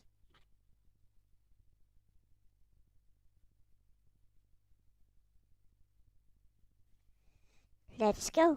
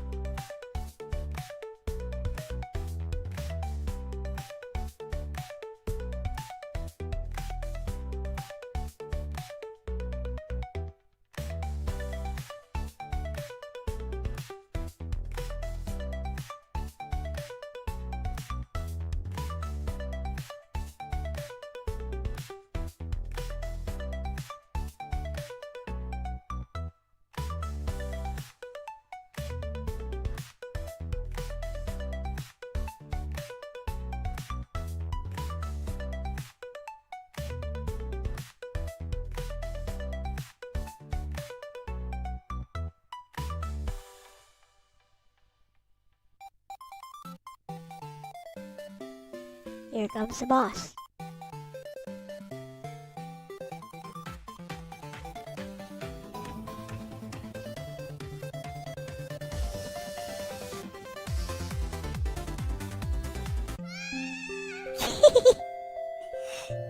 Too strong.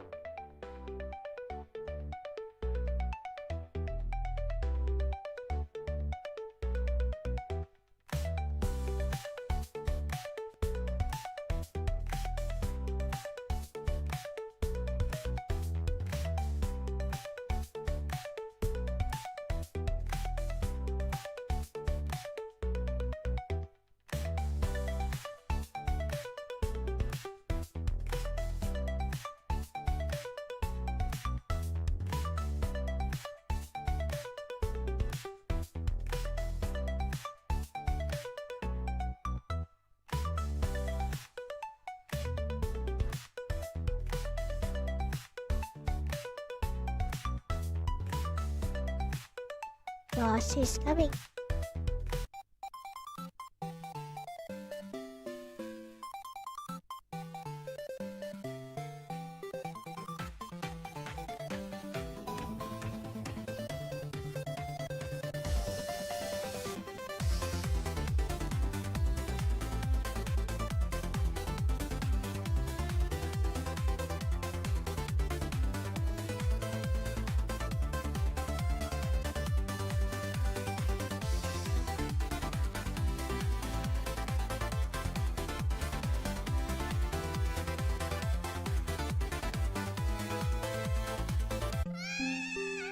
Wah!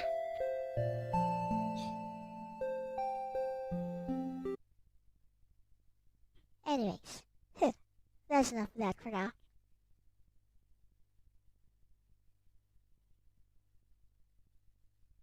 Oh. Yeah.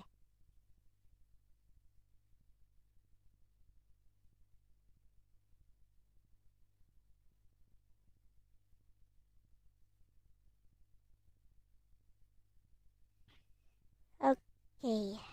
So, with that said, thank you so much, everyone, for watching today. This has been Elle-C with my bestie Lexis and with our War Chief reviews earlier, and we're out of here. Bye-bye. Bye-bye.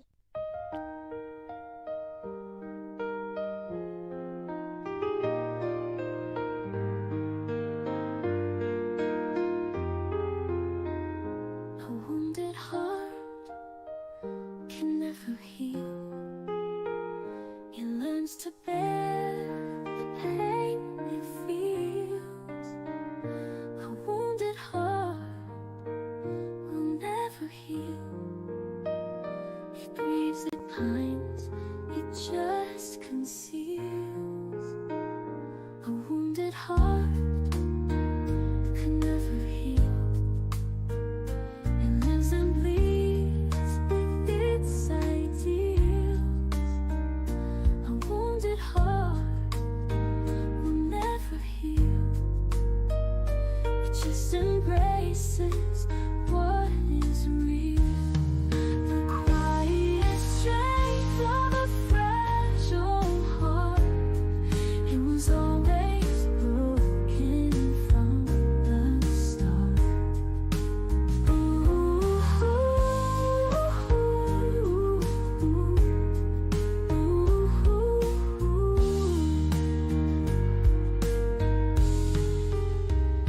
A wounded heart can never heal. It learns to bear the pain it feels. A wounded heart will never heal. It grieves, it pines, it just conceals. The quiet strength of a fragile heart. It was always broken